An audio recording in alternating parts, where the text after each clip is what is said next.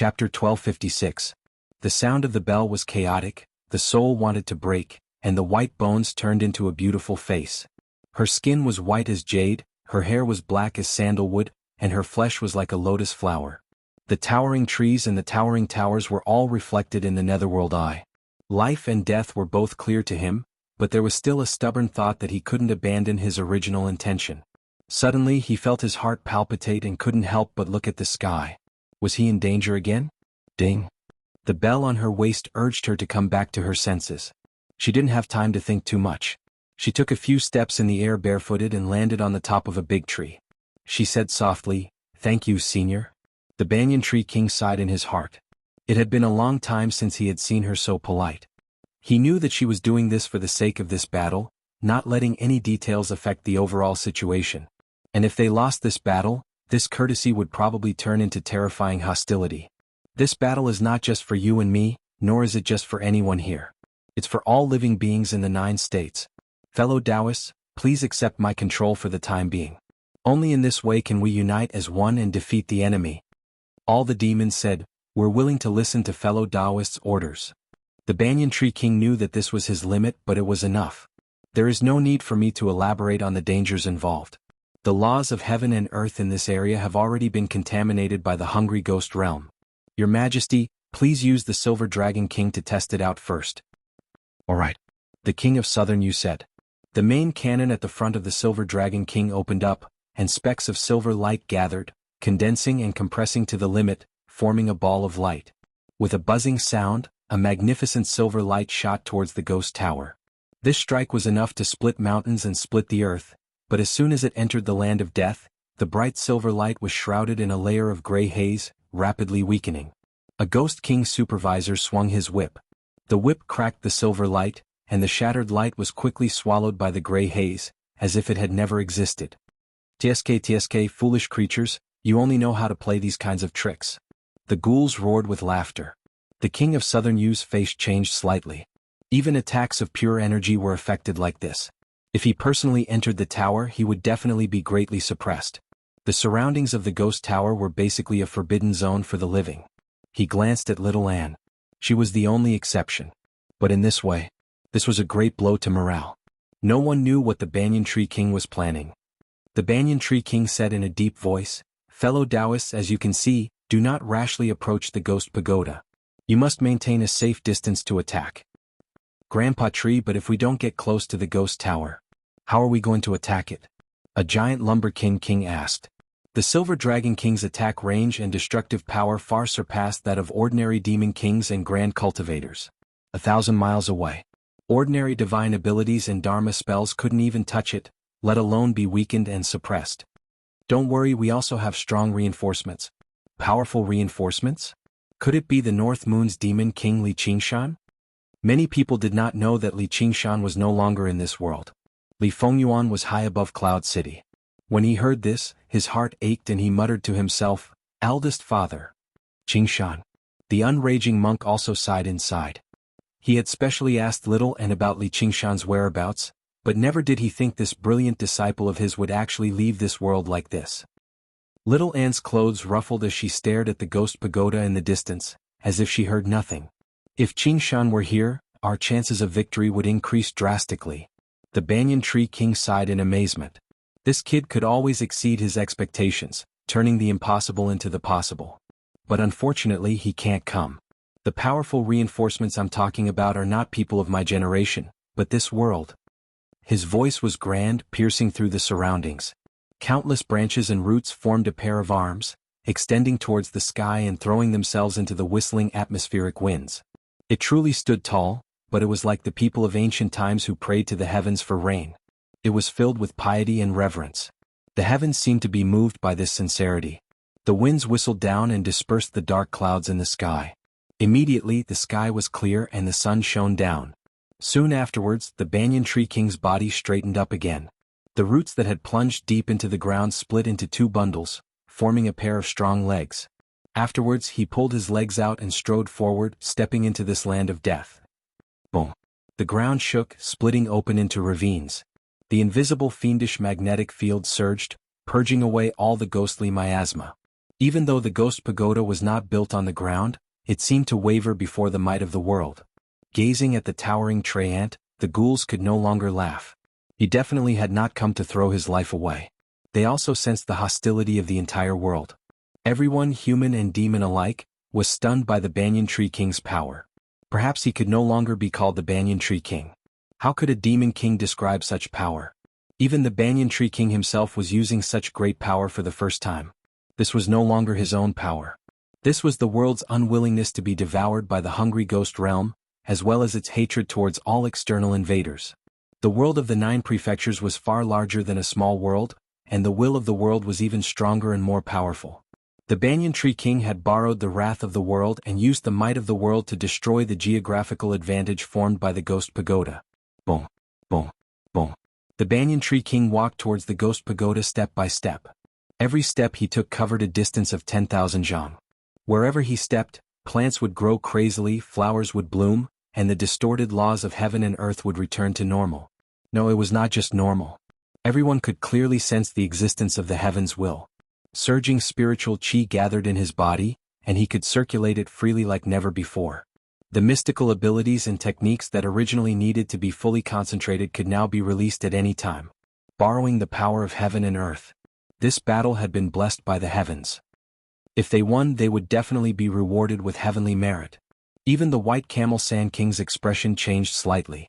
One of the crux to undergoing the tribulation and ascending was the heaven's will. The world of the 9 prefectures did not have an extreme expression of will like the 6 realms of Sasra, so obtaining its recognition and support was even more difficult. This was truly a rare opportunity. Morale immediately surged. They advanced towards the Ghost Pagoda with the Banyan Tree King's footsteps. The King of Southern Yu nodded slightly. He really was the Banyan Tree King after all. With that, everything was in place. They could capture the enemy. Little Anne's heart skipped a beat. The Banyan Tree King really was a powerful ally. Qing Shan had only agreed to retrieve the 9 cauldrons for him in the past out of a moment of impulse. He never expected it to be so important. Everyone had emotions, and the pros and cons were not so easy to calculate. However, her path was against all living things, and it was even more against all death. It was impossible for her to form any kind of friendship with others. She had to maintain her vigilance at all times. Dark Moon. A familiar but long-lost form of address rang out by his ear. The Dark Queen drifted over. Her cold, pale face was filled with joy right now. Fortunately, I made it in time. Many people secretly frowned. The Ghost Pagoda originated from the Umbraline sect, and the crazy declaration of perishing with the entire world was renowned throughout the world. She had basically become the sect master of the Umbraline sect.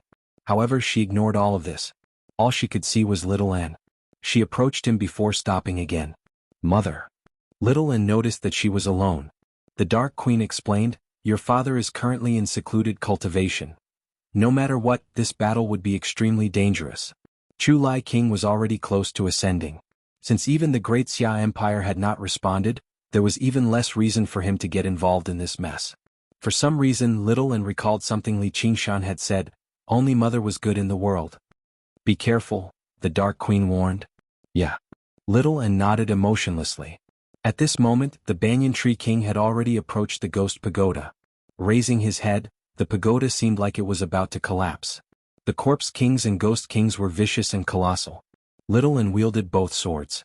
He slayed Buddhas with his left hand and abandoned immortals with his right, pointing them at the Ghost Pagoda. Drifting Astronomy. Chapter 1257. The Banyan Tree King finally arrived in front of the sky-reaching Ghost Pagoda. The land of death within a radius of 3,000 li had turned into a grassland filled with blooming flowers. Only the area within a radius of 100 li around the Ghost Pagoda was still covered in thick gray haze, making it seem even darker. Although 100 miles wasn't too far, it still had a huge impact. An attack launched from 100 miles away would not be able to damage this ghost tower in the slightest.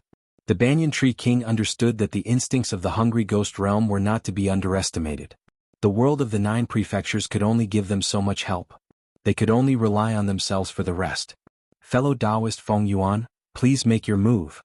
There was only one white cloud in the clear sky. It was the city amongst the clouds, and it was currently floating above the heavenly ghost tower. Li Fengyuan nodded slightly. With a bang, he spread his magnificent wings, revealing the innate disposition of a king. He closed his eyes and gently waved his hand. The thick layer of clouds under his feet rippled with waves of light, becoming even more snow-white and bright. All of the winged people were ready. They spread their wings and glowed with radiance as they poured their power into the city amongst the clouds. The white clouds became brighter and brighter, as if they were no longer clouds, but a mass of floating white light. The defensive formation of the city vaguely appeared, and the spherical barrier was full of complicated and beautiful runes. All the light gathered at the bottom of the spherical barrier, as if a second sun had appeared in the sky. Li Fengyuan opened his eyes, which were filled with light. Sky strike. The sky darkened, and an incomparably resplendent beam of light whizzed down, directly hitting the top of the Tong Tiangos Tower. It was still under construction, and it was the biggest weakness of the Tong Tiangos Tower. The light beam pierced through the layers of death chi and continued to descend. Rays of light shot out from the cracks of the ghost tower. The light shone in all directions. The white bones at the top were vaporized by the light, and the ghost tower was shaved off layer by layer. A corpse king that was thousands of feet tall stood at the top of the pagoda. Its reaction was slightly slower, and a large part of its body was cut off by the white light, falling straight to the bottom of the pagoda. The king of Southern Yu gazed at the magnificent sight through the porthole and sighed emotionally. It really is the holy land of the feathered people after all. Even the full-powered strike from the Silver Dragon King pales in comparison. It was said that the original flying dragon ship had been inspired by the city amongst the clouds.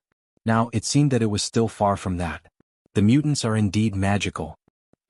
Your Majesty is too greedy. The winged men had existed for tens of thousands of years, but there was only one city amongst the clouds, and there were many more Dragon King warships. This attack seemed to have gathered the power of all the winged people in the world, and there were many who had gone through 3 heavenly tribulations. Of course they can't be compared. There were many great cultivators here. However, it would directly accuse the king of Southern Yu of being greedy. He was not from the Mist Province, but the abbot of the Chan Monastery of Devanaga, the dauntless monk. The Tong Tiangos Tower was built in Qingzhou, and it was the only remaining branch of the 3 great sects in Qingzhou. Naturally he had to make a move. Otherwise, once the hungry ghost realm successfully invaded, the Chan Monastery of Devanaga that had only just established its foundation would face a great calamity again. Even though the war between the Green Province and the Mist Province had already been reconciled, it was inevitable that they would still find each other to be an eyesore. This was probably the so-called discrimination due to geography. The king of Southern Yu smiled like a young man. Dauntless abbot, may I ask where Chu Lai King is?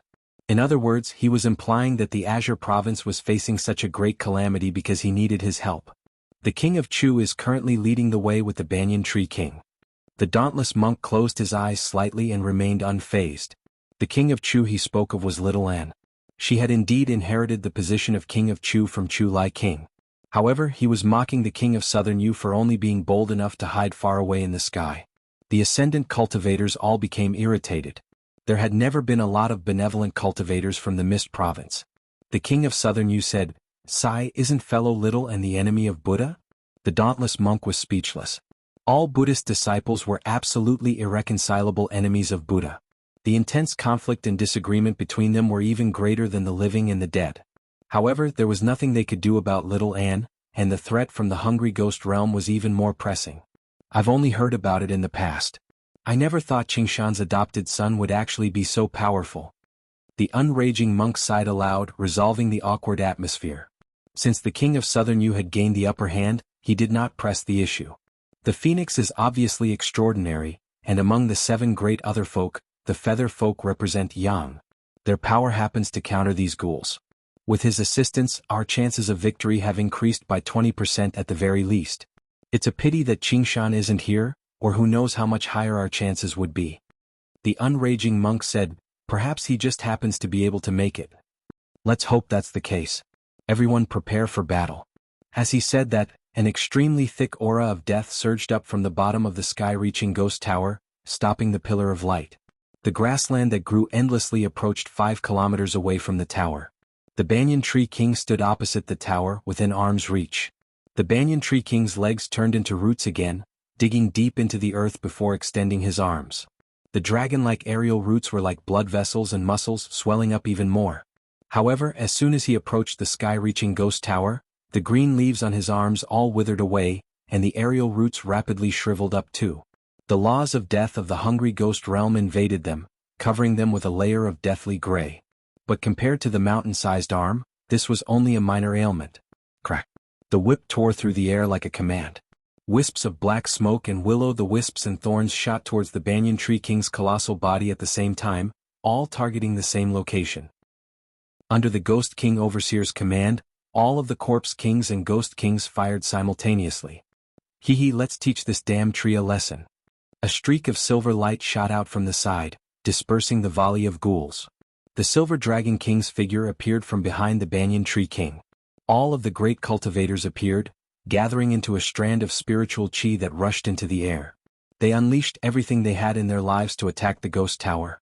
With a caw, a large yellow bird landed lightly on the Banyan Tree King's shoulder and let out a melodious cry. The cry was somewhat similar to Little Anne's chaotic soul bell, but it was filled with vigorous vitality and surging deathly aura. A large, colorful snake coiled around the tree, opened its bloody mouth, and shot out 2 streams of venom from its sharp teeth. It was blocked by a Corpse King's corpse wall and dissolved into a cloud of deathly aura. In an instant, a group of demons gathered, huge beasts circled around, and demonic chi surged. Between the sky-reaching ghost tower and the towering tree, light and shadows intertwined. They were only separated by 5 kilometers, but they were divided into 2 worlds. Between them, the laws of life and death clashed intensely. Both the living and the dead were unwilling to leave their own world and step into the other's world. Even the Banyan Tree King was rooted in the 9 provinces, his arms tightly grasping the sky-reaching ghost tower, pushing it with all his might. The white bones that formed the tower groaned. Some of the tiny bones fractured, rumbling like a world collapsing. However, the white bones that were as thick as mountains only twisted slightly. Clearly, that alone was not enough to make the tower topple over. Formation scrolls appeared one after another. They were the true backbone of the sky-reaching ghost tower. Someone had to venture in and destroy the structure of the ghost tower, and out of everyone present, only a single person could transcend life and death. Little Anne's 2 swords flew backwards like wings, stepping on the Banyan Tree King and rushing towards the ghost tower. Her figure seemed so insignificant, but it was still as vast as a firefly in the darkness. Once she moved, she immediately attracted everyone's attention. The Ghost King's supervisor barked, "She's here." Who said they can kill her? They'll definitely undergo the 4th heavenly tribulation, no, the 5th heavenly tribulation, and become a sovereign. The Corpse King and Ghost King roared out. Right when the Dark Queen was about to follow, Little Anne's voice rang out in her ear, "Mother, stay further away." Even though the Dark Queen had spent many years with ghosts, she was still a living being in essence. She definitely would not be welcomed by the laws of death, let alone the fact that she was venturing deep into enemy territory. The Dark Queen's heart warmed up. She understood she was already much more powerful than herself, so she would only drag her down if she followed along. As a result, she halted her steps and controlled the void-bellied Ghost King to follow her, but she was also filled with worry. The Corpse King that had most of its body cut off fell into the gate of hungry ghosts and sank into the depths. It gathered the chi of death in a hurry to repair its body. Actually, he originally had the opportunity to dodge that strike, but the battle was far too dangerous. If it was a demigod that could control the laws of the world, then so be it. When the hungry ghost realm devoured worlds, it never cared about these tiny obstacles. What mattered was that woman called Little Anne. If legends came to an end so easily, they would not be legends anymore. He would be better off avoiding this battle. He sank straight into the very depths of the gate of hungry ghost. Suddenly, the top and bottom reversed, and the familiar hungry ghost realm appeared before him again. Dark clouds that never dispersed enveloped the barren land, piling up layers upon layers of bones. However, before he could admire it, a black shadow enveloped him, strangling his body inch by inch. He was unable to fight back at all. "Emperor Li, I'm heavily injured. I can't fight anymore." The Corpse King called out, only to discover that there were many Ghost Kings and Corpse Kings in the surroundings. There were even a few Ghost Emperors, all of them staring at him either viciously or coldly, but none of them had any intentions of entering the mouth of hungry ghosts to assist the ghost tower. He immediately understood that his judgment was correct. He was just bait hanging on the hook waiting for the fish to eat him. With the Corpse Kings and Ghost Kings as bait, the sky-reaching ghost tower as the hook, and the world of the 9 provinces as the water, he was fishing for a legendary fish. Who else could the person holding the pole be apart from Emperor Li? He said coldly, "How dare you play tricks like this on me?" "I didn't." Before he could even finish his sentence, the Corpse King's colossal body fell to pieces. The ghouls in the surroundings scrambled for food, like a pack of starving wild dogs. Only the Ghost Emperors did not move. Devouring the Corpse King no longer brought them much benefit. They were reluctant to embarrass themselves before Emperor Li. A Ghost Emperor asked respectfully, "Emperor Li, why don't you wait for the Fong of Hungry Ghosts to be completed and devour that world first?" The Fong of Hungry Ghosts, the true name of the sky-reaching ghost tower. The invaded world was like being pierced by the sharp teeth of a hungry ghost, unable to break free. Her strength is already close to ascension. Before the Fong of Hungry Ghosts is completed, there is no guarantee that nothing will go wrong. Compared to her, that world is nothing. You are not strong enough to hear the voice of the hungry ghost realm.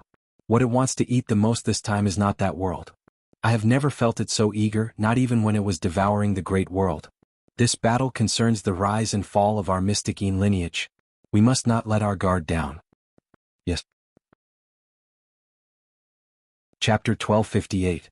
Passing through the boundary between life and death, Little Anne's body suddenly burst into flames, burning away all of her stunning beauty and skin.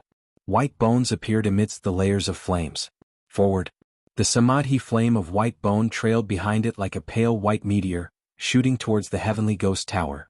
Not only did he not feel any suppression when he entered the death domain, he even gained a hint of enlightenment about the cycle of life and death. The ghouls roared and countless attacks came at her, covering the sky and covering the earth. There was no way to dodge. The reinforcements from the great cultivators and demon monarchs weren't slow either. The two forces clashed in mid-air, and spiritual light and shockwaves swept out in all directions. The color of blood circled around Little Anne's body, drawing all of the shockwaves into the Blood Sea banner. It was instantly torn apart and could no longer be used. In a war of such scale, the power of an individual seemed so insignificant. Apart from existences like the Banyan Tree King who borrowed the power of the world, even she was in great danger. As they approached the sky-reaching ghost tower, Little Anne glanced down. The base of the tower sank deep into the gate of hungry ghosts. Layers upon layers of formations crisscrossed, forming the core of the Tong Tian Ghost Tower, which was located right on top of the gate of hungry ghosts. If one wanted to destroy this Tong Tian Ghost Tower, it was undoubtedly the easiest and fastest way to do it was from below. Although there was no lack of experts among these corpse kings and ghost kings, they were restrained by her power and could not stop her. The chaotic soul bell rang rapidly, and the sound of the bell was disorderly. The ghouls were thrown into confusion. However, she changed her mind and soared into the sky along with the outer tower. She chose to launch an attack from the top.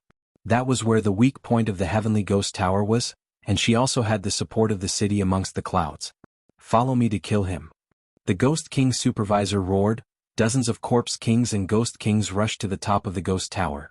He no longer cared about the survival of the ghost pagoda and only wanted to kill her here.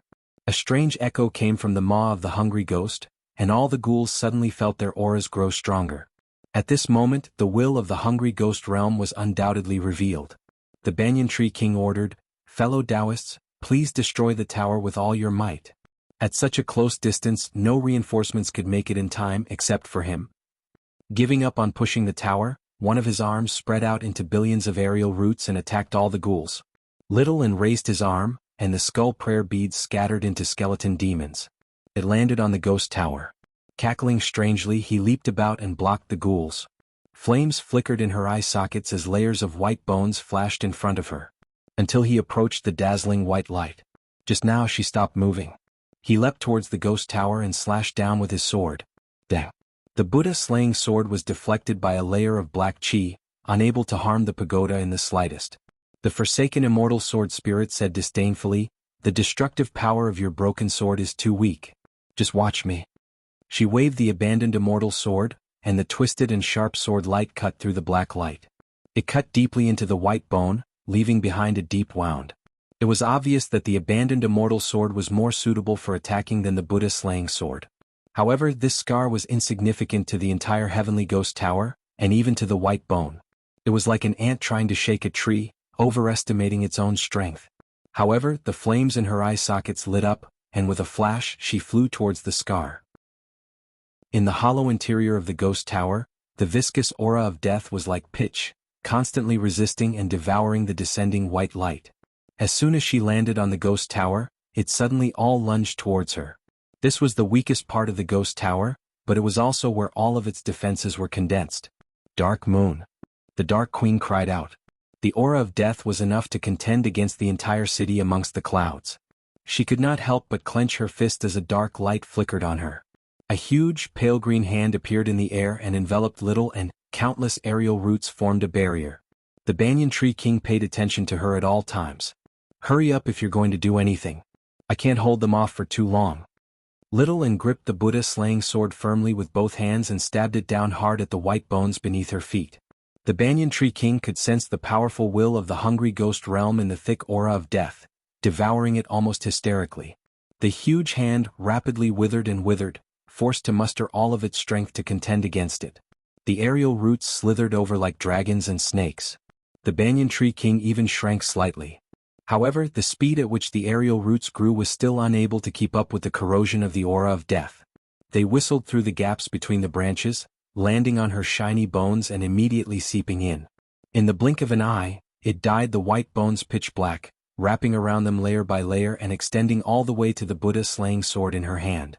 All that remained were the two pale white specks of flames in her eye sockets, which also shrank before gradually being extinguished. The battlefield came to a halt. Both sides knew that she was crucial to this battle, so they could not help but look over. Little and felt neither joy nor sorrow, neither worry nor fear. All of her attention was concentrated on her hands.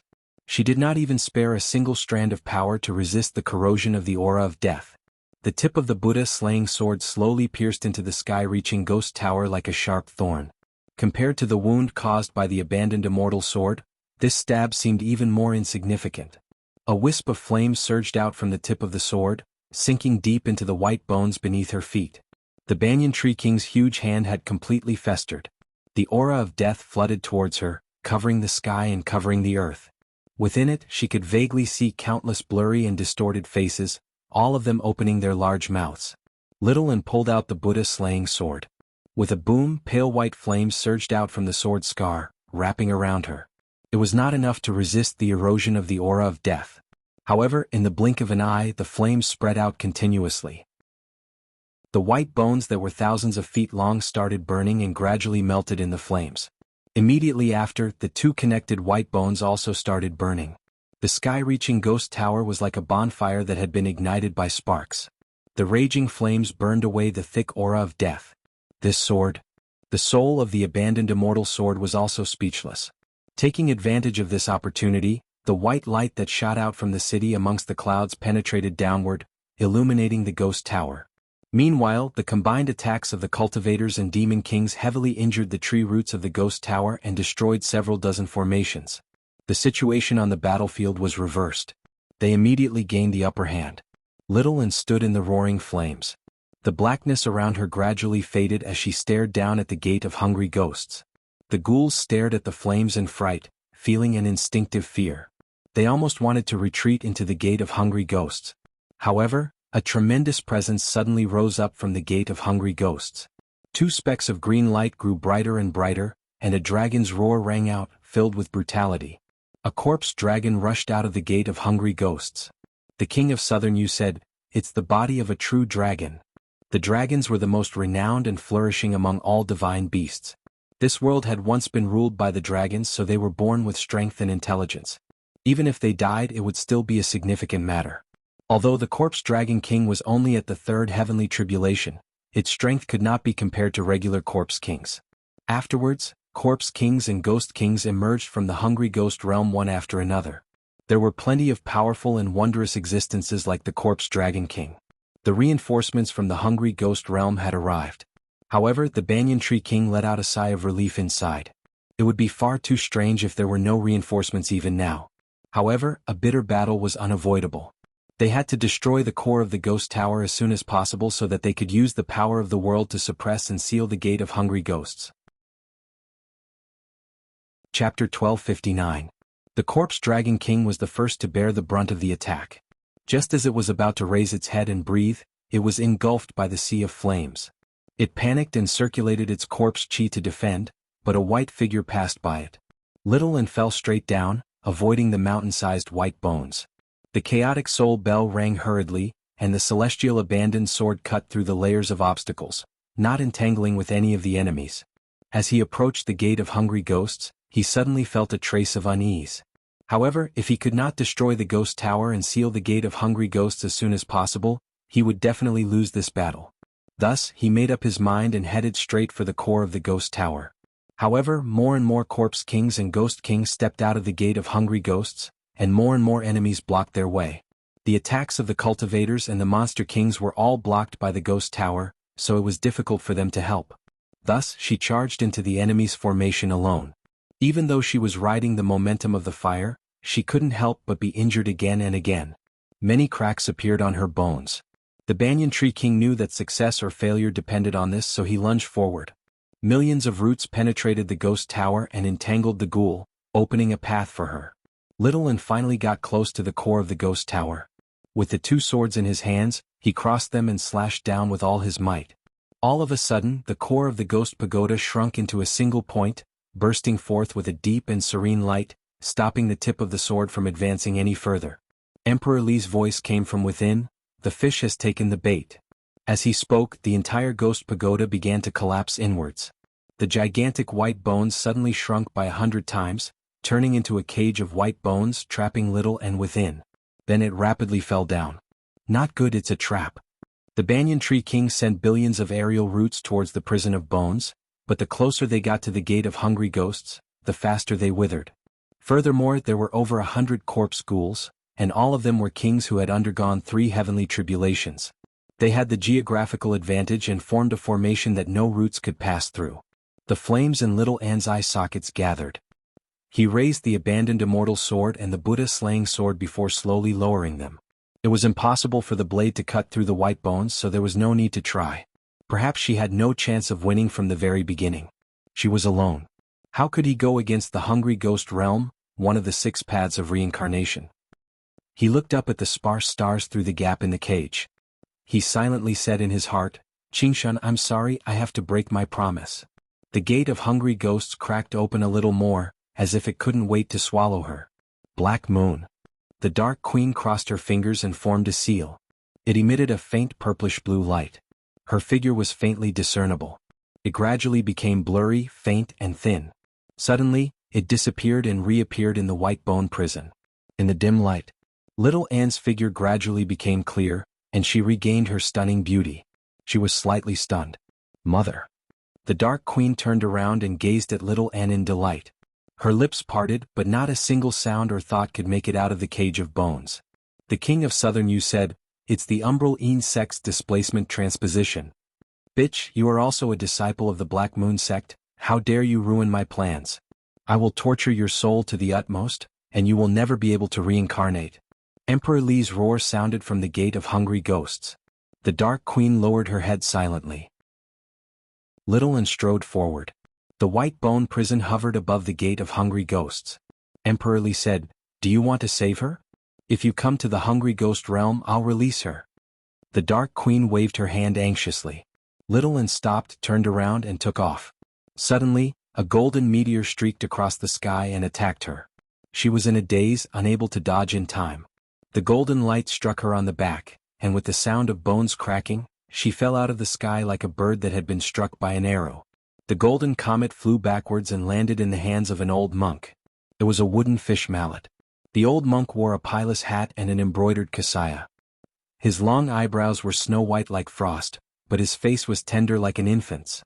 There were layers of light behind his head, and he shone with golden light. He descended from above slowly with boundless dignity. The dauntless monk exclaimed, "The imperial advisor of the left." As it turned out, the old monk was the leader of the Buddhist sects in the world, the abbot of the Lingua Temple, the imperial advisor of the left of the Great Xia Empire. His authority was supreme and his strength was supreme too. No one expected him to have been hiding in the shadows the entire time, only launching a sudden sneak attack at this moment. The unraging monk flew into a rage. He took a step forward and questioned, "Aren't you afraid of sullying the name of the imperial advisor of the left with such lowly actions?" The imperial advisor of the left's white eyebrows twitched. "To kill the enemy for the sake of the Buddha, why would I care about a mere reputation? Unraging, so be it if you're shielding a demon, but you're actually shielding the enemy of Buddha now. You've truly fallen too deeply into the demonic path." I'll punish you to the Lingua Temple and reflect on your mistakes. His voice was flat, but it left no room for doubt, much less change it. All the children of Buddha in the world had to listen to his orders. The dauntless monk said, "My junior brother has spoken rudely, offending the imperial advisor. Please forgive him. The enemy of Buddha is absolutely irreconcilable with our Buddhist sects, but the hungry ghost realm is even more of a great problem. How can we attend to one and lose sight of the other?" The Lingua Temple has its own plans regarding the matter of the hungry ghost realm. What this imperial advisor says may not be a golden rule, but there are very few that don't count. The imperial advisor of the left tossed the wooden fish. It swelled in the wind and the crack widened, swallowing the unraging monk. "If you resist, your punishment will be doubled. Despicable wretch." The unraging monk turned into a demon of war and sent the wooden fish flying with a punch. Little and landed in the lush vegetation. The fragrance of flowers rippled through the air, drifting through the night wind. She heard the banyan tree king's voice. "Little and the Lingua Temple has already cast down an inescapable net. Many monk kings are hurrying over right now. The power of the hungry ghost realm is erupting. I can't suppress it anymore." Before he had even finished speaking, streaks of golden light leapt over the horizon, and the desolation rapidly spread across the grassland. In the blink of an eye, the vegetation around her had all withered, and countless flowers had withered. The banyan tree king no longer said anything. "The enemy of Buddha? Hee hee, you monster. You can't exist in the two worlds of life and death, Buddhism or demonic. Do you still want to struggle at death's door? If you come to the hungry ghost realm right now and accept your death, I can still save your mother's life. Otherwise, if she ends up in the hands of these bald donkeys, she'll still die a horrible death." Emperor Li was unwilling to let her go. He ordered the ghouls to surround her. The monster kings could not withstand the corrosion of the power of death, so they all retreated far away. The White Camel Sand King said, "I didn't believe in the bald donkey's tricks, but this is Pearl City's retribution." The great cultivators all retreated back into the Silver Dragon King. The king of Southern Yu frowned deeply, rather hesitant. One of the officials said, "Your Majesty, this child is heartless. She doesn't even care if her own mother suffers in her place, so why should we risk our lives for her? Why don't we quickly get out of here and let the bald donkeys think of a way to deal with those dead ghosts?" The king of Southern Yu let out a long sigh. The Silver Dragon King turned towards the south, taking off through the air. Only the dauntless monk was left with no idea how to stop the unraging monk's fury. He glanced at her from time to time, and his gaze was cold and indifferent. The enemy of Buddha was still the enemy of Buddha after all. The forsaken immortal sword said, "My beloved master, don't be sad. I will not abandon you like those fellows. I will do my best to protect you. However, in this situation I have no other choice. It would be better for me to cut my own throat to avoid being humiliated in vain. You know how sharp I am, there will be no pain." She lay on the wasteland, her ethereal eyes reflecting the endless starry sky. Chapter 1260. Li Fengyuan ordered loudly, "Go and save her." However, the radiance that enveloped the city amongst the clouds gradually dimmed. The winged people beside him all had cold expressions as they retracted their powers. Although Li Fengyuan could control the city amongst the clouds, he needed the cooperation of all the winged people to unleash its true power. He said angrily, "Are you rebelling? My king, you asked us to deal with the hungry ghost realm. We have already done it. Please stop." "Fine, if you are not willing to help me, I will do it myself." Li Fengyuan sneered as he controlled the city amongst the clouds to descend. "You are risking the entire winged people. Even if you save her, neither the Lingua Temple nor the hungry ghost realm will let this go. As the king of the winged people, do you only care about her and not care about the life and death of all the winged people in the city?" Li Fengyuan's heart trembled. Familiar faces appeared in his mind, and there were many children among them. To him, the two words winged person were no longer just a noun, but many fresh lives. Although he had been influenced by Li Qingshan since birth, he was still a benevolent phoenix. How could he abandon them so easily? "The city of winged people will stay here. I will go down myself. Is that fine?" Li Fengyuan was about to leave when a winged person pulled his sleeve. "You are throwing your life away. Furthermore, the winged people cannot be without a king." All the winged people said, "My king, please reconsider." Unknowingly, not only did he have a winged person in his heart, but the winged people also had him in their hearts. Benevolence could always gather people's hearts. And heartless people. But they were destined to be lonely. Boom. The golden meteor landed and created a huge crater in the wasteland, showing the terrifying power of this attack. However, there was no one in the crater. Buddha's light shone through the sky. There were more than 20 monk kings. The left master had not only gathered all the monk kings of the Lingua Temple but also the monk kings of all the major sects and temples in the world to kill the enemy of Buddha. Even if she could avoid this attack, how could she resist such a great force with her heavily injured body? However, the left master did not continue to attack because she staggered toward the hungry ghost gate. The world of death rejected all living beings. It also especially rejected Buddhists. Left master. Should we give chase? There's no need. She'll die no matter where she goes. The left master put away his wooden fish hammer and stared at her. The ghouls were like vicious dogs fighting for food, gathering all their strength. They fought to be the first to pounce forward. They could all sense the powerful will of the hungry ghost realm. If he could personally end this legend for the hungry ghost realm, he would definitely obtain endless benefits, and breaking through to the fourth heavenly tribulation would also be a piece of cake. Smart choice, let her come over. Emperor Li's words dispelled the dreams of the ghouls. After plotting for so long, how could he allow others to benefit him? The zombie dragon king pounced ferociously at little Anne. Each of its ferocious, crisscrossed teeth was 100 times bigger than her body. The zombie dragon king stopped right in front of little Anne. Phosphorescence spewed out of its nostrils, but it didn't dare to bite down. This was the rule of the hungry ghost realm. Fighting over food with a superior was definitely not a smart choice. Little Anne walked past the mountain like ghouls. Fresh blood soaked his white robes and dripped onto the ground, creating sparks. She approached the gate of hungry ghosts under the heavy encirclement and raised her head to look at the Dark Queen in the cage of bones. The Dark Queen gripped the bones firmly. Her expression was filled with sorrow and despair. Xianyue. Mother, wait for me, Little Anne said silently. With a wave of her hand, her long hair drifted into the air, and a handful of black balls scattered into the surroundings. The zombie dragon king stared at a black ball that flew towards him and suddenly felt intense fear. He wanted to pull back and retreat. Boom. More than 30 small black balls exploded at the same time, turning into balls of red light that were condensed with terrifying power. Then they rapidly expanded, each of them shooting out tens of thousands of rays of red light. The rays of light interweaved together, turning into a gigantic red light ball that swallowed everything with her as the center. The ground shook violently, kicking up a wave of earth several hundred meters tall, reaching several hundred kilometers away. The waves of air were like several dozen storms stacked on top of each other, dancing wildly in the surroundings. The monk kings halted in the air far away, unable to stabilize themselves. Booms rang out in their ears, leaving them dumbfounded by the terrifying destructive power.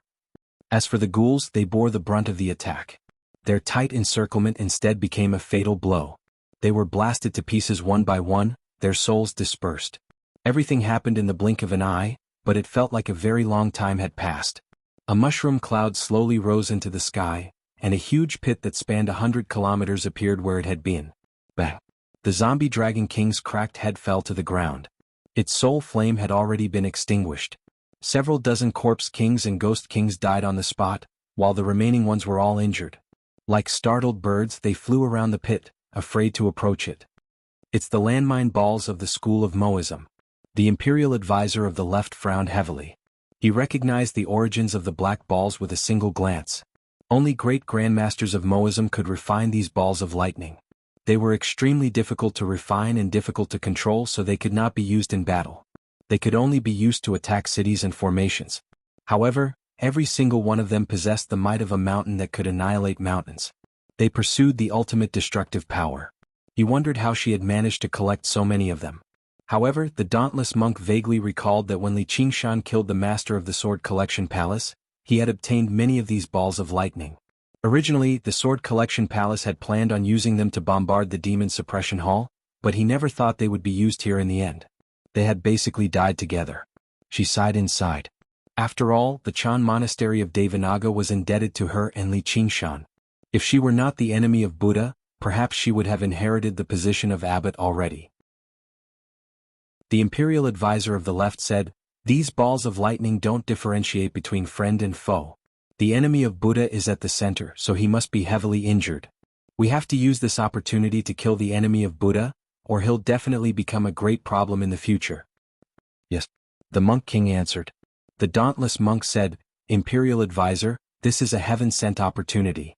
Why don't you send some people to seal up the gate of hungry ghosts and rid the world of a great problem? The imperial advisor of the left hesitated slightly. The hungry ghost realm was indeed a great problem. A hysterical roar rang out from the gate of hungry ghosts. Emperor Li was clearly utterly furious. Not only had he failed after all his planning and preparations, but he even suffered heavy losses instead. Deathly aura surged out from the gate of hungry ghosts. The tear expanded like a great mouth roaring at the sky. The wasteland of death expanded rapidly until it approached the boundary of the Mist Province. The clear sky was shrouded by dark clouds again, and they became even thicker. In the vast sea of trees, the Banyan Tree King watched this happen. He knew this was not just Emperor Li's power. The size of the gate of hungry ghosts was the result of the final balance between the two worlds. Even if the ghost tower constantly rose, it would only expand the wasteland of death. This was the expansion of the hungry ghost realm. It was eager to devour this world and devour her. The destruction of the world seemed to be unavoidable. The imperial advisor of the left said, "Ignore these ghouls for now. We have to find her." With the power of a god, the Banyan Tree King slowly sent his consciousness underground, but he gave up again. "Little N, I don't want to become enemies with you. That goes against my agreement with Qing Shan. But I can't become friends with you either, as I know what you're going to do." Under the scouring of the deathly aura, the Dark Queen's body rapidly withered. She was dying. Chapter 1261. Li Qingshan clutched his chest. He felt a tightness in his heart, and his ears were buzzing. "Qingshan, don't get distracted. Haha, we are doomed. Our voyage ends here." Gu Yining's urging and Luo Ho Xiaoming's wild laughter pulled Li Qingshan's consciousness back. He found himself in a dangerous situation. Perhaps it was an illusion caused by the moment of being swallowed by the space-devouring beast, but he would never have such a strong reaction because of danger. Little Anne. The inside of the space-devouring beast was as quiet as the void. Countless fragments of the world floated quietly, including the mountain that just now had been swallowed. Li Qingshan felt as if he had entered a different world. He no longer had to drift in the void, and this gave him an indescribable sense of security. However, the danger of death didn't disappear. Instead, it became stronger. These two feelings intertwined and formed an extremely strange mental state. He held his breath and clenched the living soil of the Nine Heaven, as if something terrible was about to happen. Kuan Peng folded its wings as well, shielding Li Qingshan and Luo Ho Xiaoming, watching everything around. Only Luo Ho Xiaoming couldn't stop laughing. He laughed at fate, laughed at himself until Li Qingshan slapped him on the back of his head. He turned around and glared at Li Qingshan. Looking into a pair of dark eyes, there was fear and despair in those eyes, but it wasn't enough to shake his strong will. Gu Yining laughed and said, "Little Ming, you've been beaten again, haven't you? While you're laughing, please think of a way to help us get out of this." "These two."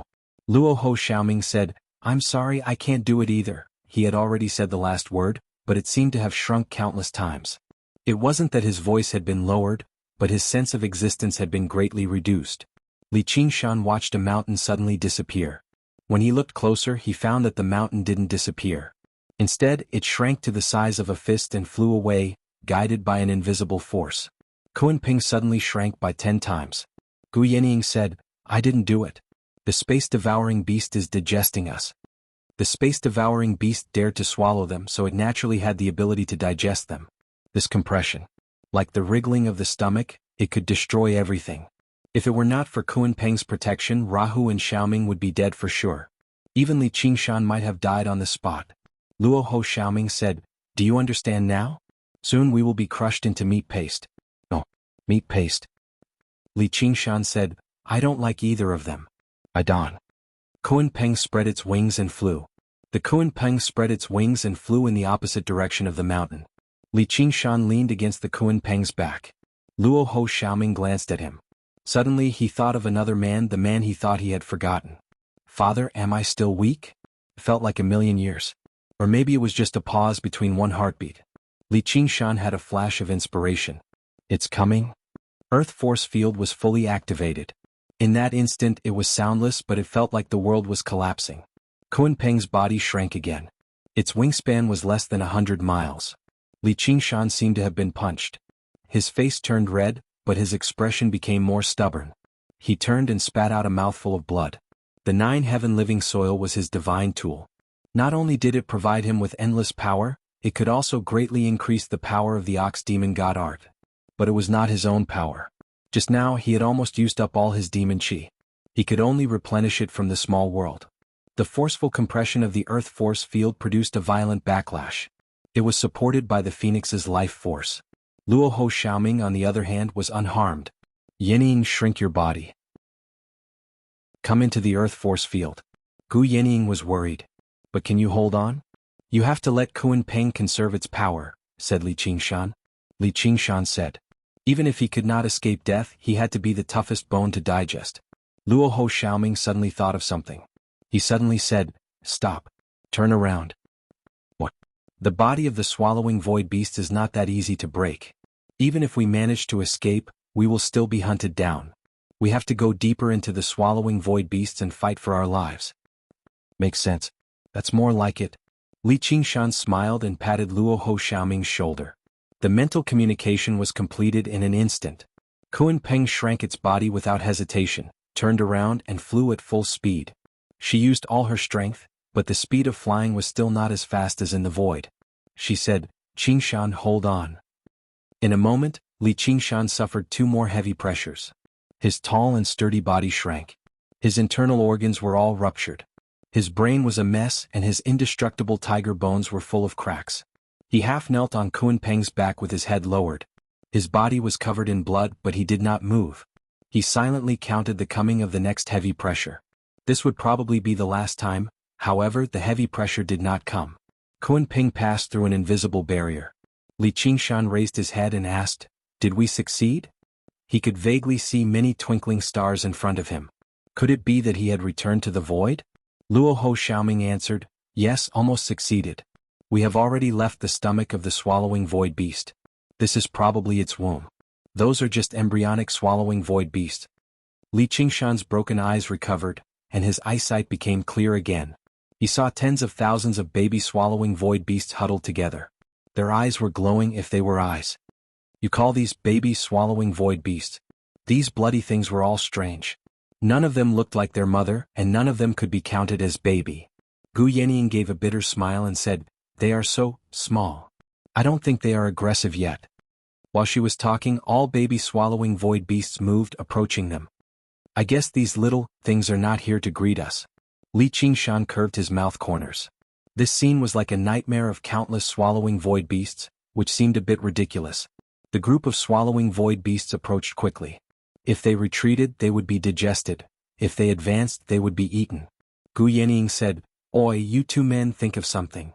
Luo Ho Xiaoming said, thank you, but I'm just a child. Li Qingshan gazed at the incoming group of swallowing void beasts. Little Ming, I think you said that the swallowing void beasts turned into worlds. Yeah. I just happen to have a world. In other words, I have a swallowing void beast. Luo Ho Xiaoming's eyes lit up. That's right. All of you close your eyes. Gu Yenying and Luo Ho Xiaoming both closed their eyes. Kunpeng closed his eyes as well. Li Qingshan brought his palms together and unleashed the spirit turtle's ability, Water Mirror's image. Little Anne's figure appeared in his mind. She seemed to be in both pain and sorrow. Afterwards she closed her eyes as well. God bless us. Chapter 1262. In the small world, time flowed by and the sun and moon passed by. Regardless of whether there was a god or not, the world will was the same from start to finish. It operated according to its own set rules, which was called destiny. From a certain perspective, the world will was like a lazy master. It was indifferent to the various matters of the house, and the slightest carelessness would cause the world to change. Only when a thief entered the house would it react slightly. It was almost instinctive, similar to how the space-devouring beasts digested their food. The existence of a god was equivalent to an autocratic butler who could act on behalf of the master. Li Qingshan had been a thief, and after many hardships, he had finally become a butler. When he satisfied the most primitive desire of this lazy master with a large number of world fragments, mountains and land, he had obtained the master's approval. In other words, he had obtained the destiny. Normally, as a butler, Li Qingshan could do whatever he wanted as long as he had enough power. He would not care about what the lazy master thought. It would be best if the master did not have any thoughts at all, so that he could control the destiny of the world. However, at this moment he had no choice but to awaken the world will. However, he did not have much confidence in his success. Whether the world will could traverse such a long distance through the moon's mirror and deceive the group of void-devouring beasts like other things was still unknown. Success or failure depended on this. Li Qingshan slowly opened his eyes. The space-devouring beasts were swimming around them, as if wondering why their food had suddenly disappeared. Success. Gu Yenying and Luo Ho Xiaoming could not believe it. Li Qingshan did not reply. He could feel the vast and empty world will with him. If that was all, it would be fine. What was even more amazing was that a deep blue bubble that looked like a spore was rapidly expanding. It enveloped them and gave them a deep and peaceful feeling. It was as if they had returned to the small world. However, the texture of this blue bubble was very similar to the surrounding space-devouring beasts. In other words, it was a space-devouring beast. As it grew larger, it grew a long tail. It swayed gently. It looked like a tadpole. The space-devouring beasts completely lost interest and gradually dispersed. What's going on? Luo Ho Xiaoming was also shocked. Even with his knowledge and experience as a god, he had never heard of such a thing. This, Li Qingshan couldn't answer either. His original plan was to use the world will to bluff his way through. This was to prevent the void-devouring beasts from treating them as food. Who would have thought that a true void-devouring beast would be born? Gu Yenying guessed, could this be the original form of the small world? But why would it appear here? Was it because this was the womb of the void-devouring beast? Could this be a clone of the small world? Qingshan, how is the small world? Are there any changes? Li Qingshan shrugged. Everything is normal. Maybe it's to buy a house and give a pet as a gift. All right, we've escaped another calamity. Luo Ho Xiaoming heaved a sigh of relief. This probably involved the most fundamental laws of the 3,000 worlds and the boundless void, and there were too many coincidences. Perhaps only the gods of the 9 heavens could give an answer, or even the gods of the 9 heavens would sigh. After all, there were very few world gods. After becoming a god, they would be forever trapped in a world, unable to travel in the void. Not many cultivators would travel to the void either. If they had the ability, they would not be devoured by the void-devouring beasts, nor would they enter the womb of the void-devouring beasts. The probability of each of these events happening was extremely low, and it was practically impossible for all of them to happen together. As they spoke, the void-devouring beast stopped growing, and its length reached 30,000 zhang. Gu Yenying said, Qingshan, can you control this little void-devouring beast? Once it grows up, it won't swallow us first, will it? It can't be considered absolute control, but I can indeed control it. Li Qingshan sensed for a moment. As a world god, he could act in place of the world will. That's good. Alright, this is what it means to be blessed after surviving a great disaster. Yenying, put away your Kunpeng feathers. Let's try out our new ride. Li Qingshan waved his hand. Let's go, Deep Blue Fatty. Luo Ho Xiaoming said, wait, Deep Blue Fatty is? The void-devouring beast swayed its tail and swam forward. The corner of Luo Ho Xiaoming's eye twitched. What? Li Qingshan said matter-of-factly, there has to be a name, so you know what I'm talking about. Otherwise, we'll be facing a group of little void-devouring beasts in the stomach of a big void-devouring beast. Luo Ho Xiaoming pursed his lips and nodded. Alright, I know the answer, but why do you have to call it such a stupid name? Because it's dark blue, likes to eat, and is very fat. Don't you think this name? Luo Ho Xiaoming raised his hand. Alright, pretend I didn't ask. Thus, the three of them rode little Fatty through the huge womb of the void-devouring beast. Li Qingshan opened his eyes wide and looked around, observing the shape of every void-devouring beast. It was as if he was touring the underwater world in his previous life. Gu Yenying said, Qingshan, can your new pet teleport us out? Li Qingshan replied without turning his head, why do we have to go out? Aren't we going to kill this void-devouring beast? There's no other way. Killing such a huge void-devouring beast is probably not an easy task. Who knows if there are any dangers ahead? Why don't we think of a way to return to the void? The void-devouring beast shouldn't attack their own kind. Yes, the void-devouring beast shouldn't attack their own kind, Li Qingshan mumbled to himself. He then asked, what do you think, little Ming? Of course. Otherwise, with the power of the void-devouring beasts, who knows how many worlds would be devoured? Then I'm relieved. Li Qingshan smiled brightly. Deep Blue Little Fatty suddenly pounced toward a nearby void-devouring beast covered in tentacles. It opened its mouth wide and bit down on one of the tentacles. What are you doing? Gu Yenying and Luo Ho Xiaoming were both shocked. That void-devouring beast was more than 10 times bigger than Deep Blue Little Fatty. This was practically a suicide attack. Li Qingshan laughed. I'm not a gentleman if I don't take revenge. Watch me kill its entire family first. Gu Yenying and Luo Ho Xiaoming both tensed up. Although the void-devouring beasts wouldn't attack their own kind, no one knew what would happen if they were attacked by their own kind. If they angered the void-devouring beasts, the consequences would be unimaginable. As expected, the void-devouring beast didn't retaliate. It just wandered away. Meanwhile, Deep Blue Little Fatty devoured the broken tentacles and grew stronger bit by bit. Although it was being controlled by Li Qingshan to attack its own kind, it didn't show any signs of objecting. It continued to eat with relish. Li Qingshan could feel the favor of heaven's will more and more. When it's worth fighting, we should fight. Otherwise, there will come a day when we won't be able to fight even if we want to. Chapter 1263. The three of them were not lacking in courage. They dared to fight at the critical moment. If they had a powerful space-swallowing beast to protect them, their journey would be much smoother. And it turned out that Li Qingshan had won. The terrifying group of space-swallowing beasts had become harmless now. They could only dodge Deep Blue Fatty's attacks.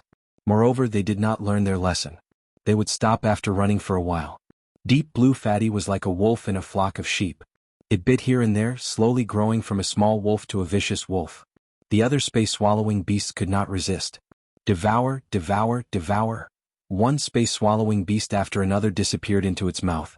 However, it did not grow as fast as expected. Sometimes, after a period of digestion, it would become smaller. Li Qingshan discovered the reason. The miniature world on the horizon rapidly grew larger as well. Perhaps it could no longer be referred to as a miniature world anymore. It was a miniature world at the very least. That was where Deep Blue Little Fatty's original body resided. He was becoming more and more worthy of his title as the god of the world. It could be said that he could destroy mountains with a single thought. After a life-and-death ordeal, he finally had the time to focus on the small world. Many ships set out to sea in search of the power of the Hero King. Countless people perished in the sea, but there were also many lucky ones who obtained unprecedented power and ran amok on the sea. Literature plus this attracted more people to the sea.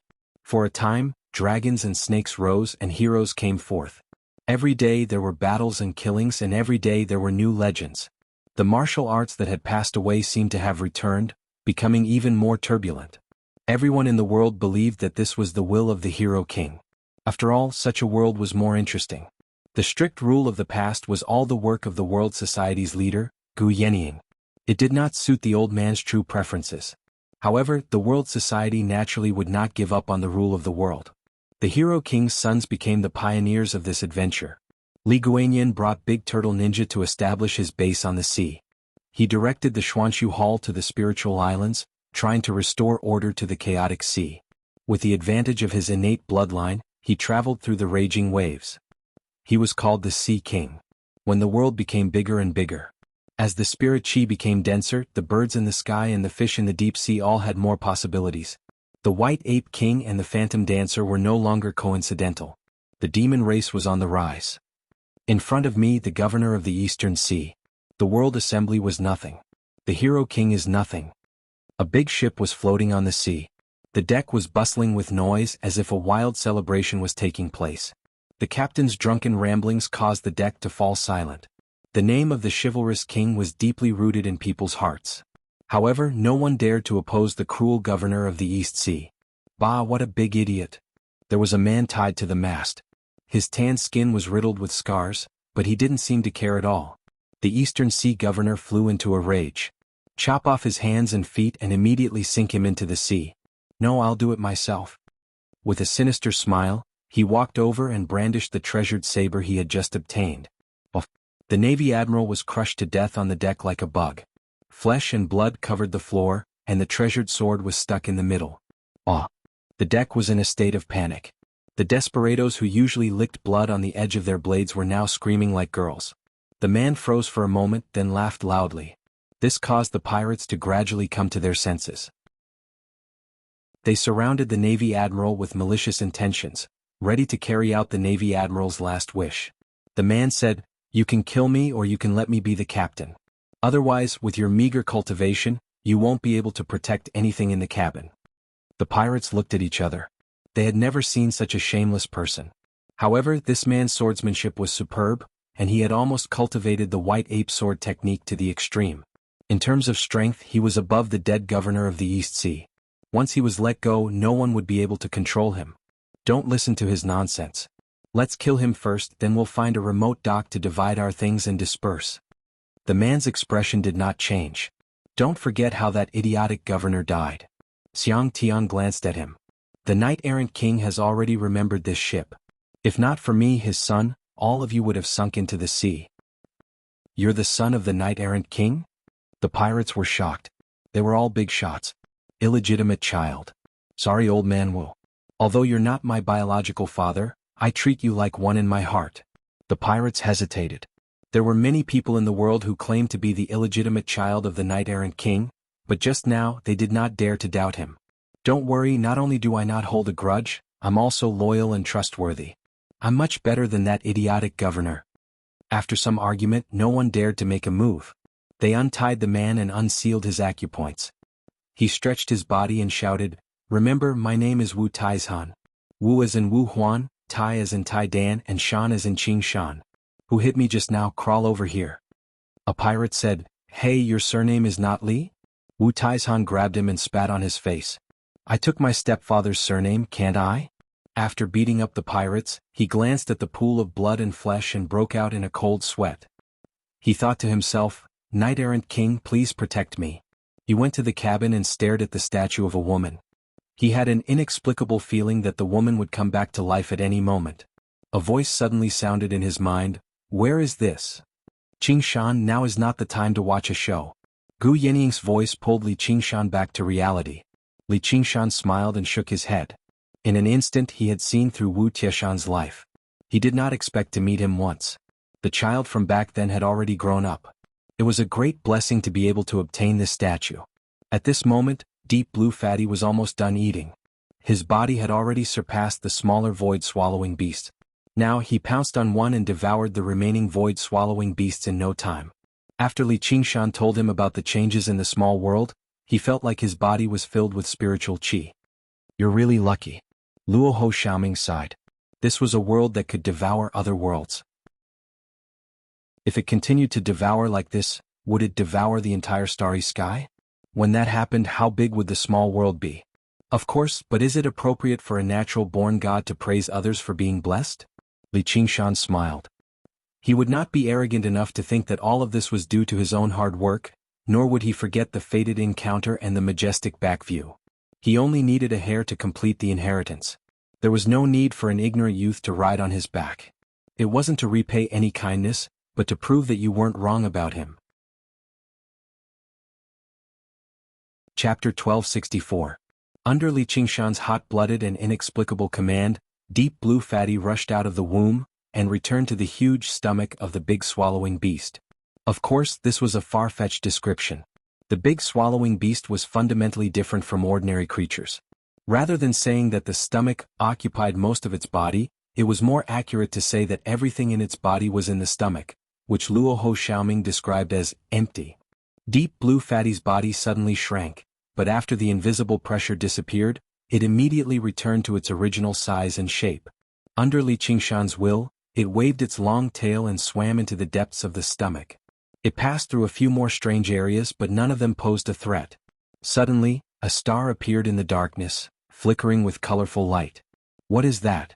Li Qingshan was surprised. In this deep darkness, everything could be seen clearly, but that star seemed to have appeared out of nowhere. It clearly only had 3 colors, red, yellow, and blue, but he felt that he had never seen anything so resplendent. Every color was changing: crimson, dark red, blood red, orange, bright yellow, light yellow, azure, light blue, deep blue. There were so many that it could not be described with words. The 3 colors intertwined with each other, and it was ever-changing, containing all the colors in the world. As they drew closer and closer to the star, Li Qingshan also understood why the star was twinkling. Other than these 3 colors, there was also a colorless aura surging around the star. Every time the aura blew, the star would twinkle, and its shape and color would change subtly. So beautiful. Gu Yenying was also mesmerized by it, like a normal girl looking at a piece of jewelry. And it was a piece of jewelry from all over the world. Luo Ho Xiaoming said, "It's the world." Li Qingshan understood. earth, fire, wind, and water. So this is the original appearance of the world. It must be the heart of this big swallowing beast. As they got closer, the star became bigger and its brilliance became more dazzling. The heavy ground, the blazing fire, the raging wind, and the deep water all intertwined to form a magnificent scene. Even though they already knew that the big swallowing beast could nurture a world, they were still shocked when they saw it with their own eyes. The majestic power contained within it was enough to move anyone.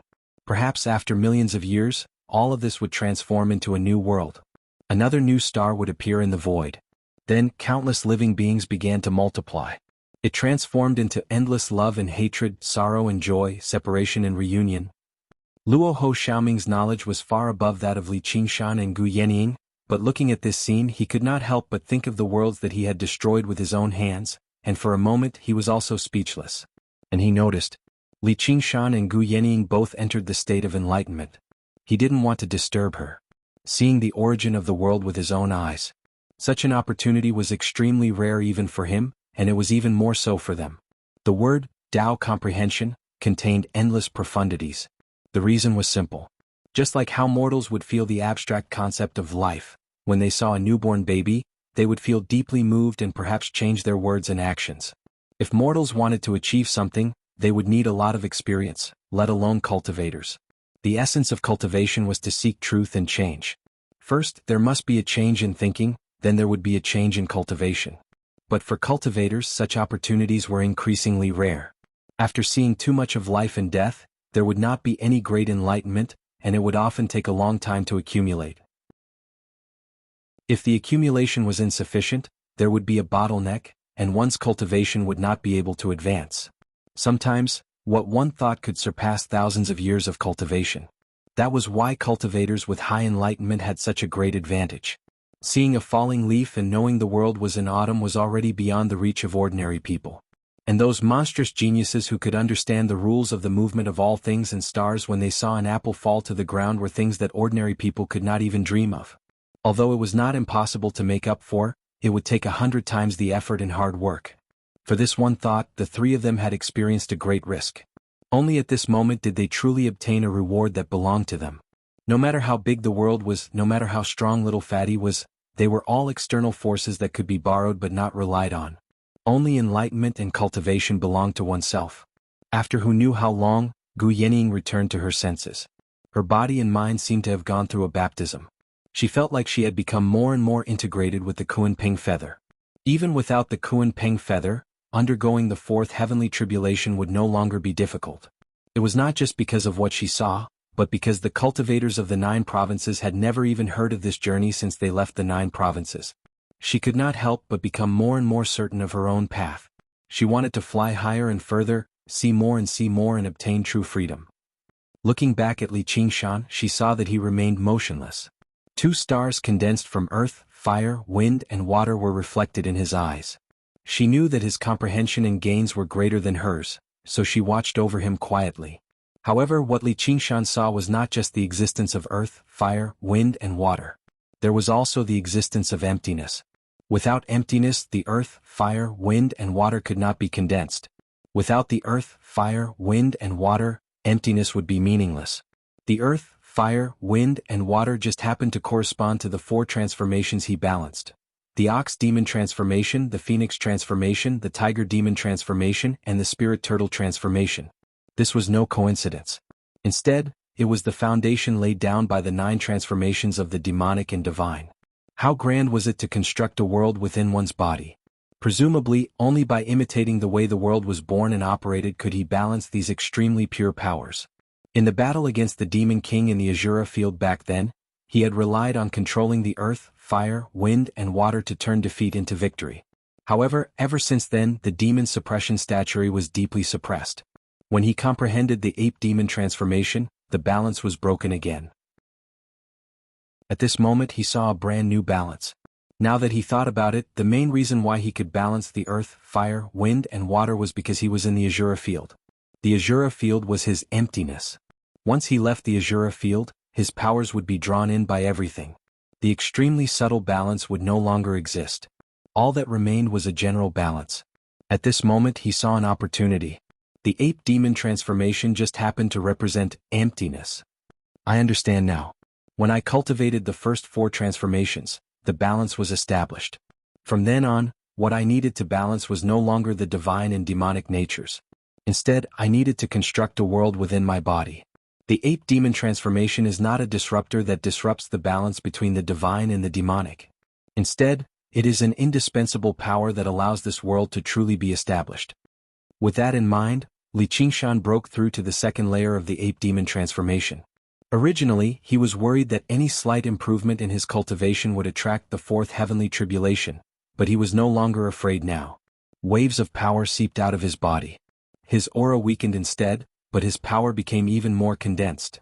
The value of a sword forged from scrap metal was nowhere near the 3-foot-long blade. It could perhaps be used to smash people in battle, but if he wanted to improve it further, he would have to refine it again and again. He powered the spirit turtle transformation with all his might, deriving the embryonic form of the world before him. If he had not seen it with his own eyes, deriving it out of thin air. This was an almost impossible task. Now that he could see it and he had also comprehended the operating laws of the minor world, things could not be simpler. After he finished deriving it, a model formed in his mind. He began to imitate it. First, he compressed and reorganized all the power in his body. Then he constructed it in a better manner. If he transformed into his demonic form right now, his figure would definitely constantly shrink. No, it still won't work. The ape demon transformation is too weak. Emptiness can't accommodate earth, fire, wind, water, unless I also raise the ape demon transformation to the 5th layer. However, the 1st and 2nd layers are still fine, but towards the end, the power will start to increase explosively, and the 4th heavenly tribulation will definitely descend. Li Qingshan frowned and pondered. Soon he had an idea. Please protect me. Gu Yenying and Luo Ho Xiaoming both had a serious look on their faces. Their paths were the same and their lives were entrusted to each other. Protecting him was just a small matter. Li Qingshan closed his eyes, and his body ignited in flames. One could vaguely see a phoenix dancing in the flames. Phoenix Nirvana, rebirth from the ashes. This was the first time Li Qingshan had actively used Phoenix Nirvana. In the past, he had been beaten to death by others, and he had no choice but to undergo Nirvana rebirth. This time it felt very different. He was in the best state he had ever been, whether it was his body or his spirit. Moreover, there was a world providing him with spiritual power. After Nirvana, he was reborn. Before his strength began to recover, he established a new balance with all his might. When the ox demon did not move, the tiger demon leaped. The spirit turtle dove and the phoenix danced. The ape demon spread its chest, and its arms constantly extended, embracing everything. With a boom, the demon core exploded and a world was born in his body. Li Qingshan was overjoyed. This world was so tiny. Although it was only in its most primitive form, it had all 5 organs. The 5 organs were earth, fire, wind, water, and space. However, his aura had become much weaker. That was because he had suppressed the ox, tiger, turtle, and phoenix to the 2nd layer. The initial transformations of the 9 transformations of the demons and gods were very weak. With these 2 basic cultivation levels, it would not be strange for his strength to fall back to the demon general realm. At most, he would be a demon commander. However, he was clearly still a demon king right now. If Deep Blue Little Fatty risking his life to devour the void-devouring beast was a gamble, then he was a steam engine turning into a reactor. He had undergone a qualitative change. Next, he could continue cultivating the ape demon transformation. This was not difficult for him. Once he reached the 5th layer, the power of the other transformations would be completely restored. By then he would possess unprecedented power. It was almost equivalent to going through 4 heavenly tribulations. The most amazing thing was that according to his calculations, he would still not attract 4 heavenly tribulations by then. He would still be a demon king and he would be able to return to the 9 provinces and reunite with Little N.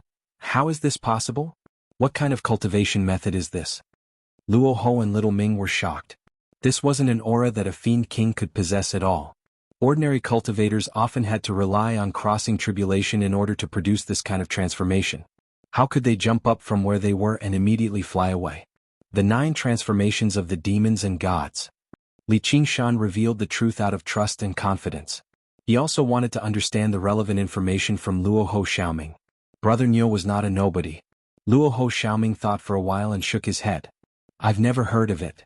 Such a cultivation method should not be unknown. Then it could only be a new creation. Moreover, it was only passed on to him or it was created for him. I'm really a little envious of your luck. Isn't that your father? My father plows the fields. That's my big brother. Li Qingshan laughed and waved his hand.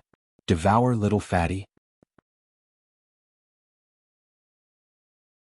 Chapter 1265. Deep Blue Fatty seemed to have been impatient for a long time, but without Li Qingshan's will, it could not surpass its instincts to attack its own kind. Now that it was finally authorized, it immediately opened its mouth and swallowed the dazzling star made of earth, fire, wind, water. The balance of the star was instantly broken. The earth cracked, the fire burned violently, the wind blew, and the flood surged. A world that was about to be born was destroyed. Deep Blue Fatty's body was instantly expanded by more than 10 times, almost losing its original shape as if it was about to burst. The earth, fire, wind, and water were not really water and fire, but the purest energy, the original substance of the world. Even great cultivators and monster kings in the face of this scene were as helpless as mortals in the face of a natural disaster. Li Qingshan and the other two hid in an unknown organ in Deep Blue. Separated by a transparent membrane, they gazed at the soul-stirring sight in the stomach. They all sighed in amazement as well as comprehending some things. This void-swallowing beast is huge, so the world it created must be huge too. Can you, little fatty, digest it? Luo Ho Xiaoming endured the discomfort of the name and expressed his concern. Li Qingshan answered, even a god like you doesn't know, how would I know? It's about to become Big Fatty. Alright. I think it's better to call him Little Fatty. Luo Ho Xiaoming felt that his tolerance for these stupid names was limited. Li Qingshan looked pleased. You finally have some taste for names, Little Ming. Luo Ho Xiaoming's eyes twitched. Li Qingshan, you and I will fight. Gu Yenying interrupted their eye fight. We were lucky. Without Little Fatty, even if we killed the big swallowing beast, we wouldn't be able to withstand such an explosion of energy. We would still be dead. Li Qingshan said, it's not just luck. If we didn't eat those little void-swallowing beasts, Little Fatty wouldn't have been able to swallow this star. At this time, the violent energy torrent gradually calmed down, like water being sucked dry by a sponge. In the small world, be it on the surface or in the deep sea, whether it was active or not. Or did he take advantage of the situation for a long time? All the volcanoes erupted at the same time. Lava and underground fire gushed out, and billowing black smoke rushed into the sky. Strong winds swept across the entire world. Gales, storms, tornadoes. It surged between heaven and earth. But it could not blow away the dark clouds that covered the sky. Lightning flashed and thunder rumbled. Torrential rain poured down like a torrent. Floodwaters overflowed and surged wantonly. This doomsday-like scene made even the most arrogant and ferocious martial artists tremble.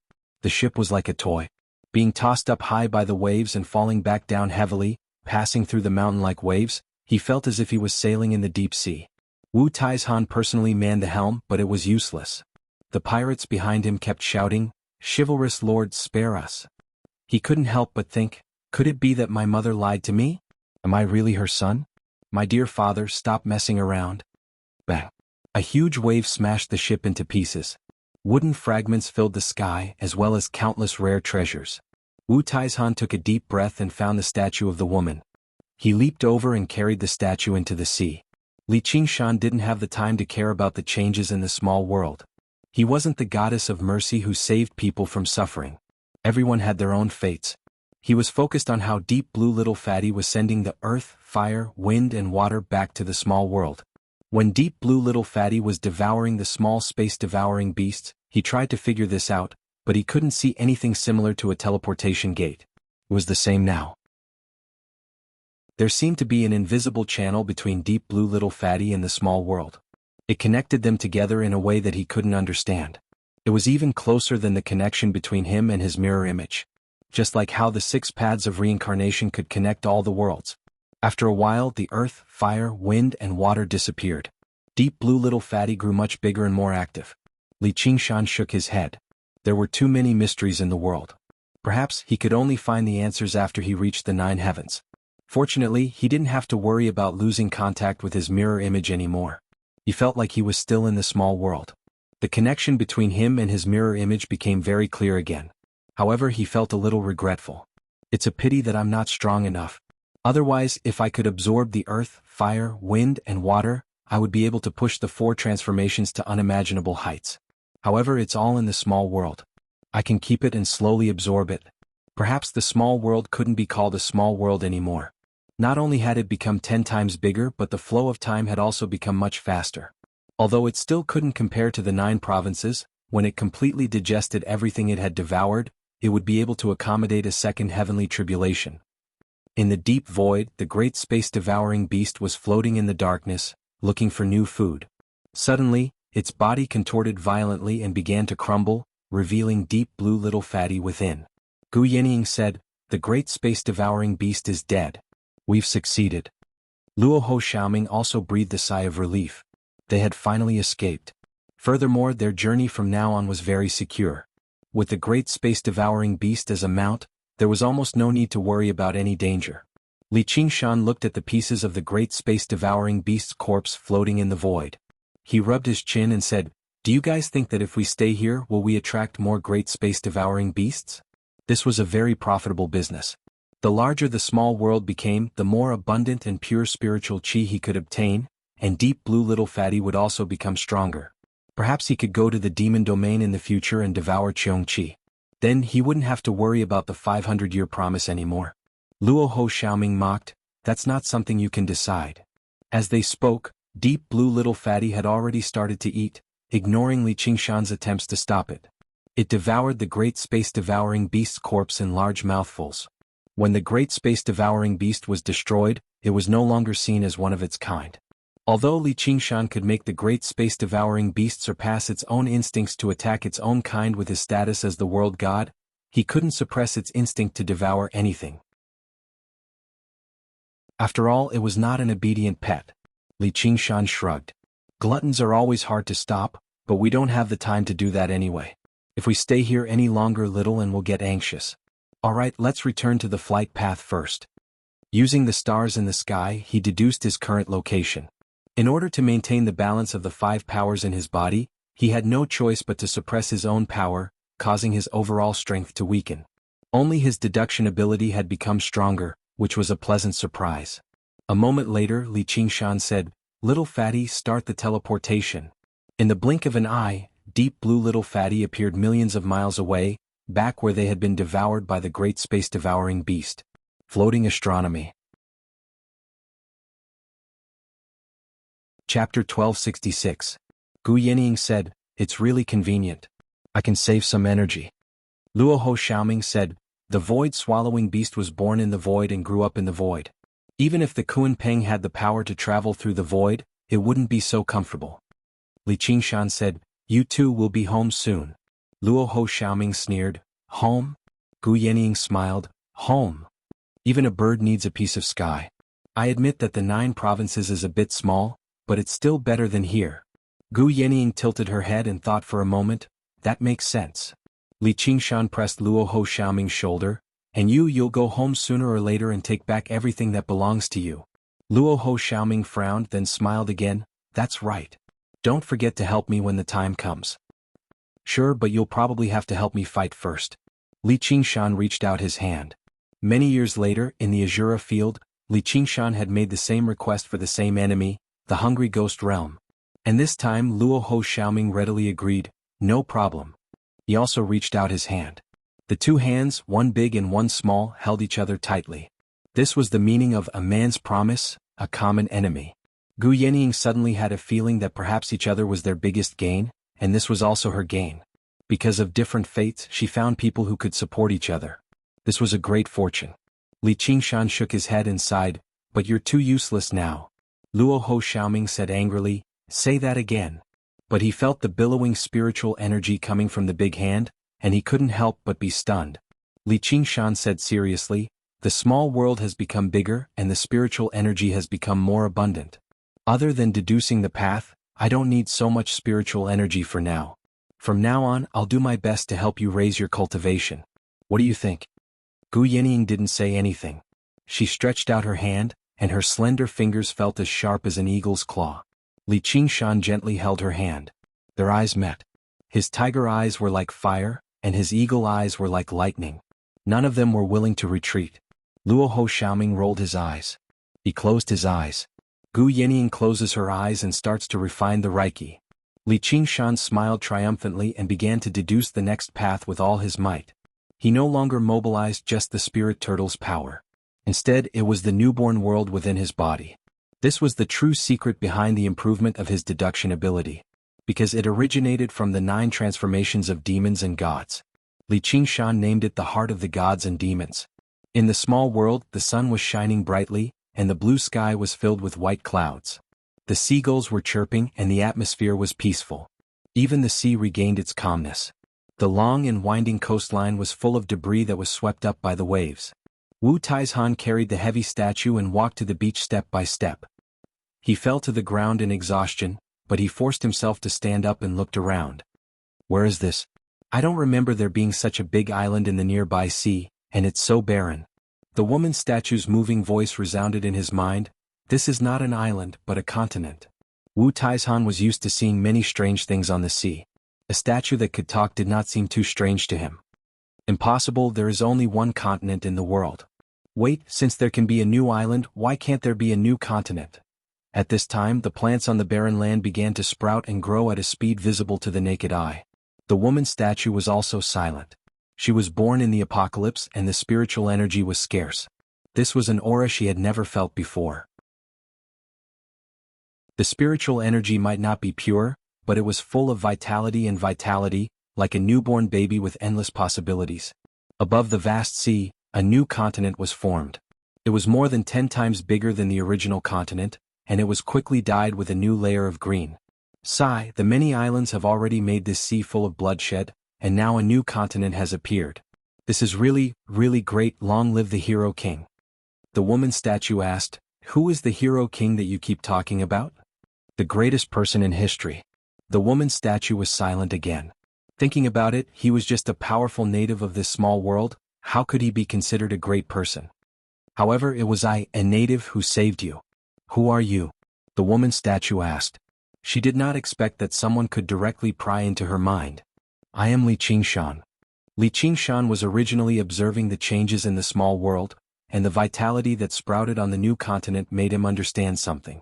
Among the 3 remaining shadows in his sea of consciousness, another shadow gradually protruded.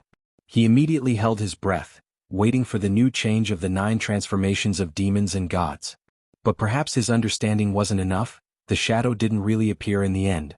Li Qingshan did not feel disappointed, because he could feel that the seed had already been planted, and it was only a matter of time before it sprouted. Right now, he had a heart of demons and gods that needed to be tempered and grown, so he was not in a hurry to learn the new changes. Because Wu Taishan and this woman's statue were the first visitors of this new continent, and they were existences that he had paid attention to, he took a glance and heard the woman's thoughts. The woman's statue said, so you have become the god of this world, but even a god shouldn't have this kind of power. Normal gods naturally don't have it. Fellow Taoist, please help me get rid of this state. What can you repay me with? Up until now, you haven't even said a word of thanks. Thank you, I will definitely repay you. You know that I didn't lie to you. Li Qingshan couldn't help but admire this woman's temperament. In a situation where there was no hope, everyone would panic or be angry or resentful, but she was able to use this to increase her persuasiveness. But a person's heart can change. The great Hero King, the god of this world, are you afraid that I will go back on my words? Hey, just now you are still a native. Do you mind if I get to know you? It's mainly to understand your world. The woman hesitated for a moment, then said, please. After going through this desperate situation, she just wanted to start over, treating it as a dragon in shallow water being teased by shrimps. Just now, Li Qingshan had been struggling to survive, so he didn't have time to pay attention to the islands formed by the fragments of the world. At this moment, his mind swept through the archipelago, and at the same time he went deep into the woman's mind, and 2 pieces of information appeared in his mind. It was a world that was 1 level larger than the 9 provinces, and cultivators had to go through 5 heavenly tribulations to be able to ascend. However, as the end of the world was approaching and the spiritual chi was weak, there were very few cultivators who could go through 2 or 3 heavenly tribulations, let alone 5. But this woman had gone through 4 heavenly tribulations, and was known as Stone Empress. Whether in terms of talent, bloodline, or willpower, she was a top-notch cultivator. If it wasn't for the fact that the connection with the 6 paths of reincarnation was completely cut off when the world declined, she even had the chance to ascend and become Stone Empress, but the result could only be considered as bad luck. But now, it seemed that even her luck was very good, and that was why she could come back from death's door in such an incredible way. She was the only survivor of that world. Although that world had declined, the cultivation path had developed to the extreme. Whether in terms of quality or quantity, it was far above the 9 provinces, and it contained a lot of valuable knowledge. Originally he was just picking up trash, but he didn't expect to find a treasure. Floating astronomy. Chapter 1267. Li Qingshan was thinking of switching to a human cultivation technique. The War Devil catalog originally came from the infernal domain, so it could be cultivated to a very high realm. However, the version he obtained had been modified several times, and it was not the complete version. At most, he could reach the 4th heavenly tribulation. It was impossible for him to enter the infernal domain to ask for the complete cultivation technique from the fighting demon clan. When he could ignore the threat of the 12 demon gods and enter the infernal domain to fight Qiongqi, what use would he have for the fighting demon catalog? To wipe his ass?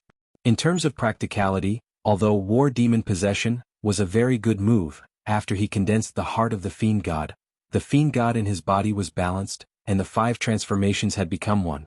Adding another war demon was really not very beneficial. Even in battle, he would have to use the 9 transformations of the demons and gods as the core and use the human cultivation method as support. Thus he opened up his mind and searched the archipelago. Sure enough, he found many jade slips, but they had all lost their spiritual qi. Even if they could gradually recover as spiritual qi seeped into them, the information stored inside would no longer exist. He did find some cultivation techniques carved on the mountain rocks, but they were all incomplete and their standards were not very high. They could not even compare to the War Devil catalog. Come to think of it, a slightly decent cultivation technique already contained a lot of information, enough to be written into hundreds of books. As for the technique he needed, it might not even be enough to fill up a mountain with words. It seemed like he would have to rely on Empress Stoneheart. Fellow Taoist, sure, I can help you return to your original state, but I advise you to maintain this state first. You've already gone through 4 heavenly tribulations. Although I've lost all my cultivation, I'm still not allowed to exist in this world. Fellow Taoist, as the god of the world, can't you even handle such a small matter? If you have any requests, why don't you tell me? I'll do my best. Although I have a request, it's not that easy to satisfy. I need a cultivation method to replace my current cultivation method. The cultivation method that I cultivate is called the Devil Suppression Statuary, and it's transformed from the Devil Region's War Devil Clan's War Devil Statuary. I then reversed it and deduced the Demon War catalog, and even used it to condense a demon heart. In terms of cultivation, they were basically no different from demon folk now. Now, he wants to return to the path of ordinary human cultivators. Do you have any ideas? Li Qingshan found it a little hard to pronounce. It wasn't easy for him to go from being a demon to being a Buddha, but he just had to go from being a Buddha to being a demon. Once the demon heart was formed, it would not be easy to turn it back. Therefore he did not hold much hope. You are already the god of the world. From then on he would live as long as heaven and earth. Why would he still need to cultivate? The one who became a god is just my clone. To be able to do this, you are definitely not from this world. You don't have to worry about that for now. In any case, I saved your life in the void. You can travel in the void. Empress Stoneheart didn't dare to treat Li Qingshan as a native of the small world anymore. If she had this kind of power, she wouldn't have petrified in despair when the world was destroyed. However, how could an existence that could travel in the void have such a low cultivation level? This Li Qingshan seemed to have endless mysteries on him. Once again, thank you for saving my life. I can provide you with a set of cultivation technique. Moreover, it is one of the top cultivation techniques in my world. Oh, what is it? Records of the imperial supremacy of the world. Sounds good. Tell me more about it. Our world's #1 sect is called the Imperial Supremacy Temple. The records of the imperial supremacy of the world is the ultimate technique of the Imperial Supremacy Temple. When cultivated to the highest level, not only can one pass through 5 heavenly tribulations, but they can also reach the peak of 5 heavenly tribulations. That is why it is called the Imperial Supremacy. One of the top cultivation techniques in the world. Normally, it would surpass the power limit of the world. Because ascenders also had the chance to communicate with this world, there would be some stronger cultivation techniques. Moreover, in the long river of time, there would be all kinds of coincidences such as the reincarnation of celestial beings. Li Qingshan remembered that the 3 graves in the 3 graves 5 classics of the Great Xia dynasty should be a cultivation technique of this level. Perhaps it was slightly weaker, but within the same level there would be no difference in essence. After all, Empress Stoneheart's world had developed for so many years, and it was 1 level higher than the 9 provinces. Could it be that it was also at this level? Is there anything better? For example, a cultivation technique that can pass through 6 heavenly tribulations. Empress Stoneheart said, "My friend, don't be greedy. After 4 heavenly tribulations you can form a yin spirit. After 5 heavenly tribulations you can form a yang spirit just now. If you want to pass 6 heavenly tribulations, you need to combine yin and yang and form a primordial spirit. Then you can be called a mortal deity. If you are a Buddhist, you have already achieved the avatar fruit and are only 1 level away from the arhat fruit. You will completely transcend the mortal world, and after death, you will no longer be born in the realm of desire. This level is not something we can understand." Li Qingshan remembered that the avatar fruit was the 3rd fruit of the 4 fruits of Arhat. After 4 heavenly tribulations, you would be called the 1st fruit Arhat, also known as the Sudra Huan fruit. Sudra Huan meant to enter the realm of immortality. If he were to compare it with the schools in his previous life, the refinement of Qi could be regarded as a preschool. The 3 levels after that were elementary monk, middle monk and high monk. Only after passing the 4th heavenly tribulation could one be regarded as a great monk. With a clear goal and direction, all the previous training could be said to be preparation for this step. As for the 2nd fruit, it was called Situa Hamiko. Taking it 1 step further, one could be considered a research monk. If one could attain the 3rd fruit, Anagami, that would be incredible. A dignified professorial monk would be looked up to wherever he went, much higher than a research monk. However, after reaching this step, you would be at the end of the road of learning. If you wanted to go further and become an academician, you would have to go through 7 heavenly tribulations and achieve the real Arhat fruit. That was the real Arhat, also known as the dragon-subduing Arhat or the tiger-subduing Arhat. From then on, you would enjoy a lifetime of honor, be recognized by Buddhism, and be on the same level as the saints. You would transcend the mortal world and enter the realm of holiness. Outside of Buddhism, the human immortal was equivalent to the 3rd fruit of Buddhism. You would reach another extreme on the road of cultivation and finally have the right to be called an immortal. However, if you wanted to get rid of the word human, you would have to go to another level. Once you reached that level, you would be listed as an immortal, shining as the sun and moon, and living as long as heaven and earth. The difference between immortal and mortal was like a chasm. After 6 heavenly tribulations you would not become a butterfly but you would become a cocoon. Normal cultivation methods would be isolated outside the cocoon. Cultivators would not be able to pry into it, and even if they saw it, they would not be able to understand it. Li Qingshan had the 9 transformations of demons and gods, so he was not worried about this at all. When he punched the 12 demon gods and kicked little Ming's mother, he would not have to worry about not having a suitable human cultivation method. Alright, I'm thinking too much. But this extreme emperor scripture sounds like an orthodox Taoist method. Can it transform the demon heart?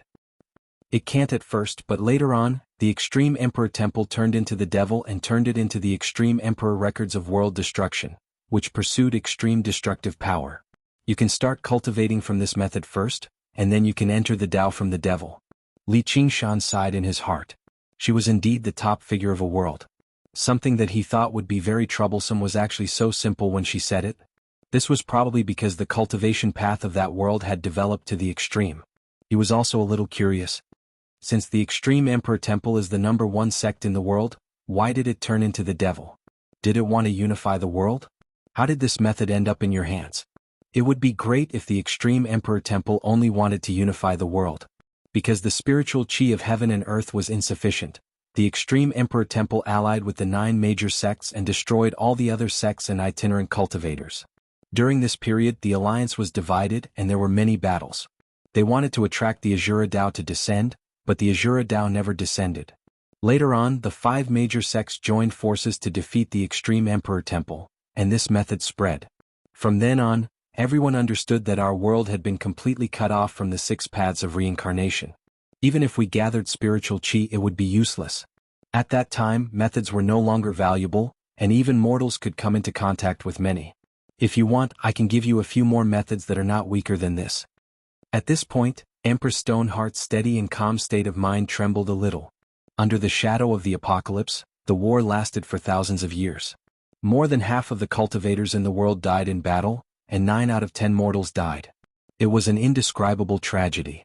Everyone was filled with despair until the world collapsed and was destroyed. Because of this, her heart was filled with a strong desire to survive. Not just to live but to live forever. To be continued. Chapter 1268.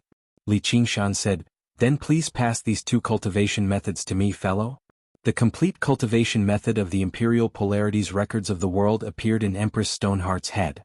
Li Qingshan skimmed through it slightly and discovered that it really was extremely wondrous. There were wondrous methods for governing the world as well as boldness to embrace the world. The world felt like it was in his hand. It was much more brilliant than the current records of the fighting demon, but he didn't know how to turn from Tao into a demon. However, Empress Stoneheart remained silent. Li Qingshan understood what she meant and smiled. Wu Taizhan was collecting miscellaneous items by the beach to catch some fish to eat when a figure suddenly landed on the beach and walked toward his precious statue. "Who are you?" Wu Cheshan's body tensed up immediately. He gripped the hilt of his sword tightly like a leopard that was ready to pounce. He looked at the newcomer with an unfriendly expression. However, the newcomer's face looked familiar no matter how he looked at it. He suddenly opened his mouth wide. "Chi-chi-chiking. My lord." He had only seen this man once and it was on his father Wu Huan's shoulder. Yet it left an unforgettable impression on him. Li Qingshan smiled. "Taidan, long time no see. Although your mother is a good person, I'm really not your father." Wu Taizhan trembled in excitement. "You really? Didn't you leave?" "I never left." Li Qingshan patted his shoulder and made his way over to the statue. He tapped it gently with his index finger, and the spiritual qi of the world was drawn over, surging towards her from the tip of his finger, radiating with resplendent light. The stone-gray color gradually faded, revealing the fair skin. The hard rocks turned into soft clothes. The clothes danced with the sea breeze. Empress Stoneheart blinked. Her eyes were black and bright, but her gaze was still as stubborn as a rock. She forced herself to say, "Thank you, fellow Taoist." Then she projected the records of the Extreme Emperor's world destruction into her heart. When Li Qingshan saw the records of the Extreme Emperor's world destruction, he knew that Empress Stoneheart didn't lie to him. This technique was filled with the determination to destroy everything. It was a true demonic technique that could transform a demonic heart and replace the fighting demon record. Comparing the 2 versions, he felt that it was even more amazing. He looked into Empress Stoneheart's eyes and said sincerely, "I hope you have fun in my world." In an instant, with Empress Stoneheart as the center, the laws of heaven and earth fluctuated.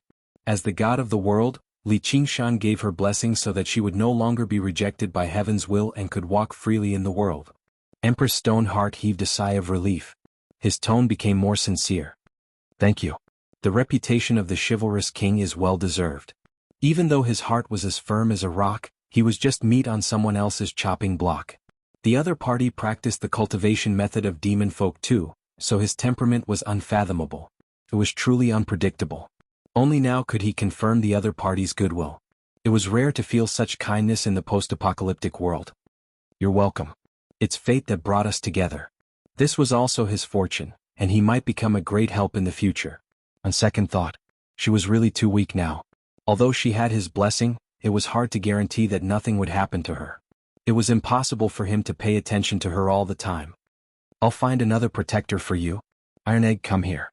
Wu Taizhan was already stunned when he saw the statue turn into a woman and even communicate with the chivalrous king as an equal. Now that he heard the greeting, he clasped his hands in a hurry. "What do you need, chivalrous king?"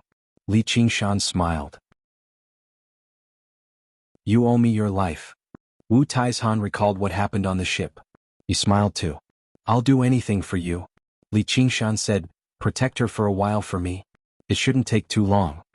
Wu Taizhan glanced at Empress Stoneheart and met her determined, cold eyes. His heart shuddered. He had no time to pay attention to her alluring beauty, so he lowered his head in a hurry. For some reason he felt that the statue was more like a woman. "I won't let you down." Li Qingshan nodded in satisfaction. He raised his hand and touched his forehead and he vanished. Wu Taizhan felt like he had fallen into a stormy sea again. He felt dizzy for a while and realized that there was a new technique in his sea of consciousness. It was called the art of the boundless ocean. After comprehending it, he let out a cheer. Long live the chivalrous king. This technique was too suitable for him and the current environment. To be able to pass the second heavenly tribulation, what kind of realm was that? He turned around and saw Empress Stoneheart. A woman who could sit on the same level as the chivalrous king was definitely not a simple person. He coughed twice. Senior, please tell me what you need. Go ahead and cultivate. I'll call you when I need you. Empress Stoneheart found a rock, sat down cross-legged, and breathed in and out spiritual energy. A large part of her world had been digested by the small world. As the only survivor, she was not rejected by the spiritual energy, so it was only a matter of time before her cultivation recovered. However, once her cultivation reached the limit that this world could accommodate, she would be unable to ascend, nor would she be able to traverse through space. She would still be trapped in this world. By then she would even have to ask Li Qingshan for help. This was the awkwardness of losing her own world. Li Qingshan's consciousness returned to the void. Deep Blue Little Fatty went through another 3 teleportations and easily traveled thousands of miles. Lightning flashed in the void. Luo Ho Xiaoming was going through the second heavenly tribulation. Ever since he had an endless supply of spiritual energy, the cultivation of the Azura Divine Sun had been improving at a tremendous pace. This was not only because of his bloodline, but also because he had already walked this path once. It was as easy as a doctoral student learning a middle school curriculum. He suddenly remembered that the reincarnated heavenly man should have grown rapidly after inheriting the memories of his previous life and becoming Lin Xian. However, it would probably be limited by the quality of the spiritual energy. After a while, Luo Ho Xiaoming came back with a relaxed expression as if he had gone out for a stroll. His body had grown a lot, and he had turned into a handsome young man who was 13 or 14 years old. His strength was comparable to that of a normal cultivator. If they were to fight, he would not be the one to die. However, his demand for the quality and quantity of spiritual energy was much higher than that of a normal cultivator. The quality of the spiritual energy in the small world is still too low. There are too many impurities. You don't need to supply it to me anymore. Wait until you return to the 9 states and go through the third heavenly tribulation. Li Qingshan also agreed. Cultivators had to ascend to a higher and bigger world to obtain a more suitable environment for cultivation. Right, I've just obtained 2 new cultivation techniques. Help me look at them. The Extreme King's Records of the World and the Extreme King's Records of World Destruction. They are a bit similar to the Path of the Great Lord of Freedom, but their levels are too far apart. The Great Lord of Freedom controls destruction and prosperity. Compared to him, these 2 cultivation techniques are a bit worse than death. However, from a mortal's point of view, they are quite good. They have reached the peak of mortals, and it is rare that they contain a hint of the great destruction intent. If I hadn't experienced the destruction of the world, I would not have been able to reach this level. Li Qingshan listened carefully and learned a lot. A god's knowledge was indeed extraordinary, but the key was the height they possessed. At this time, Gu Yinying also stopped cultivating. She also said that the spiritual energy in the small world was not very useful. It could be maintained, but it would be difficult for her to improve. Li Qingshan clapped his hands. Alright, cultivation ends here. Let's set off immediately. Our final destination is the 9 states. Deep Blue's fat tail swayed, creating layers of ripples. It glided forward for tens of thousands of miles and suddenly disappeared into the void. To be continued? Chapter 1269. The gray haze passed through the sea of trees. Billions of leaves turned yellow and withered. When the wind blew, they danced in the sky like a heavy snowstorm, displaying its final splendor. The gaping mouth of a hungry ghost impatiently devoured the land of the 9 prefectures. The mushroom cloud that soared into the sky had yet to disperse when the left master's command was still echoing between heaven and earth. You must find her, find her. Deep under the ground, in the crisscrossing underground maze, she walked with difficulty. One of her eyes was deep and ethereal, while the other was burning with bone fire. Her body was half alive and half dead, like a pillar that had been stripped of its vermilion color. Her bones were ferocious and full of cracks. A strange voice said, "Give up. You won't be able to survive this, my dear master." It was persuasive and full of twisted malice. The abandoned immortal sword would not be loyal to any master. She turned a deaf ear to it and walked forward, trying not to leave any traces. Even if you don't emit any aura and can hide underground, there are more than 20 bald donkeys. They are more than enough to search this land from top to bottom. How can you escape with your current appearance? Rumble. The aftermath of the explosion spread underground, triggering countless earthquakes. It might take years for it to completely disappear. The cave trembled. Rocks fell like rain, ready to collapse at any moment. Lava gushed out from the cracks and the world seemed to be shaking. Even if you can escape, Li Qingshan will not come back. Shut up. Flames flashed in her eye sockets. The skull prayer beads tightly wrapped around the abandoned immortal sword and clashed. If you do that, you will definitely attract those bald donkeys. The abandoned immortal sword trembled slightly. But it could not break free from the claws of the skeleton demons. After all, it needed her power as the source. Moreover, it had been damaged in the fierce battle just now. She summoned the broken blood sea banner and wrapped the abandoned immortal sword in it. She said calmly, "If you come out, we will fight to the death." Then, the flames in her eye sockets dimmed and she fell forward. The skeleton demons surrounded her and made strange noises, but they could not wake her up. Her injuries were too serious. The abandoned immortal sword fell into the blood sea. The sword light shone and trembled, knowing that she was in an unprecedented state of weakness. It was the best time to counterattack. More than 20 monk kings went underground. With the left imperial advisor as the core. They formed a great formation that covered 1,000 li. It was like a huge net. Each monk king was like a node, constantly shining with Buddhist light, not letting go of a single inch of land. They were rapidly approaching her. The corpse kings and ghost kings were also closing in. Every single one of them was filled with greed, wanting to use her life to exchange for the favor of the hungry ghost realm. Emperor Li had made a grave mistake, and he dared not stop them again. This was a hunt. Although there was a lot of risk involved, greed made them ignore everything. For a time she was besieged both internally and externally, but she had lost all power to resist. All that was left was her obsession. The skeleton demons stopped screaming and carried her broken body towards the north. Before the monk kings could retract their nets, they had to get far away from the mouths of hungry ghosts. Within the sea of blood, the humming of the sword subsided. The forsaken immortal sword spirit had chosen to give up. If I go out and devour her now, wouldn't I be too stupid if I were to unfortunately fall into the hands of those bald donkeys? He was unwilling to admit that he deeply feared her. She had always been a monster that could strike fear into the living, the dead, or even all self-aware existences, which was why he was in such a hurry to destroy her. A while later, the monk kings returned to the surface and gathered beside the left imperial advisor. Imperial advisor, the enemy of Buddha has probably already left this region. The enemy of Buddha is skilled at hiding her aura, so it's truly difficult to find her. Should we ask the imperial astronomer to help us find her? The imperial astronomer was skilled at divining the heavenly secrets and investigating fate. The head of the imperial astronomer was the leader of the school of Yin-Yang. The enemy of Buddha is a monster that's neither alive nor dead. Capturing her through the heavenly secrets and fate probably won't be easy. Why don't we try? We can't just let her go like this. The monk kings discussed among themselves. The left imperial advisor listened in silence before suddenly asking, "Dauntless, do you have any clues?" The dauntless monk was stern. He said nothing the entire time. With that, he brought his palms together and bowed. No, imperial advisor. Although he knew she was the enemy of Buddha, his grievances with the Chan monastery of Devanaga could not be explained in a few words. Coupled with how he was currently thinking about how to save the unraging monk, he really did not have any. However, if he really did have any clues, he definitely would not hide it. The left imperial advisor frowned.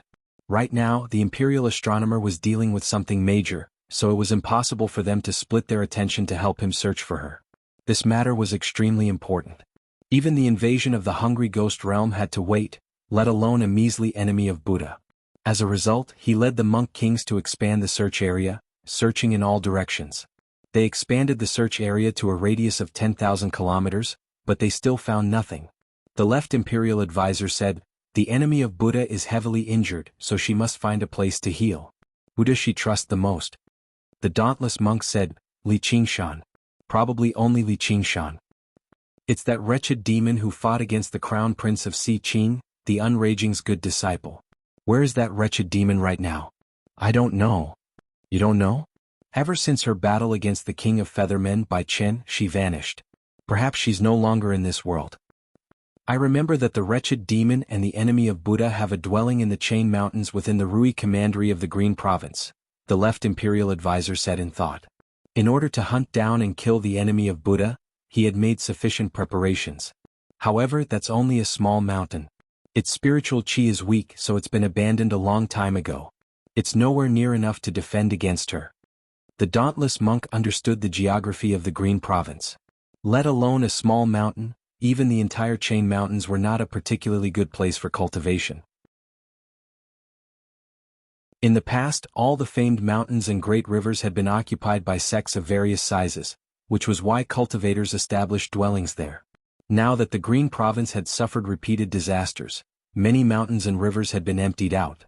It had been a long time since cultivators went there. And it was not like she was an idiot. Instead, she was the cultivator with the greatest ability for comprehension he had ever seen, so why would she remain in such an obvious place?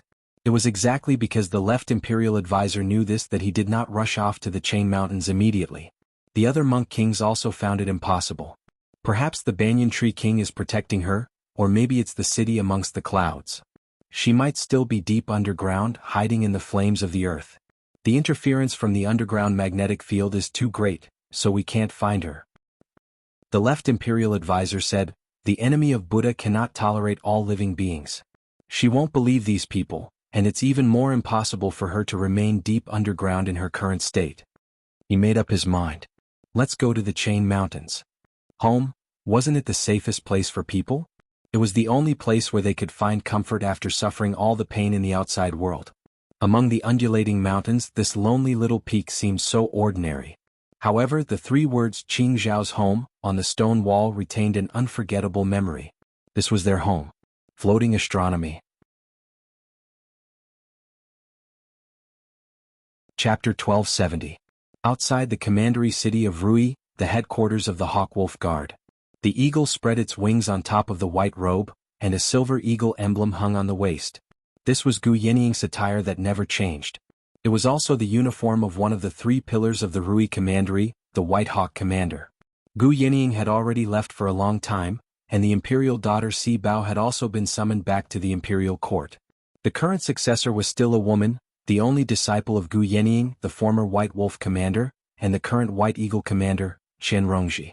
As she stood with her hands behind her back, she vaguely resembled Gu Yenying's bearing in the past, but her awe-inspiring presence completely surpassed Gu Yenying's. As she practiced the illustrations of the Naraka, the venomous snake hell, had gradually merged with her. He seemed more like a disciple of legalism. All the White Wolf Guards were especially careful in front of her, even though she seemed even more magnanimous than Gu Yenying. She quietly guarded the communication circle, waiting for news from the south. A gorgeous little snake crawled up from her collar and slithered along her neck to her cheek, hissing and flicking its tongue. However, there was a second one, a third one. In the blink of an eye, her face, which could be considered beautiful, was filled with snakes that danced and tangled with each other, becoming extremely terrifying. The hissing sounds rising and falling in the darkness were even more chilling. The veins on her neck bulged. Hell's torture wasn't ordinary, but she didn't move at all. Only a pair of eyes could be seen on her face. They also turned into snake eyes that flickered faintly. They were even colder and more vicious than the snakes of hell. The door to the communication room suddenly opened, and a ray of sunlight shone in. The eagle token shone with a silvery luster. Her brows wrinkled, not her orders. No one could disturb him except for one person. A handsome man leaned against the door frame, his smile brighter than the sun. "Rongji, is there any news?" Chen Rongji turned around and faced Lin Xian with her terrifying face. "Commander Lin, please refer to me as Commander in the Hawkwolf Guard." Anyone who saw such a face would be startled. But Lin Xian's smile did not change. In fact, there was even a hint of gentleness and pity in it. Cultivating like this is too tiring. Chen Rongji stared at him with a pair of snake eyes, as if trying to see through his sincerity. "But why are you so concerned about this little Anne?" Lin Xian asked curiously. All these years she had been paying attention to the news of the enemy of Buddha, through various channels, but there had never been any contact between them. Chen Rongji said, "It has nothing to do with you." At this moment, the communication array flashed. Chen Rongji turned around and silently accepted the information. The Banyan Tree King has failed to attack the tower, the Gate of Hungry Ghosts has expanded further, and the Dark Queen has been captured. Her expression suddenly changed. The left imperial preceptor and the monk kings had successfully ambushed the enemy of Buddha. The enemy of Buddha retreated with heavy injuries and his whereabouts were unknown. She thought for a moment and suddenly turned to walk out of the door, brushing past Lin Xian. "Don't follow me." Lin Xian stopped in his tracks. As he watched her disappear into the horizon, his smile was still bright and beautiful, but it was filled with helplessness. A few white wolf guards passing by teased him, "Commander, aren't you going to chase after her?" He waved his hand, "Go away or I'll send you south to attack the gate of hungry ghosts." The white wolf guards walked away with a smile. They were clearly not afraid of this friendly white wolf commander. He walked towards the communication array and his eyes turned cold. This damned woman. After so many years she's still wary of me. Does she know I'm Chu Tian? No, that's impossible. Otherwise she would have done it a long time ago. Since I can't outsmart her, I can only fight her with force. It's a pity that her cultivation improves extremely quickly. She basically cultivates without a care for her life. Coupled with the heaven-climbing vine and my heaven-climbing vine, if this continues, it's very likely that she'll undergo the third heavenly tribulation before me. Arriving before the communication array, he also accepted the information and thought, I've never seen her show such an expression. Just what is her relationship with the enemy of Buddha? Whatever, I have to retrieve the heaven-climbing vine as soon as possible. There's not much time left. I can't care even if I make a fool of myself. Qian Rongji first flew northwest before turning south. She turned into a snake-like streak of light and landed in the Chain Mountains, in front of Qing Zhao's dwelling. She silently thought, could she be here? It can't be. How could she be so stupid? She turned around and turned into a snake-like streak of light, passing through the array and arriving in front of the mountain gate. An unmanned array like this could no longer stop her. This seemed to prove that there was no one in this dwelling. She also did not sense the existence of any aura. She pushed open the stone door and walked into the dwelling. At the bottom of the mountain burned an almost transparent white flame, like a blooming lotus. Little Anne lay quietly in the lotus. Her face was also pale to the point of almost being transparent. All the skeleton demons were surrounding her below, spitting out samadhi white bone fire to heal her. The ground was filled with huge and ferocious white bones. There were less than 10 skeleton demons left. After exhausting the samadhi white bone fire, they turned into a pile of dry bones. She's really here. Qian Rongji opened her eyes wide in disbelief and joy. She seems to have lost consciousness. No wonder, it seems like these skeleton demons sent her here because of her instincts. At this time the skeleton demons all looked at Qian Rongji. Qian Rongji immediately felt a great sense of crisis. Even though the skeleton demons had become very weak, they were still not something a mere Azoth core cultivator could deal with. Qian Rongji called out, "Little Anne, wake up, it's too dangerous here, you can't stay here." Little Anne seemed to have fallen into a deep sleep, not responding at all. Qian Rongji took a deep breath, stepped forward, and slowly descended until she landed at the bottom of the mountain. The skeleton demons' heads turned along with her body, their joints collided, making a cracking sound, raising their huge bone claws. But they did not immediately attack, either because they did not receive Little Anne's order, or because they did not feel any hostility. Qian Rongji passed through the skeletons, walking towards the white lotus. The skeleton demons were like wild beasts that felt threatened, withdrawing the samadhi flame of white bone, preparing to deal with the enemy in front of them. Little Anne slowly landed on the stone platform, still in a deep sleep. Qian Rongji stopped. The road ahead was blocked by the skeleton demons' huge bodies, their sharp teeth collided, making a cracking sound, not a strange laugh but a final warning. She clearly felt that if she took another step forward, these ferocious skeleton demons would immediately attack. She suddenly smiled contemptuously, "You've been tricked." A gorgeous little snake came out of the stone platform, biting Little Anne's slender wrist. The skeleton demons roared angrily, their bone claws tore through the air, grabbing at her together. She simply closed her eyes. Every skeleton demon had the strength of a demon king, at this moment attacking at the same time. It was like a thunderbolt, impossible to dodge. She thought calmly, "It said that if you die in that white flame, even your soul will be burned, unable to enter reincarnation. But this is also good, let's end it here." Suddenly she thought of Lin Xian's smiling face. "All these years, what exactly did you do?"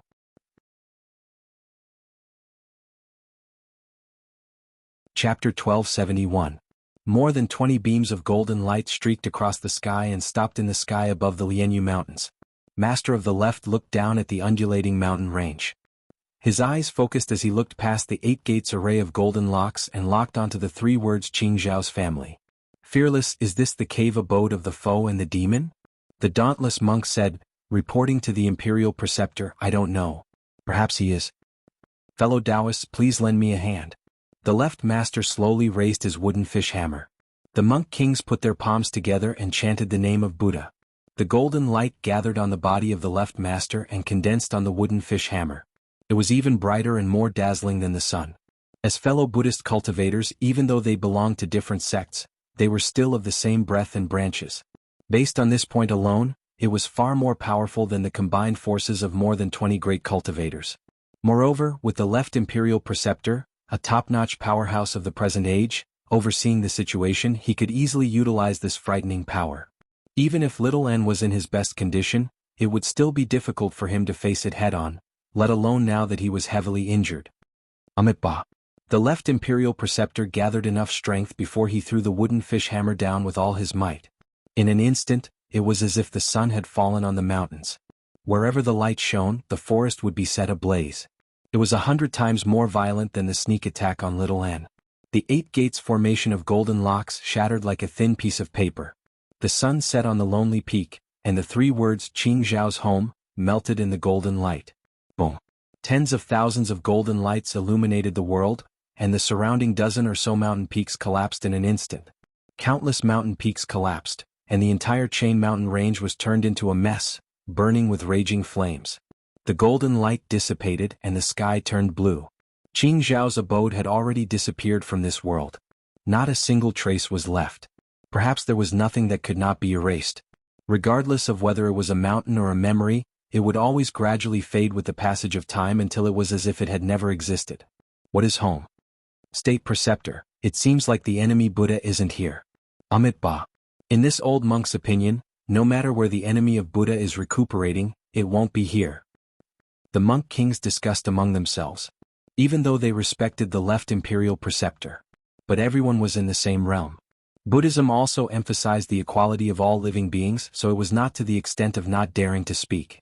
The left imperial advisor's expression was as calm as still water. He had gone through so much trouble, but it was all for naught. His expression didn't look too good. In the burning Lianyu mountain range, countless birds and beasts were burned to death. There seemed to be a few other households. He let out a long sigh. I forget it. This faux Buddha is vicious and cunning. He is indeed a great enemy of Buddhism. If he couldn't kill her today, he would definitely torture the common people. He could only wait for the future to come. It was a pity that the living beings in the mountain were implicated by the enemy of Buddha for no reason. Wu, just stay behind and recite the Ksitigarbha Bodhisattva Original Wish Sutra to help them transcend. Imperial Tutor, my junior brother, don't forget who you are. The left imperial advisor warned, putting on an imposing manner. The dauntless monk knew the imperial advisor of the left was in an extremely horrible mood. Speaking up for the unraging monk right now would only anger him. He was not a good-tempered person either. His mood was also extremely bad. He kept a cold face and did not say a word. Umph. The left imperial preceptor snorted coldly, flicked his sleeves and left. The other monk kings followed closely behind. Then he glanced back at the burning Chain Mountains. This dauntless is the sect master of the Chan Monastery of Devanaga. She has no sense of propriety or the bigger picture. The school of Zen really is close to the evil path.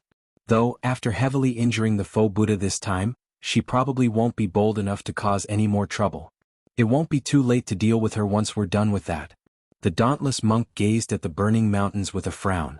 He did not even recite the Ksitigarbha Bodhisattva Original Wish Sutra, directly returning to the monastery. A while ago, the sharp bone claws stabbed into Qian Rongji's cheek before suddenly stopping and slowly pulling back. Qian Rongji opened her eyes. Through the gaps between the jagged bones, she saw that Little N had opened her eyes before she knew it, currently staring at her with her clear eyes. She could not help but shiver inside. She smiled, but it was also rather bitter for some reason. Pain clears people up, right?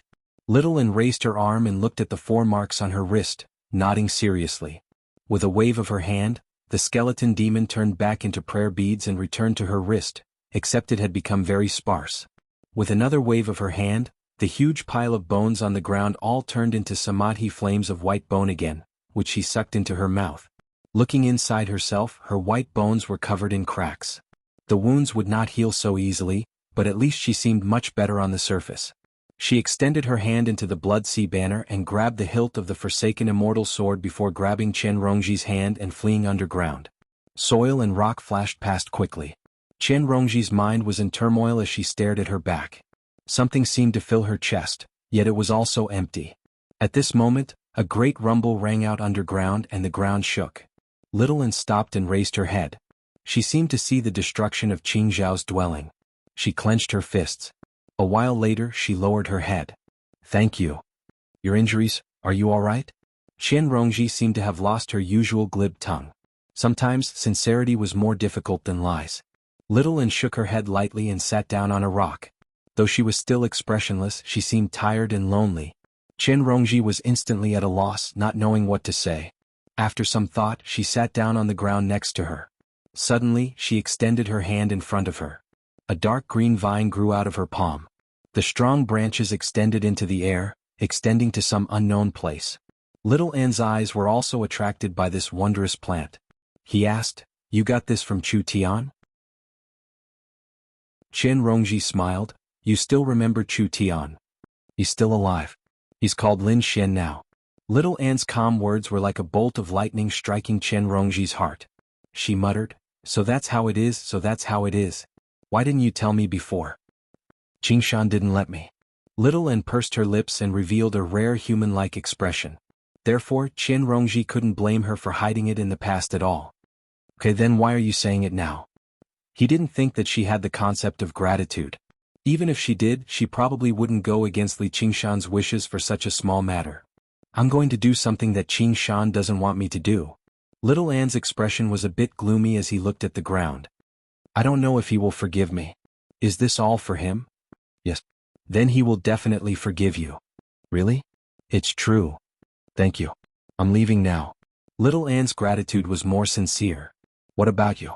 "I want to stay a little longer." "Yes." Little An left, leaving Chen Rongji muttering to herself, "Chu Tian Lin Xian, Chu Tian Lin Xian." A smile appeared at the corner of her mouth. The smile gradually widened into a chuckle. Then it turned into a mournful laugh. Finally, it turned into a hysterical laugh. The snakes all over her body danced wildly, enjoying the taste of pain as they drowned her. Floating astronomy. Chapter 1272. The silver moonlight shone on the golden wheat field. Fireflies flashed by the pond, reflected on the black water, as if they were shining with the stars. A white figure suddenly slid across the black water surface. It was so quiet that it was like a ghost. Even the fireflies were not disturbed by it. She walked through the wheat field in midsummer. The air was filled with the smell of harvest. They did not understand the war of cultivators. As long as they could survive, mortals would live their own lives year after year. The pale and slender hand drew across the sharp wheat light. She kept her head up, her ethereal eyes looking at the sky, as if she wanted to count the number of stars, and as if she was looking for an answer. Whoosh! A refreshing summer wind blew. The wheat waves undulated, and her seaweed-like long hair floated behind her. The sparks were far away in the sky. There was no answer. So she looked at the village in the distance. The golden wheat light pierced her fingertip, and a drop of blood fell, turning into a pale spark that fell on the wheat field, spreading silently. In the blink of an eye, the undulating wheat waves turned into a sea of fire. The wheat field did not burn, but it lost its color and became pale. There was no longer any vitality, and it returned to absolute silence. The white flame passed through the pond, and the fireflies also dimmed. They fell into the black water, creating ripples. The fire was ignited. Like a fierce night wind, it spread over the mountains, crossed the rivers, and passed through the villages and cities. In the quiet village, a sleeping child was having a sweet dream. He pursed his lips and turned over. The pale flame touched his forehead, and he merged into the fire. In the old town, the dying old man endured the torment of his illness. He could not sleep, and he longed for the continuation of his life. The pale flame reflected in his turbid eyes. The pain soon disappeared, and he became a light flame together with his life. In the sturdy city, the brothel was having a merry night. The lights were bright and the music was played. The drunkard scolded and laughed tirelessly. The beggar outside the door looked at the rich guests coming in and out. He wanted to go forward but did not dare. He wanted to retreat but did not want to. He dodged between the lights. Unknowingly, he spent his life. The pale flame flowed in and out. The lights were still bright and the laughter was still in his ears, but the music had ended. In the pale wheat field, she twisted her waist, causing her clothes to flutter in the wind. Her footsteps were light and her hand gestures changed. She controlled the prairie fire as if she was dancing to her heart's content. Only the stars were facing each other. Men and women, wise and foolish, kind and evil, rich and poor, hopeless and hopeful, painful and joyous. All of these things had once been like the difference between clouds and mud, but now they were all equal in this dance. However, all living beings were not equal.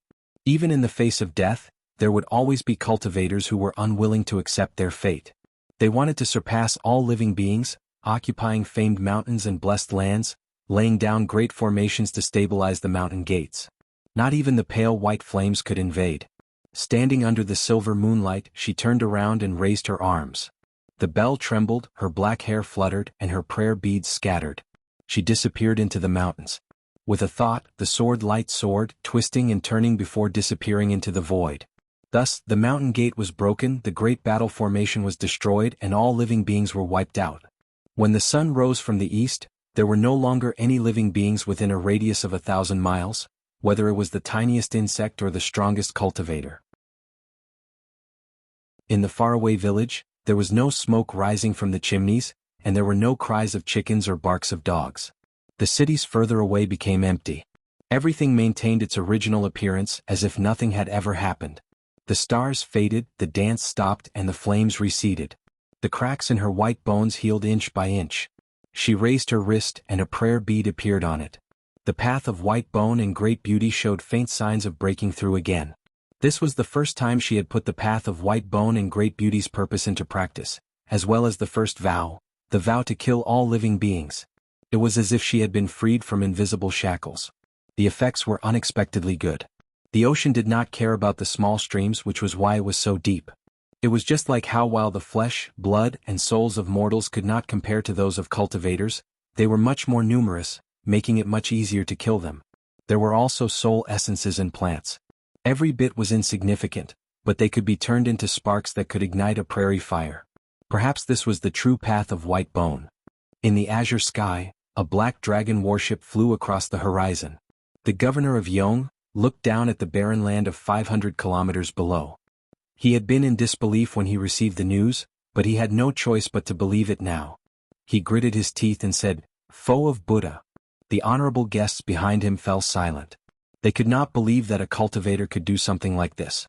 This was no longer a massacre, but a complete annihilation.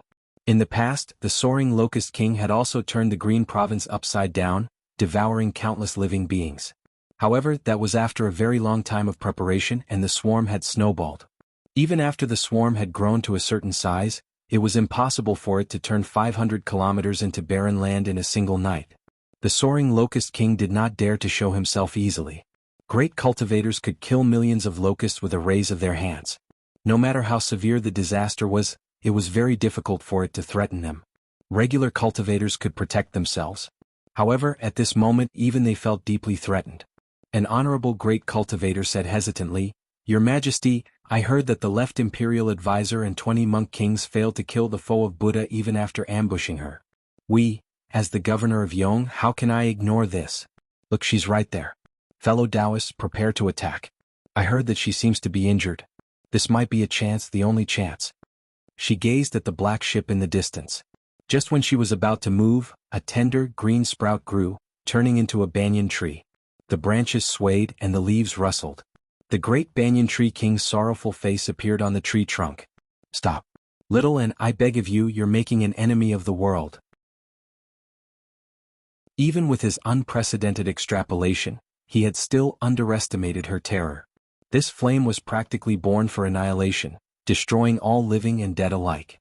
The threat she posed to this world was no less than that of the hungry ghost realm or the demonic domain. In fact, she was even more direct and fatal. This was the path of white bone and great beauty. The samadhi flames of white bone burned through the 3,000 worlds. In the past, it was only because of Li Qingshan's existence that the white bone bodhisattva's influence was greatly offset, so she had never used its power like this. Making an enemy? She narrowed her eyes slightly and swung Buddha slaying. The great tree toppled, burning and withering. The world shook gently as if a soundless restraint had been ripped apart. As a result, she no longer had any qualms. In towering city of the Mist Province, A gash over 300 meters long suddenly appeared on the great banyan tree. Tree sap flowed out like blood. Even though he was half a god of the world, possessing the power of the world, he was unable to heal this wound. This was a sword that even demon god Xiongqi had to be wary of. By the time the Black Dragon King, the lord of the Yong province, arrived, she had already vanished. The honorable great cultivators all let out sighs of relief. The lord of Yong province said sternly, "Let's ask for reinforcements from the Dragon province."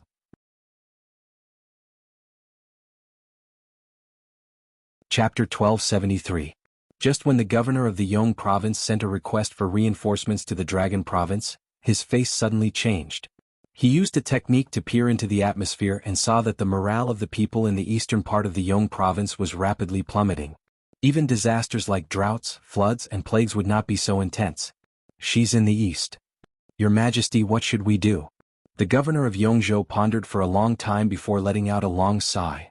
"Let's wait for reinforcements." Even if he rushed over now, he would not be able to stop her. It was impossible to lock onto the aura of such an enemy, nor was it possible to divine his location. Moreover, his strength was on par with or even beyond the 10 demon kings. It was simply unimaginable. She couldn't help but blame the left imperial preceptor for failing to kill her despite having such a good opportunity. He was really too useless. Then report to the Dragon province. If this continues, there won't be anyone left on the Harmony province before long. In the Lingua temple of the Dragon province, the imperial advisor of the left was livid. He said nothing. The monk kings were all incomparably shocked. They had thought that she would be wary after heavily injuring the enemy of Buddha, and that she would need to hide for a period of time to recuperate. They didn't expect the backlash to come so quickly. Perhaps she didn't even know what fear was. Amidst the solemn atmosphere, a young monk with delicate features stood up and said, "Imperial Preceptor, please head to Yongzhou immediately to provide assistance." He was the abbot of Qiushan Temple, which was located in Yongzhou and was the largest temple in Yongzhou. The left imperial preceptor waved his hand. "There's no need to say more. The time isn't right yet. This enemy Buddha's various techniques are not to be underestimated. She also has the forsaken immortal sword left behind by the 5 absolutes immortal. Unless there's an extremely good opportunity, it will be extremely difficult to kill her. Only if Great Xia gathered all its strength would they have a chance of winning. But it was impossible now. That was why he pushed the rescue to the Lingua temple. Then this penniless monk shall take his leave." Abbot Qiushan put his palms together, bowed, and turned to leave.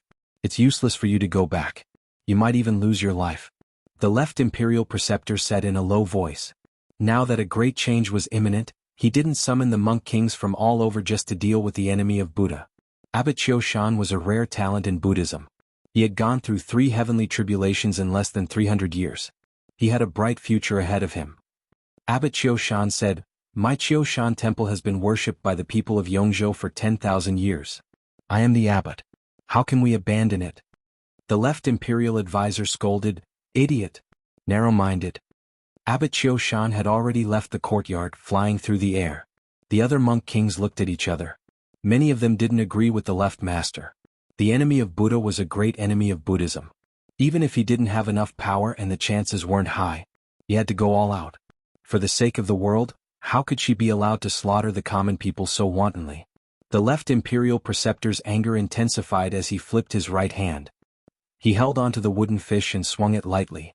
The unraging monk tumbled to the ground, already heavily restrained by the formations, immobilized. He glared at the imperial advisor of the left. The left master threw a communication jade charm at his face. "Calm anger, look at what you've done. If it weren't for you, I would have killed the enemy of Buddha and saved countless lives." The unraging monk felt the restraints loosen slightly. He accepted the jade talisman and received the message, which also left him shocked. He said in pity, "Little N, oh little N, do you really want to be so obstinate?" The left imperial advisor asked, "Do you know your crime?" "It is the imperial preceptor's fault." The left imperial advisor laughed from extreme anger. "You've really fallen too deeply into the demonic path." The unraging monk said furiously, "If the enemy of Buddha is here, I'm willing to perish with her and save the common people." However, if the imperial advisor had attacked and destroyed the ghost tower earlier instead of acting like a despicable person and launching a sneak attack, would it have come to this? Despicable person. What a despicable person. You don't understand the bigger picture, you don't understand the bigger picture. Do you think you can perish with the enemy of Buddha just because you're dead? The hungry ghost realm wants her. If she doesn't die, the hungry ghost realm will never give up. I've been reading Buddhist scriptures ever since. I've only heard about the Buddha cutting off his flesh to feed eagles and feeding tigers with his body. I've never heard about the Buddha setting up ambushes and hunting eagles and tigers. I've never learned about the bigger picture or the bigger picture either. As the imperial advisor, you should have set an example and let the Buddhists of the world understand the spirit of Buddhism instead of scheming and calculating, only considering the pros and cons. My death might be useless, but there are still countless fellow disciples, arhats and bodhisattvas. The hungry ghost realm might not give up, but even if the 9 provinces perish, there are still the 3,000 worlds and the 6 paths of Sasra. Even if there are countless disasters, as long as the Buddhist Dharma is not twisted, the eternal lamp can never be extinguished and illuminate all life. The true enemy of Buddha is not in the outside world but in our hearts. The unraging monk was heavily restrained, but a grand aura filled the hall right now. There would always be some fools who firmly believed in the principles in the books, refusing to turn back even if they ran into the world and bled. Even if they sullied themselves with alcohol and meat and stood against demon folk, it would not extinguish their will. Shut up. Why, you're an evil demon who distorts the Buddhist Dharma. What do you understand about the spirit of Buddhism? I don't understand, but if the Buddha is like the imperial advisor, launching sneak attacks and setting up ambushes, I'm willing to run into the Buddha statue and die. I'll strip you of your identity as the monk king right now. Drag me away and punish me with 3,000 strikes. The sun set in dusk. A short day passed by, followed by another long night. Fellow cultivators, reinforcements from the Dragon Province won't be coming. If we want to deal with the enemy of Buddha, we can only rely on ourselves. As the governor of the Yong Province, I have the responsibility to protect my territory. We must fight. If anyone doesn't want to take this risk, feel free to leave. I won't force you to stay. The governor of the Yong Province said to the dignitaries sternly. Behind him stood the abbot Chiu Shan. None of the dignitaries said anything about retreating. They were all born and raised in the Yong Province. Even though they were extremely distant from mortals, if all the mortals died, where would there be cultivators? The legacies of their sects would be severed too. Please give us your orders, your majesty. The governor of the Yong Province took out the mental map of the Yong Province. This is all we can do, deep in the night. The great cultivators of the dignitaries were scattered in the sky above the Yong Province. They formed groups of 2 to 3 people and monitored the entire province. Once they discovered the enemy of Buddha, they would not be in a hurry to strike. Instead, they would send out messages and gather people so that they could deal a fatal blow to the enemy of Buddha. The governor of the Yong Province stood on the platform of the Black Dragon King, to observe the aura and control the overall situation. Fortunately, the Yong Province was slightly smaller than the Green Province. Otherwise, it would have been impossible for them to monitor everything if it was as large as the Frost Province or the Mist Province. However, the Mist Province was the Banyan Tree King's home base.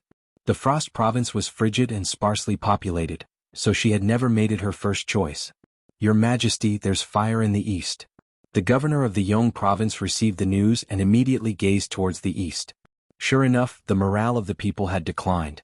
Is it still in the east? Right when he was about to gather the dignitaries and set off for the east, another piece of news arrived.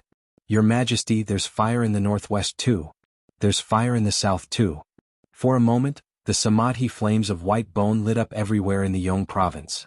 Having recovered their strength, the skeleton demons leapt about on the plains as they cackled. They were like kindling that set the forests and towns alight. The governor of the Yong Province hesitated, attempting to determine the true location of the enemy of Buddha through aura observation. The abbot, who had remained silent the entire time, suddenly said, Your Majesty, I sense that the formation around Mound Hill Temple has been breached. The enemy of Buddha is in Mound Hill Temple. How is that possible? Even the Black Dragon King struggles to get through the Heavenly King's earth-blanketing formation of Mound Hill Temple. I don't know. The enemy is in Mound Hill Temple. Please send reinforcements immediately. Oh no, the enemy of Buddha wants to open the demon cavern and draw demon folk in.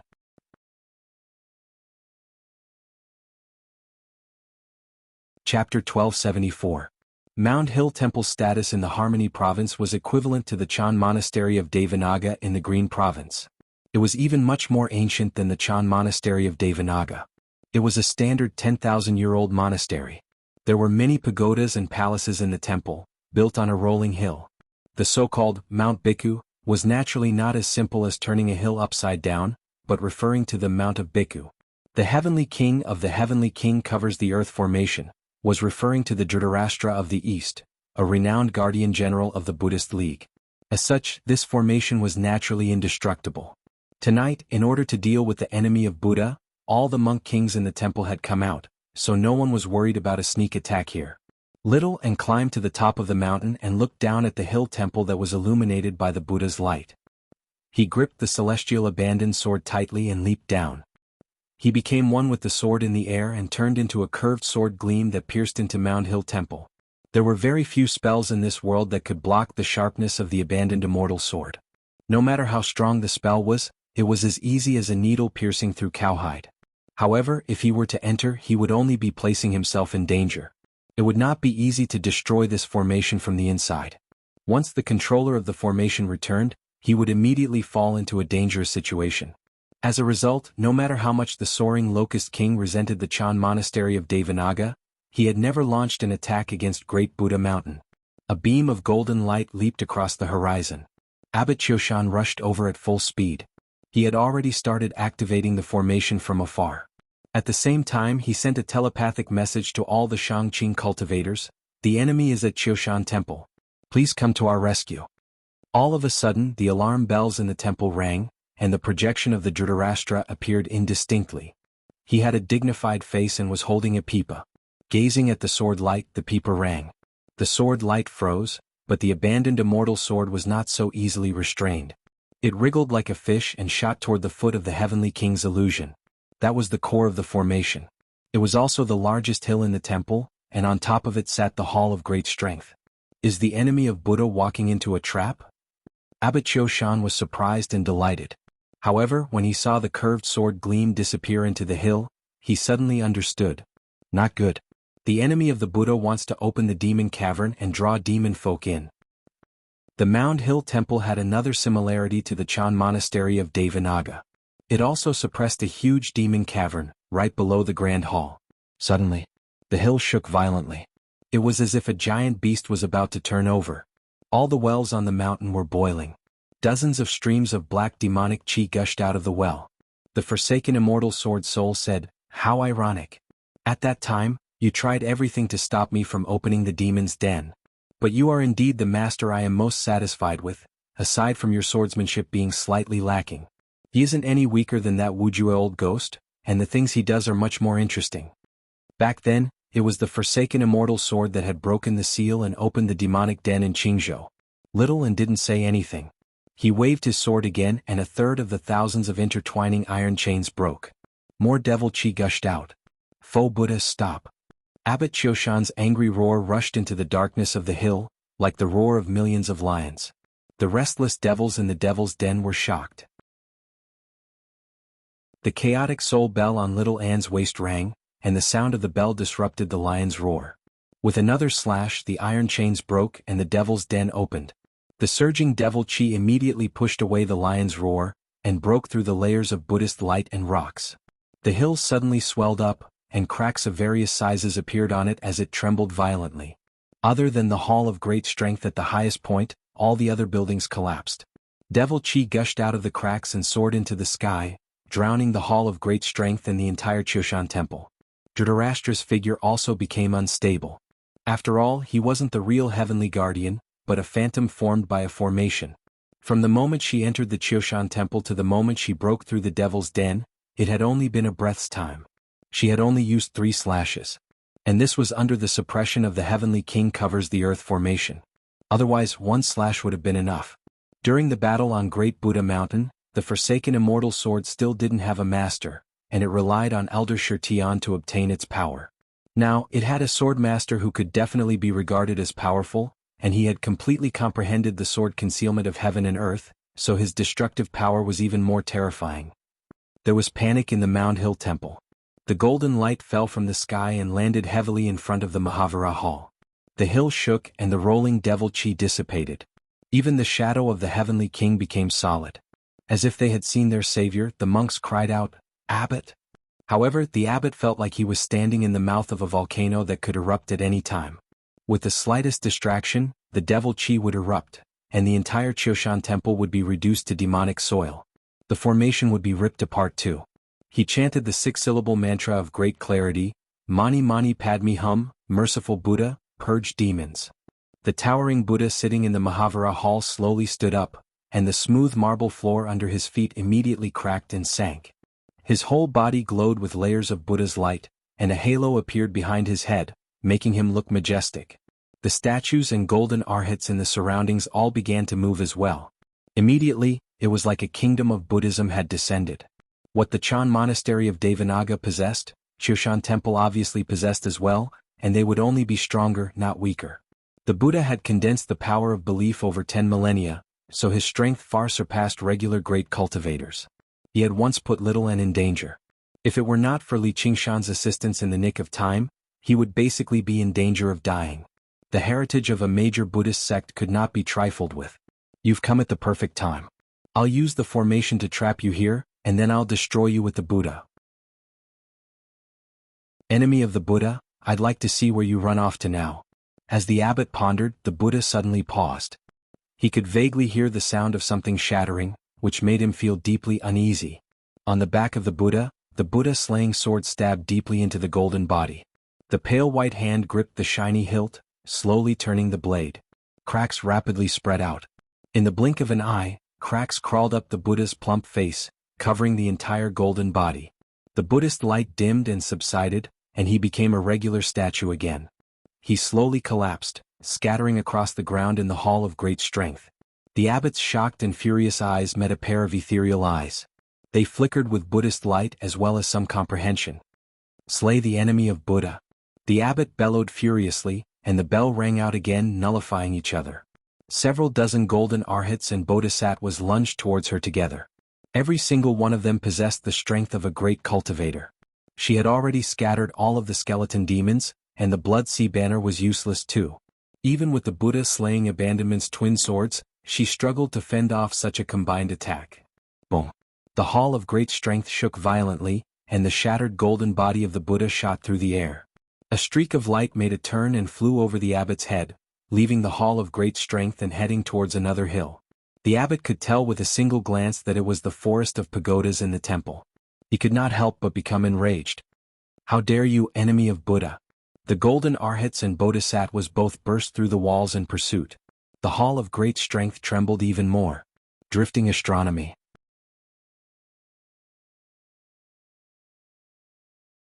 Chapter 1275. The moonlight was like water and the shadows of the trees danced. Little and stood in the forest of pagodas. To her, this was the largest treasury in the entire Yongzhou. Though the return of the head abbot Qiushan had caused some trouble, it was still within their expectations. It was better to say that it was a good thing. In the words of the Green Mountain, it was revenge. Of course, she did not have such feelings at all. She did not even feel the slightest bit of hatred towards the left advisor who had ambushed her. Everything was as it should be. Nothing had ever been as it should be. There was no need to be conflicted between Buddhism and the demonic, nor was there a need to consider what was right or wrong. In the words of the Path of White Bone and Great Beauty, it was a vow of endless worries. But did this mean that there were no more troubles? Whoosh! A large golden sword slashed towards her from behind, but she did not even turn her head as she swung the Buddha-slaying sword. Clang! The blades crossed, and the Buddha-slaying sword cut deeply into the golden sword. The Bodhisattva statue holding the sword immediately lost its luster and collapsed to the ground. Even the weapon in its hand could not withstand the Buddha-slaying sword. At this time, more than 10 golden statues surrounded him again. The sword light flashed and drew a zigzag trajectory in the air. 3 heads flew into the air. She became one with her sword and broke out of the encirclement. She conveniently cut open a stupa and took out the relic within. Holding it in her palm, it immediately ignited and turned into the samadhi flame of white bone. Boom! The stupa in front of her was smashed into pieces. An enraged tiger subduing golden body Luohan reached out its arms to grab her. Behind her, a gust of wind rose again, attacking her from both front and back.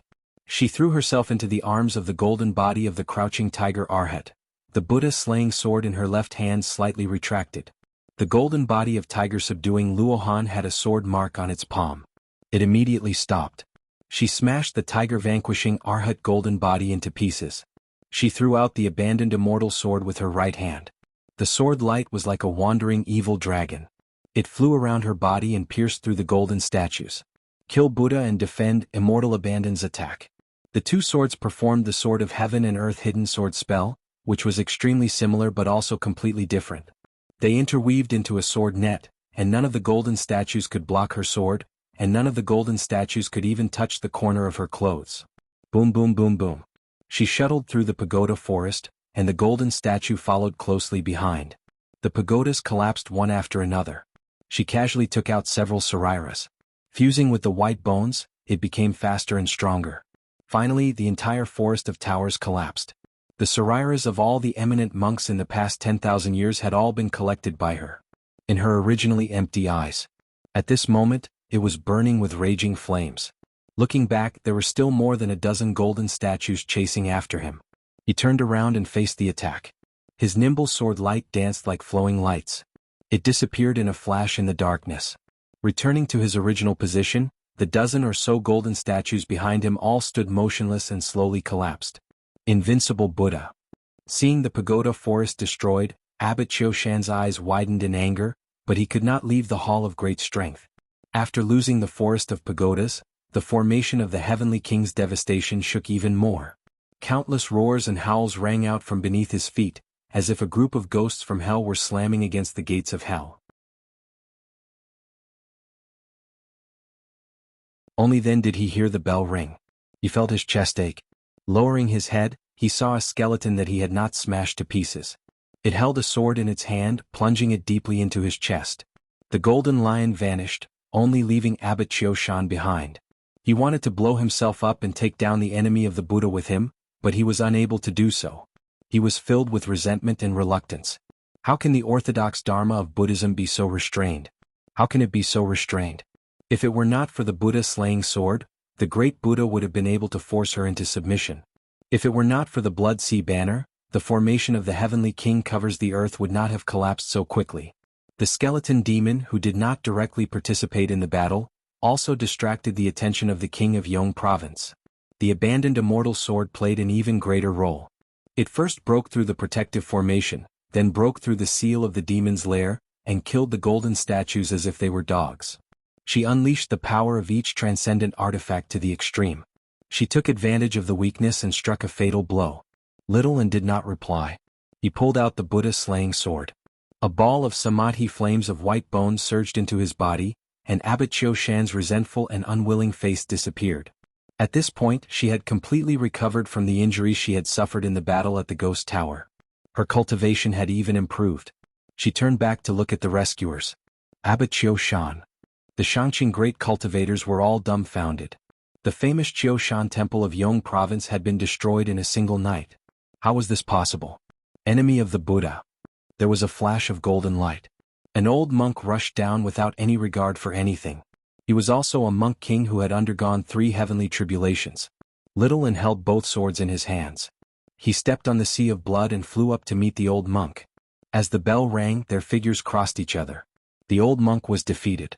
The Shangqing great cultivators were shocked and quickly retreated. Floating astronomy.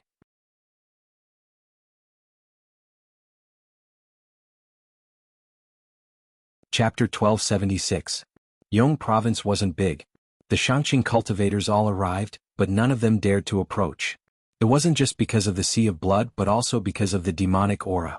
Pitch-black devil chi was so thick that it was almost liquid, and it kept gushing out of the devil cave, piercing through heaven and earth. They spread out in the night sky and turned into demonic clouds that covered the stars and the moon. The area within a radius of 100 miles was dyed into demonic soil, and it was still expanding. Once cultivators entered this demonic land, they would be suppressed. Even their magic treasures would be contaminated by demonic chi. She was an exception. Since there was no such thing as life and death, the hungry ghost realm and the 9 regions could be equated. Similarly, there was no such thing as good or evil, so the demon realm was nothing. Why would a person who was neither dead nor alive be afraid of being contaminated by demonic chi? The thick and deep sea of blood was even more filthy and evil than the devil chi. The Black Dragon King tore through the night sky and stopped outside the demonic earth.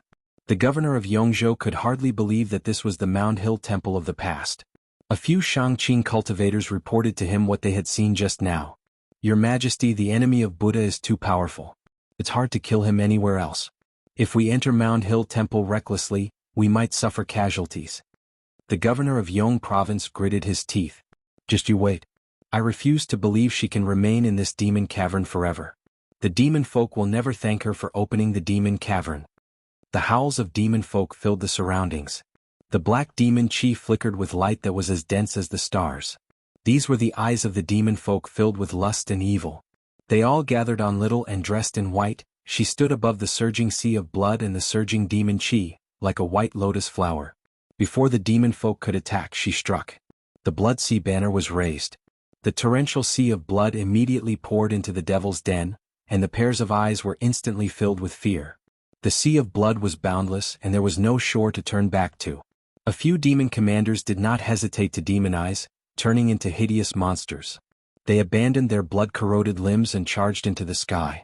As soon as the chaotic soul bell rang, they were like birds that had been shot by arrows, plunging headfirst into the sea of blood. Whether it be demon folk or monks, there was no difference. Crossed the river in one go. Only when the Devil King appeared would she need to personally make a move. She would either kill the Buddha or abandon the immortal to kill him with a single sword strike. The surging sea of blood became even more viscous. The thick smell of blood could be smelled even from 100 miles away. More and more skeletons appeared in the sea of blood. Some of them were as strong as demon kings. All of them looked ferocious and had strange bones. They were all transformed from fallen demon kings. Crystalline demon hearts were deeply embedded in the white bones, and they even retained some of their original intelligence and techniques. However, they had already become slaves of the sea of blood, massacring demon folk. The great cultivators of the Harmony province watched this feast of slaughter with their mouths agape. Only now did they understand that she had not opened the demon cavern to lure demon folk in. Instead, she wanted to feed on these demon folk. Every time a demon king fell, the great cultivators would feel a chill in their hearts. They believed that they were not stronger than these demon kings. If he were to attack recklessly, he would be suppressed by the demonic chi, and his outcome would be even worse. From the ancient times until now, the demon folk invasions that had brought great calamities to the 9 provinces had actually been stopped by her alone, and she grew stronger the more she fought. In the end, she didn't even need to do anything herself.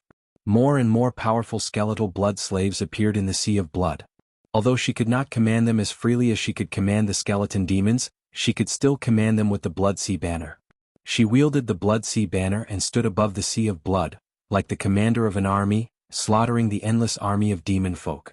A 3-headed, 6-armed demon king fought his way out of the encirclement. He was already missing 2 heads and only 3 arms remained. He stared at her above the sea of blood in fear. What kind of monster are you? It was truly laughable for a demon king to ask a question like that, but no one could laugh. A strange, twisted sword landed in the demon king's hand. Before he could even respond, sword intent rushed into his sea of consciousness. His eyes rolled back and his entire body convulsed.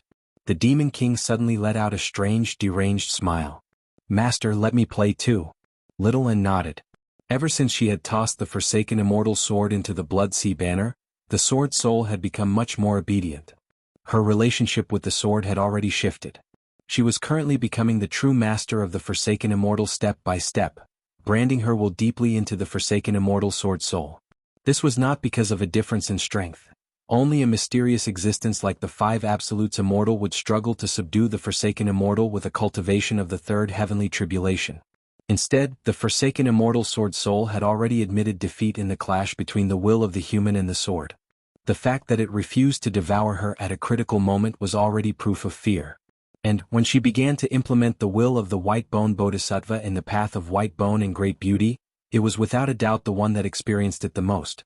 Its twisted madness suddenly seemed as laughable as a clown. From a regular perspective, the forsaken immortal sword was a deranged sword. It could not be compared to a deranged bodhisattva at all. Even a sliver of the will's legacy was enough to subdue it, turning it into a true servant. The forsaken immortal sword soul forcefully devoured the demon king's power, and the demon king's colossal body rapidly shrank. Bones squeezed out from his flesh and blood, piercing through his skin and shooting out. They hovered vertically above the sea of blood and actually began to flash with light. Little and immediately understood what the forsaken immortal sword soul was trying to do. The demon king said, sword formation of heaven and earth. With the forsaken immortal sword as the core and several hundred bones as support, a sword formation of heaven and earth was formed. The sea of blood descended and minced the demon folk furiously. Only the demon king managed to fend it off, but he was unable to escape death. The great cultivators of the upper class were all dumbfounded. This sword, someone knew about the forsaken immortal sword. This sword is called the Forsaken Immortal. Legend has it that it was the 5 Absolutes immortal sword, which was sealed in a sword tomb. Afterwards, it was obtained by the Sword Collection Palace, which is the renowned sword collection peak of the Green Province. Afterwards, it devoured Elder Tian and destroyed the entire sword collection palace.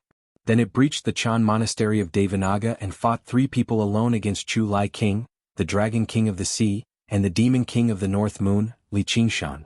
Afterwards it was no match for them, so it opened the demon cavern. In the end it was subdued by Li Qingshan. This is probably the most powerful weapon in the 9 provinces. Among us there aren't many that are its opponent. This startling accomplishment made the great cultivators feel even more despair. They said in sorrow, "Let alone the invincible Buddha, even this sword is difficult to deal with. Is the Harmony province really going to be doomed?" It's not just the Harmony province but the entire world. However, during the battle on Great Buddha Mountain, the Forsaken Immortal Sword had not actually unleashed its full power. A weapon needed a person to wield it. It was impossible for a masterless sword to unleash its full power. Most importantly, it did not have a source of power. It could not unleash its full power even if it possessed the supreme path of the sword. This was also the greatest reason for its failure in the past.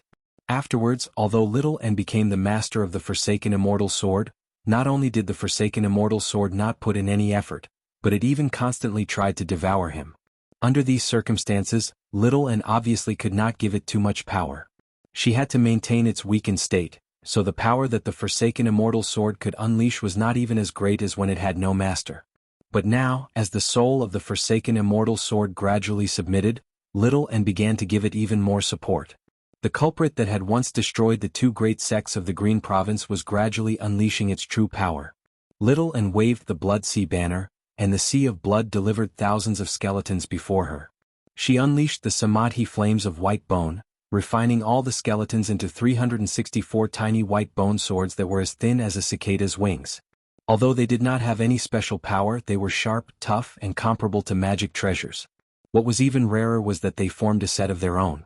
She waved her hand and the tiny white bone swords pierced through the air.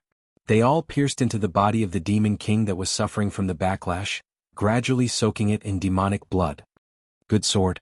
The soul of the Forsaken Immortal Sword immediately abandoned the large bone swords and turned to control the tiny white bone swords to form the Heaven and Earth sword formation.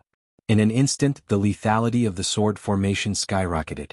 Even if the Demon King was sucked into the sword formation, it would immediately be minced into meat paste without the slightest ability to resist. This was the first time they had worked together. Now they did not even need the Buddha-slaying sword, the Blood Sea banner, the chaotic soul bell, or anything else. Just one person and one sword were enough to sweep through the 9 provinces and kill demon kings like dogs. "Your Majesty, what should we do?" The Shangqing great cultivators looked at each other with fear in their eyes. Not to mention the fact that the odds of victory were extremely small. Even if they were lucky enough to kill the enemy of Buddha, how many of them would be able to survive? The governor of Yong province used the foresight chi technique and looked in all directions. The life force everywhere was weakening. Finally he let out a long sigh. "Fellow Taoists, let's return to our sects and defend them. How could cultivators risk their lives for mortals?" Not to mention the other Shangqing great cultivators, even he, the governor of Yong province, was unwilling to do so. Suddenly, he remembered that the Mountain Temple was already in such a state. The other great sects might not be able to defend themselves either.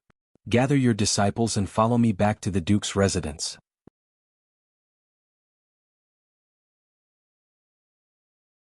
Chapter 1277. The slaughter lasted for an entire night until not a single demon folk dared to step out of the demon cavern anymore.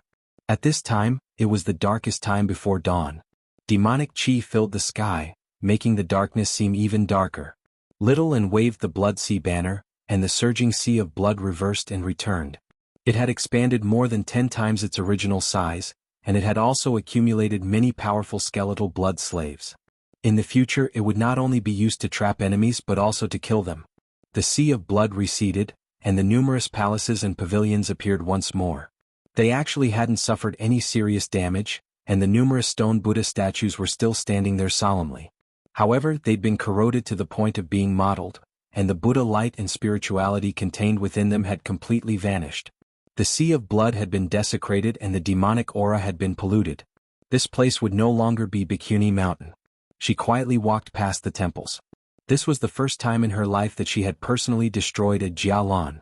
Although the battle at the Great Buddha Mountain had caused a lot of destruction, it had been forced upon them. Moreover, the destruction of the Great Buddha Mountain was the result of the demon domain's invasion. He then recalled the two vows of the White Bone Bodhisattva, the infinite Buddhist vow to destroy and the supreme Buddhist vow to end. Finally, he gathered the four great vows into one body. He had many comprehensions in his heart. Comprehensions were just as important as resources. In many cases, comprehensions were even harder to come by. She suddenly stood in front of a stone Buddha statue, put her palms together, closed her eyes and chanted the Diamond Sutra. Everything that exists is like a dream, an illusion, a bubble and a shadow, like dew or like lightning. This is how one should view it. Everything is impermanent, all techniques have no self. Impermanence has no self, life and death are the same, Buddha and demon are the same. Her body emitted a faint Buddhist light. It exuded warmth in the darkness, illuminating the stone Buddha in front of him. The Buddha's face flowed in the light. He seemed to lower his head to look at her. The divine nun of the South Sea's stern face appeared in his mind again, gradually fading away. The Tao that she wanted to walk on was no longer something that could be restrained by mere rules.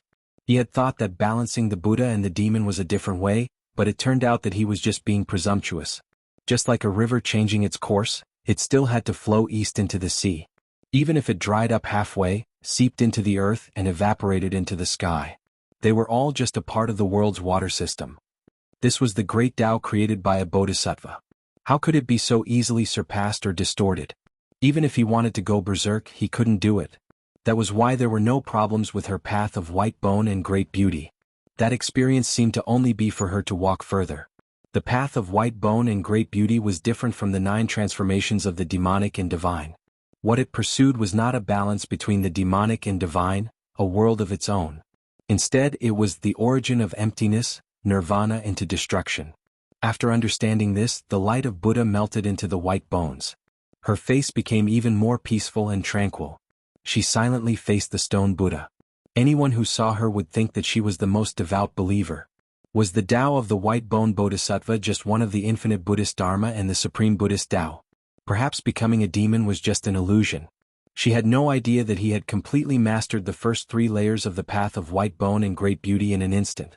At this moment, she already had the qualifications to ascend. Not only could she ascend to the next level, she could obtain this Sutua Creek fruit. He could even cast aside the threat of the hungry ghost realm. However, she made the same choice as Li Qingshan, who was thousands of miles away. She gave up on ascending and continued to condense her power. Suddenly the sword chi was awe-inspiring and murderous. The Forsaken Immortal Sword's 364 small white bone swords assembled into the sword formation of heaven and earth. They revolved rapidly and shot towards her. The halls and halls along the way were all reduced to smithereens. The bluish-white monk robes were lifted up by the murderous aura. She did not move at all, as if she was completely submerged in cultivation. She did not dodge, nor did she resist. The Forsaken Immortal Sword approached within a meter of her before suddenly slowing down. The edge of the sword trembled gently, slicing through the air and leaving behind black slashes that conjured a myriad of sword forms. The 364 small white bone swords revolved around her. By devouring the Demon King and killing the demon folk, it had gathered unprecedented power. Now was the perfect time for a backlash. It was also her last chance. Clang. The 365 swords thrummed together and rapidly shrank. A strand of her hair was severed by the edge of the sword, drifting to the ground slowly. This was the first time she had been injured since the Battle of the Ghost Tower. She opened her eyes slightly and gazed at the Forsaken Immortal Sword that was only inches away. In that moment, the world seemed to lose all color, turning pale. The soul of the Forsaken Immortal Sword felt like everything had lost its meaning. Even its consciousness had become empty in this pale world. It could not forget this feeling anymore. It thought blankly, she's only at the 3rd heavenly tribulation, so how can she possess such willpower? Don't tell me she's a reincarnated immortal like the Wuxia ghosts? When she extended her hand, the forsaken immortal sword turned around, allowing her to grasp the hilt. In that moment, the balance was completely broken. The imprint had already been imprinted. Master and servant were now separated. From now onwards, the forsaken immortal sword no longer had the opportunity for a backlash. Even when she was heavily injured and unconscious, she could only protect her master wholeheartedly. The forsaken immortal sword was enveloped in the samadhi flames of white bone. She gripped the hilt tightly, which was coated with a pattern of hollow white bone, vaguely forming a skeleton. The shape was actually not important. What mattered was that she had completely refined the forsaken immortal sword. As if nothing had happened at all, the soul of the forsaken immortal sword grumbled, "Master, these swords aren't very useful." Yeah. Little and communicated with the soul of the forsaken immortal sword. He reforged all of the small white bone swords according to the soul's wishes. The artifact forging section could be considered the most important section of the path of white bone and great beauty. It was not just an external object, but an extension of her body. It was equivalent to a sword cultivator's life-bound sword, or even more so. Over the years, she had basically never stopped forging various white bone artifacts. Even her white bone and great beauty could be viewed as another form of artifact. Her artifact forging methods were extremely brilliant. As long as white bone was used as the raw material, even if it was not an artifact recorded in the path of white bone and great beauty, she could still forge it.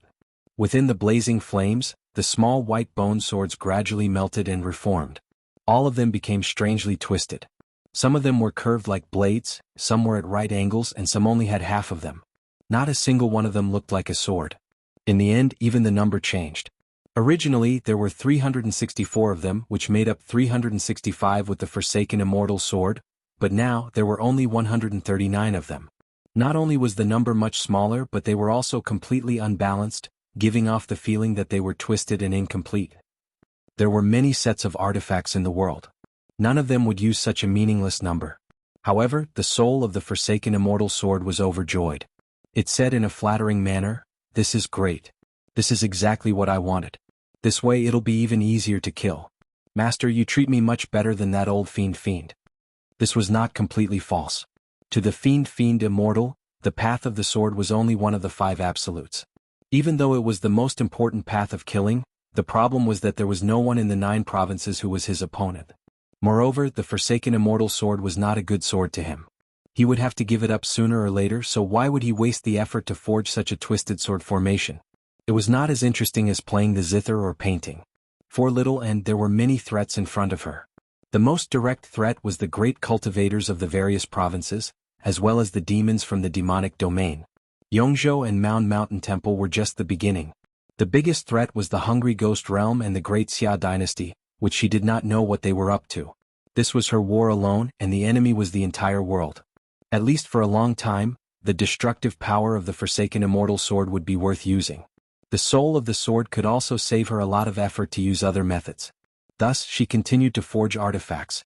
One by one, the skull prayer beads rolled out of the samadhi white bone fire and turned into skeleton demons. They bowed to her and flew off in all directions. When she had forged 33 skull prayer beads, all the white bone artifacts that she had lost in the battle at the ghost tower were finally restored. She did not stop there. She forged another 3 skull prayer beads, making up a total of 36 beads.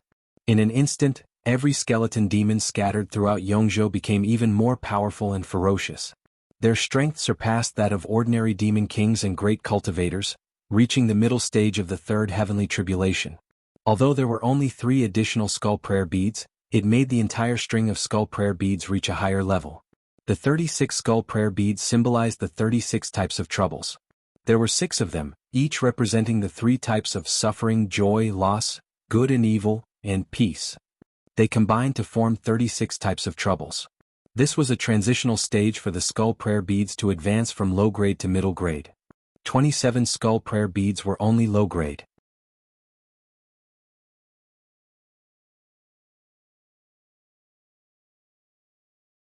Chapter 1278. A mountain of clouds passed through the blue sky. Li Fengyuan stood on the surging clouds, gazing down at the ground sternly. After receiving her news, he had rushed to the Harmony province as soon as possible, but what he saw was this. The sun scorched the ground. It should have been the season for vegetation to grow, but there was only endless yellowish-brown barren land as far as the eye could see. There were no birds in the air and there were no fish in the water. Even the deserts of the Scarlet Province and the tundra of the Frost Province should not be so deathly still. A feathered person said, "My king, I heard that she's even opened the largest demon cavern in the Harmony Province. Right now, demon chi surges into the sky from the north, polluting the region of 500 kilometers. Even demon folk struggle to compare to such evil deeds. Even if that's the case, are you still going to help her?" Li Fengyuan looked away and gazed at the sky. "She no longer needs my help, nor does she need anyone else's help. Let's return to the Cloud Province. No, let's directly go to the East Sea and leave this place of trouble." The feathered people all said, "My king is wise." Li Fengyuan suddenly turned around. He could vaguely hear the strange sound of a bell. The feathered people sensed nothing. They asked curiously, "My king, what's wrong?" "Nothing. Let's go." The mountain of clouds flew off, leaving behind a long trail as it headed east, vanishing into the horizon. Ding! Clang! The sound of the bell swept through the plains with little Anne, landing gracefully in a city. She stood on the tallest building in the city barefoot before taking off high into the air again. The chaotic soul bell on her waist rang. In the busy, sweaty streets, in the restaurants where people toasted each other, wherever the sound of the bell passed by, the souls were thrown into disarray. Suddenly, it turned into a ball of pale white flames, rushing into the sky strand by strand, chasing after her. She seemed to wander through the world aimlessly, followed by millions of streaks of pale white flames. She crossed mountains and valleys, passed through day and night, the Dragon Province. Thousands of mountains surged towards the center like waves, clustered around a tall mountain. It was like a huge dragon in the ocean had raised its head, ready to soar off. This was the greatest ley line in the world, Dragon Head Mountain. It was said that the mountain was transformed from the corpse of a true dragon, but that was a matter from 1,000,000 years ago. The dragons had already left this world a long time ago. Many legends could no longer be verified. At the peak of the mountain, there was a great hall that was over 1,000 feet tall. It left the sea of clouds at its feet and was almost connected to the sky. It had the power to dominate the 9 prefectures. Under the sunlight, once again, it was filled with extraordinary splendor. Changes swirled. It was as if it was shrouded in neon lights, extremely magnificent and glorious. It didn't seem like it was made by humans, much less by humans. And that was indeed the case. This was the Senate built by the gods in the Divine Kingdom era. All the deity races would send representatives to hold a meeting here. The original elders of the 7 god clans were responsible for coordinating the disputes between the various races, discussing strategies to fend off the demon folk, and suppressing the riots of the slaves. Other than the giant lumberman, most of the gods' figures were similar to that of humans.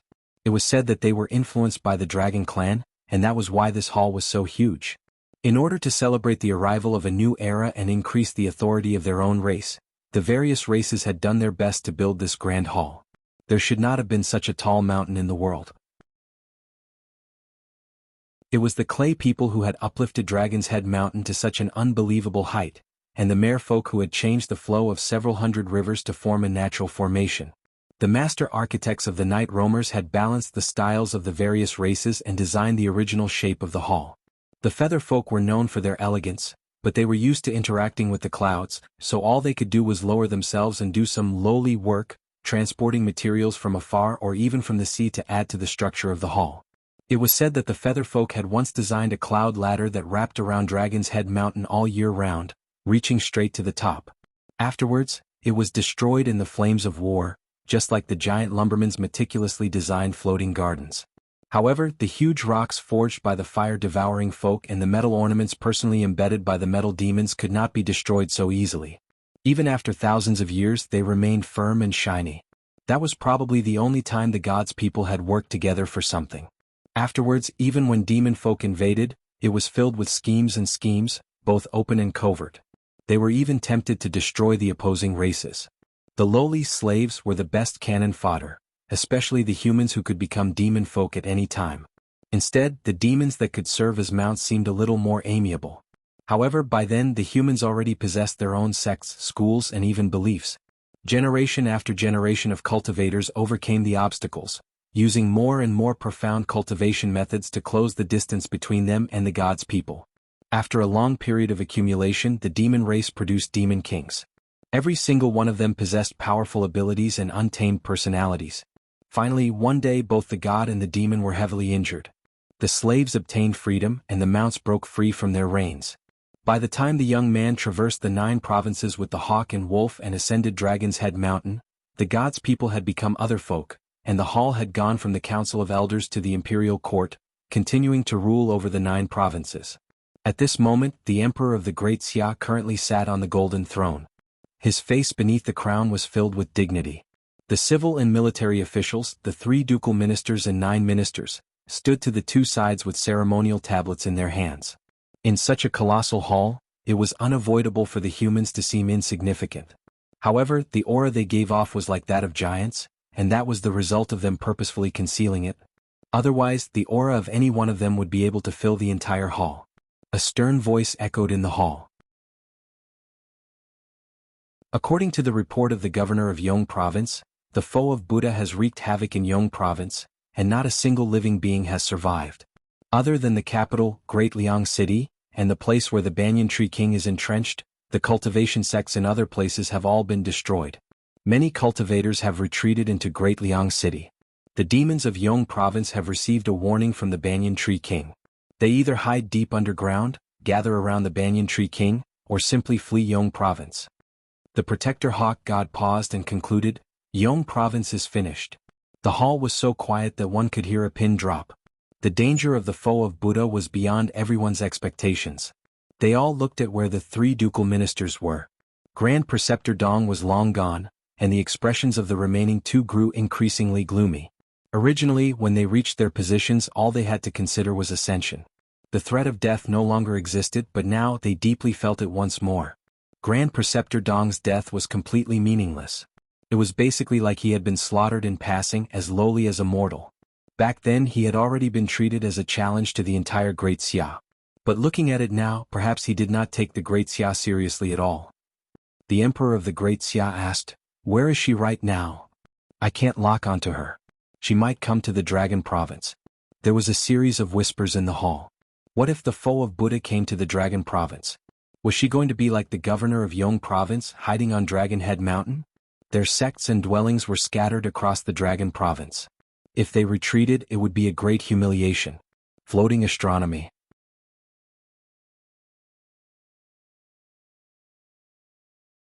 Chapter 1279. Silence. Si Ching shouted. He wore the gilded dragon robe of the crown prince and stood beside the throne, in charge of maintaining order in the hall. This job sounded quite authoritative, but it was just a fox borrowing the tiger's might.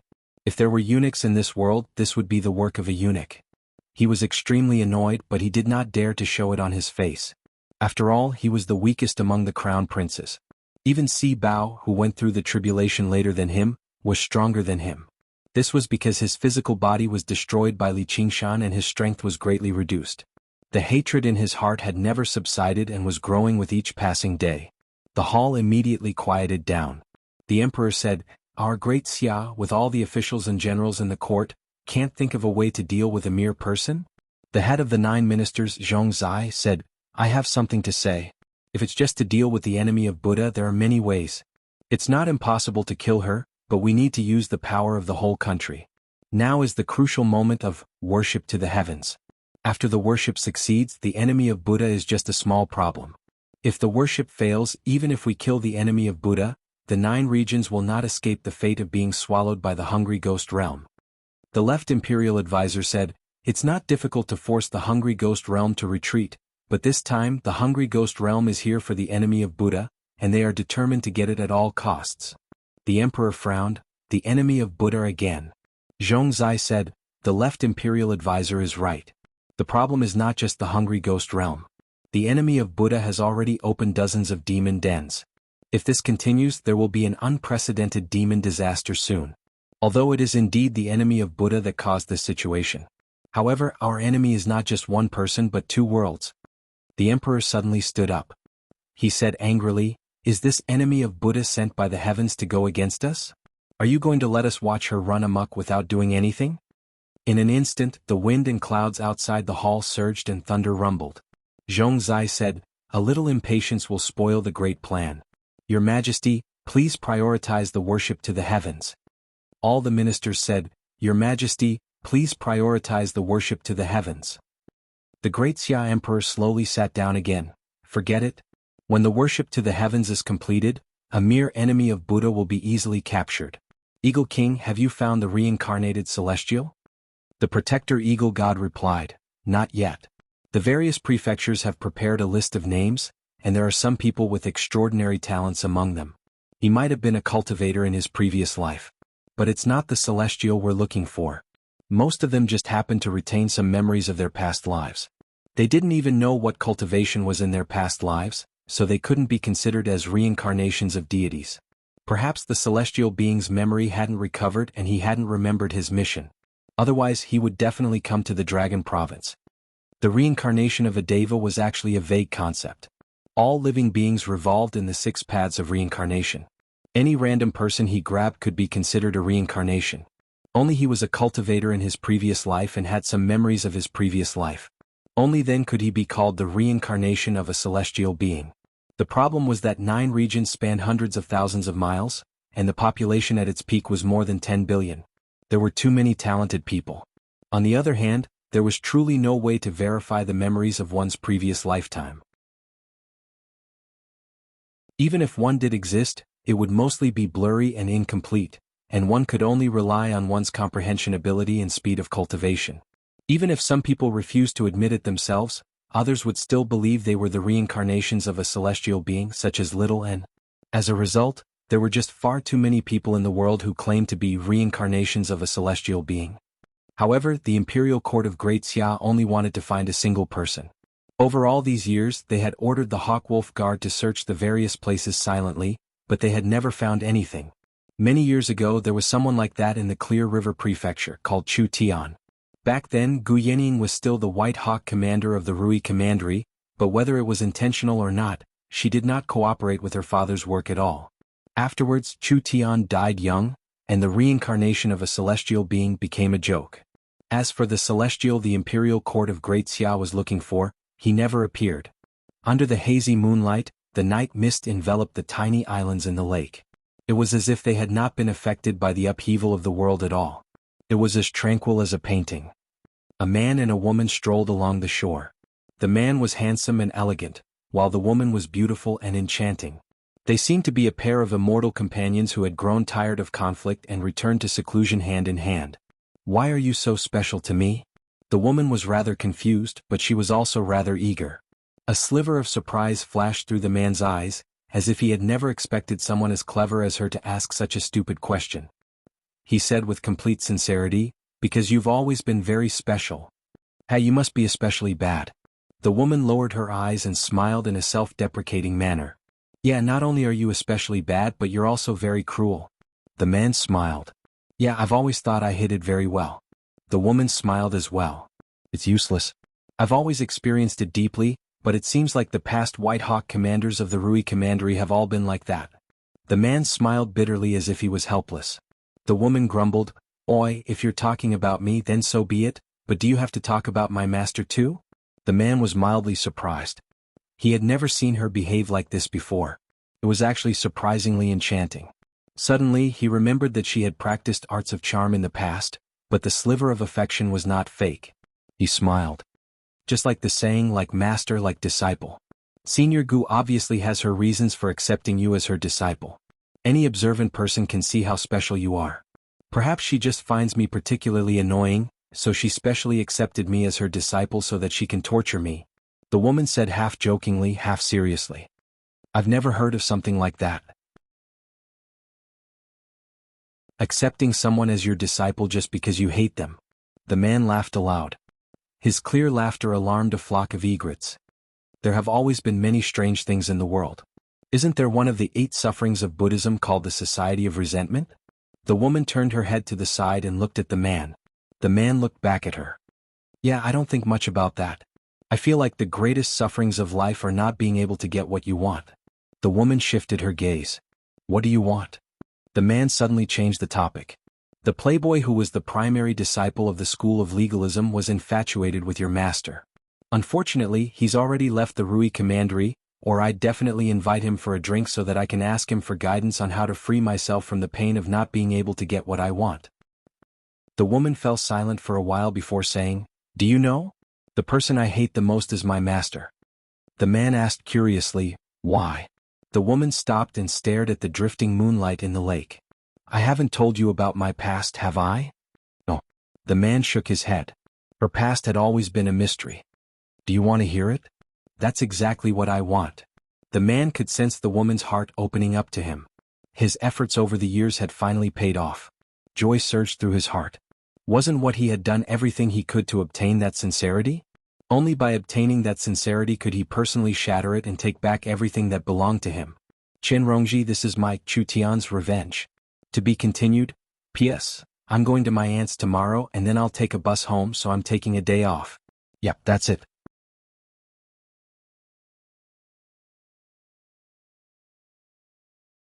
Chapter 1280. Did you know? My surname was originally Shangguan. Chen Rongji stared at the rippling moonlight in the lake in a daze. It was as if her soul had already passed through time and returned to a very, very long time ago. All that remained here was an empty shell. Lin Xian smiled. "Shangguan Rongji sounds better." However, when she spat out the matters of the past that she had buried deeply, Lin Xian gradually stopped smiling. Lin Xian couldn't laugh anymore. He didn't know what to say. Even though he had lived 2 lives and experienced numerous dangers, so much so that he had become indifferent to all sorts of slaughter and death. However, the pain in the depths of people's hearts, the unforgettable and unspeakable humiliation, even he felt bitter when the person involved personally mentioned it. He could not help but think back to his 2 lives. Compared to what she had gone through, it could be described as smooth sailing. The greatest setback he had suffered was when he had yet to recover his memories and was called Chu Tian. However, even Chu Tian had spent most of his life being arrogant, complacent, and heartless. Chen Rongji's voice was extraordinarily indifferent, as if she was talking about someone else. Lin Xian could not help but feel a hint of sympathy, but he immediately dismissed that thought. He recovered his pride as a celestial. There are plenty of pitiful people in the world. Just how many of them will become demonesses like her? Since there's so much pain in life, why don't you just die earlier? Why do you have to trouble others? How dare you ruin my mission, preventing me from reporting back to the Dragon Province? You deserve to die. Chen Rongji, oh Chen Rongji, if I don't toy with you like a dog and then torture you to death, I won't be able to dispel my hatred." However, sorrow and pity appeared on his handsome face. He interrupted her, unable to bear it any longer. "Rongji, don't say any more." Chen Rongji's shoulders trembled. She slowly turned around and said sorrowfully, "Lin Xian, I've never mentioned this to anyone before. Please listen to me, alright? I want you to know about my true past, but if you're sick of hearing it, you can leave. You can pretend like nothing has happened." "Alright, go ahead," Lin Xian said helplessly. After changing his attitude, he no longer felt pity for her. Instead, it was filled with cruel pleasure. Tearing open her old scars and making her bleed, this could also be considered a part of revenge. Until Chen Rongji finished speaking in one breath. His face was already covered in tears. "Am I a monster?" he asked in a daze. "Yes. You are a monster, a twisted and insane monster. You can even say those details. How shameless," Lin Xian thought. He took a step forward and said passionately, "No, no. None of this was your fault. It's the Chen clan's people who deserve to die.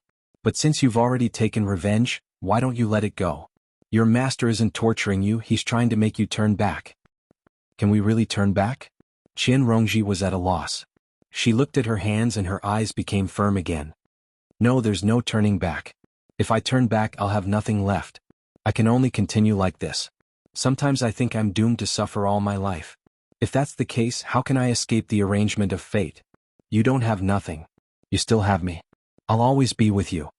Chen Rongji's expression changed. "Really? Listen to what I've said. It's true. I, Lin Xian, swear to the heavens that I'll be with you forever." The boundless will of the 9 provinces obviously did not pay attention to her frivolous words. However, just like any woman intoxicated in love, she became emotionally moved and could not help but throw herself at her lover. Lin Xian hesitated for a moment, but he still opened his arms firmly. This was a godsend opportunity. Even a weak child could kill an unguarded adult, not to mention that the difference in strength between them was not that great. He could not delay the matter of the heaven-climbing vine any longer. The Dragon Province was currently searching for him.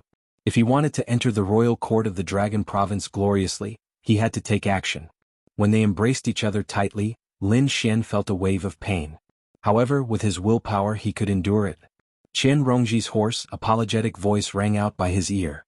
"Sorry, I've already done my best to restrain myself." Lin Xian said sincerely, "You've already given me the best. What's a little pain worth?"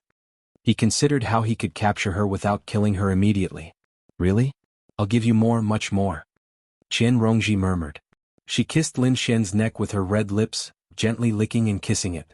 A cloud just happened to block out the moonlight. The atmosphere of darkness permeated the air.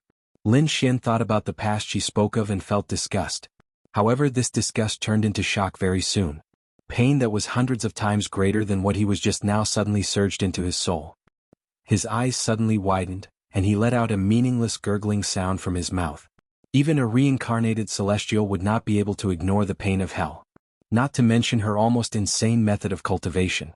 She possessed thousands of hell snakes instead of just borrowing the power of hell. She could be described as a living hell. "This is the best thing I have. Do you like it? Don't worry, I'll satisfy you completely." Before he knew it, Qian Rongji's eyes had turned into the cold eyes of a snake before he knew it. Hell snakes crawled all over her face. Even her red lips and tongue were entangled with venomous snakes, hissing and flicking their tongues. Lin Xian's face darkened as his veins bulged.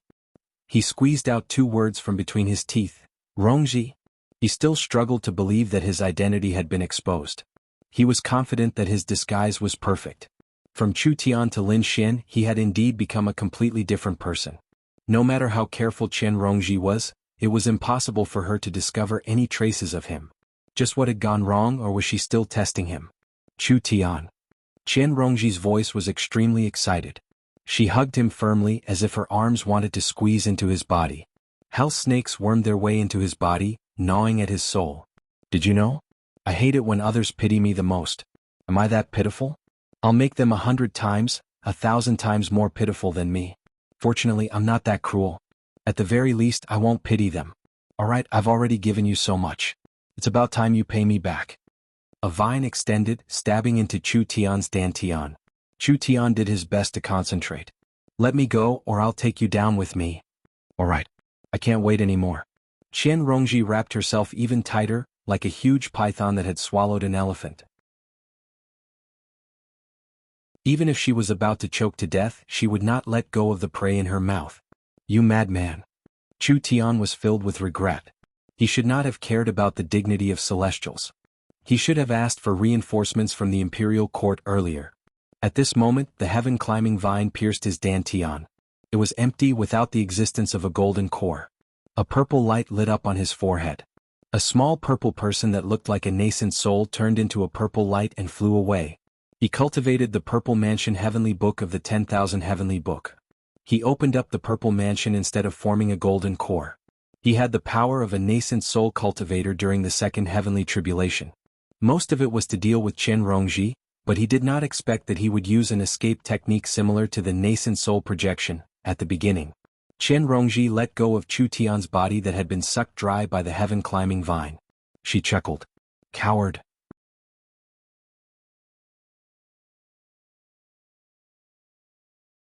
Chapter 1281. The purple dwarf crashed into a colorful barrier and bounced back violently.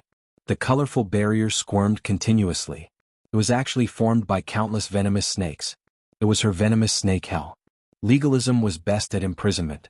Hell was equivalent to a prison, suppressing the evil spirits and ghosts of the 6 realms of reincarnation and the trichiliocosm. Impossible. Only a true legalist cultivator can form a domain like this. She's only at the second heavenly tribulation. The tiny purple person finally revealed a look of fear. After he escaped from his purple mansion, even ordinary formations could not stop him. He did not expect to be trapped by her. If it were an ordinary second heavenly tribulation legalist disciple, they naturally would not be able to do anything to him. There were many legalists in the world, but most of them only borrowed the aura of hell. They were equivalent to prison guards standing outside the prison, inflicting pain on others. If they really had a taste of what it was like to invite someone into the urn, they would change their expressions and desperately refuse. However, There were very few who would directly attract the hot winds of hell and be possessed by venomous snakes like the master and disciple. Although this could temper the soul, greatly benefit cultivation, and give one powerful combat ability, what was the point of living if one had to endure such pain day and night? It would even greatly damage one's mind. Furthermore, once one was possessed, it would be difficult to escape for the rest of their lives. Many legalists who dared to take this step ended up becoming lunatics or committing suicide. It was said that even after death, one would be dragged into the corresponding hell, never to be reincarnated. The illustrations of Naraka became a taboo among legalists, and not many cultivated it. However, Gu Yenying had an extraordinary background. She had more means to increase her strength. She had always been hoping for the Kunping feather, so she was not too eager for quick success. She would consider her tolerance and slowly attract the hot winds, then adjust and adapt to ensure that it would not affect her mind. It took her many years to reach this stage. Chen Rongji was different.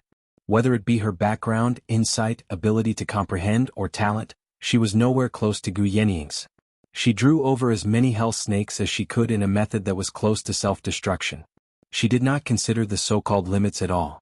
She turned herself into a snake cave, unable to accommodate even one venomous snake. She should have gone crazy long ago, but this behavior was no different from madness. She should have died long ago. This was no different from seeking death. However, the deeper the pain, the stronger the resentment. Cursing everything in hell. Therefore, every time she went deep into cultivation, such a miniature venomous snake hell would appear. It formed its own domain and trapped him. Chen Rongji advised calmly, "Lin Xian, just explode yourself. While there is still a chance, let's perish together." Suddenly he laughed, "Others might think that we are dying for love." Chu Tian wanted to use self-detonation as a threat, but he was instantly speechless. This crazy woman. Once he self-detonated, his soul would be destroyed. He was the reincarnation of a dignified celestial, and he still had a boundless future ahead of him. How could he die together with such a crazy woman? As a result, she calmed down. "Rongji, I think we can still talk. Whether it's Chu Tian or Lin Xian, neither of them have done anything to let you down, so why must they both suffer like this? I've lost this round, so the sky-climbing vine is yours. I can also give you a very good cultivation technique to completely relieve your pain. I will leave Qingzhou forever, and from then on we will mind our own business." Chen Rongji said furiously, "You're lying. These venomous snakes have penetrated deep into my soul, so how can I relieve them?" Hope rose up in Chu Tian's heart. "No, there's nothing impossible. There's a heavenly text in the heavenly tome of all called..." Chen Rongji listened patiently. She seemed rather tempted. Chu Tian said, "Let me go and I'll give you this heavenly text." Chen Rongji frowned. "What if you go back on your word if I let you go?" After another round of negotiation, they finally reached a compromise. Chu Tian threatened, "If you still don't agree, I'll blow up my Violet Palace immediately." Suddenly he felt a strange weight and his consciousness blurred slightly. A strand of black chi surged from the forehead of the purple person. What did you do?" "Since it's a viper hell, it's obviously poisonous. However, it's just far too slow." Chen Rongji smiled. The venom of the hellish snakes could harm the body at all, but it could corrode and numb the soul. Chu Tian cultivated the Violet Palace heavenly tome, so his soul was extraordinarily powerful. That was why he could last until now. Chu Tian discovered that she had been stalling for time the entire time. He said firmly, "I want to go with you." Before he had even finished speaking, Chen Rongji suddenly opened the viper hell and retreated. Chu Tian was caught between a rock and a hard place. If he chased after her right now, would Chen Rongji really die with the speed of his Violet Palace? With a thought, he turned into a streak of violet light and flew towards the east. As long as there was a chance of survival, who would just let it go? Coward. Chen Rongji turned into a streak of multicolored light and dove underground. She twisted and turned, heading north. On the border between the Green Province and the Dragon Province was the former Ice Sword Cliff, now the Thousand Blade Glacier. So many years had passed, and the blazing sun had scorched it countless times in the summer, but it still hadn't melted much. Instead, it would become even more solid and huge in every winter. A streak of violet light landed on the glacier and turned back into a small purple figure. However, its original clear face had blurred, and it was enveloped in a layer of black mist. The venom had completely taken effect and he was filled with reluctance. "I'm a genius of the human path, the first senior brother of the myriad phenomenon sect. I carry an important mission, so how can I die here? It's all that woman's fault. that damned woman. He sat down with his legs crossed and did his best to gather his will to purge the venom. With the wonders of the Violet Palace Heavenly Tome, it was no problem for him to suppress the venom and rush to the imperial court of the Dragon Province. Chen Rongji suddenly walked out from behind a glacier. "You've come." Chu Tian was filled with shock. With his speed, he should have shaken her off a long time ago. Moreover, he had clearly gone east. "Don't forget that I'm the White Hawk commander. The celestial the imperial court is looking for is you, right?" Chen Rongji walked up to him and crouched down. She extended her hand, and a small snake slithered out from her violet palace and returned to her hand. The snake was thinner than a strand of hair, able to burrow into his pores. "Lin Xian, why didn't you die with me? You originally had a chance." Chu Tian was already speechless. His consciousness was a blur, and he was basically unable to maintain his human form. Her voice seemed to ring out from extremely far away. The fury in his heart made him try to focus and detonate his violet palace. A vine wrapped around him gently and sucked him dry. It flashed with purple light and flowed into Chen Rongji's body through the vine. She closed her eyes and raised her head, letting out a moan of extreme pleasure. Countless shattered consciousnesses flew through her sea of consciousness. Most of them were Lin Xian and Chu Tian's memories. There were also some distant and blurry memory fragments that she could not clearly identify. They must have come from her past life. However, one of the memories was extremely clear. It was even clearer than the memories of her current life, as if it had been branded into her soul. Chen Rongji opened her eyes. "So that's what it was," she said sorrowfully. "Don't worry. I'll complete your final wish." Then she smiled. "From today onwards I'm you." She stood up and crossed over the layers of glaciers, making her way towards the Dragon Province. Floating astronomy.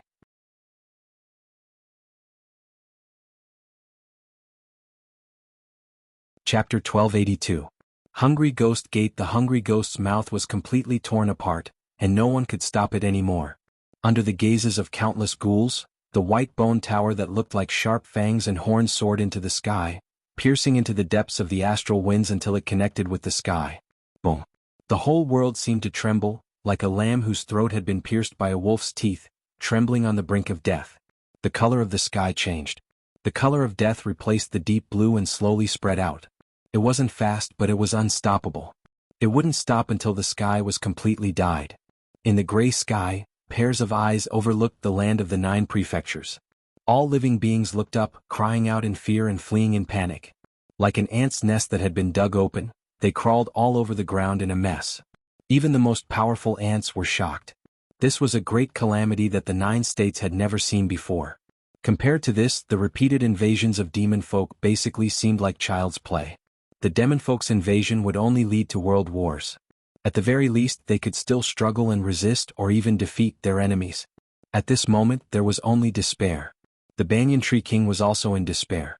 Not to mention the fact that he wasn't a world god. Even if he became a true world god and became the chief butler of this world, he would only be able to catch a few thieves who had snuck into the manor. At most, he would be able to deal with a few bandits. But now he was facing the pressure of an army. Resistance would be a massacre, and surrender would also be a massacre. The sea of trees to the north of the Mist Province seemed to have entered harsh winter. Under the gray sky, they began to wilt and wither.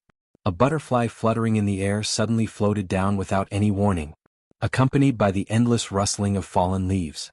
The rats and rabbits in the forest ran wildly, and the wild beasts were rampaging. As if they felt that a great disaster was about to befall them, millions of forest birds screamed and flew into the sky, trying to migrate to the south.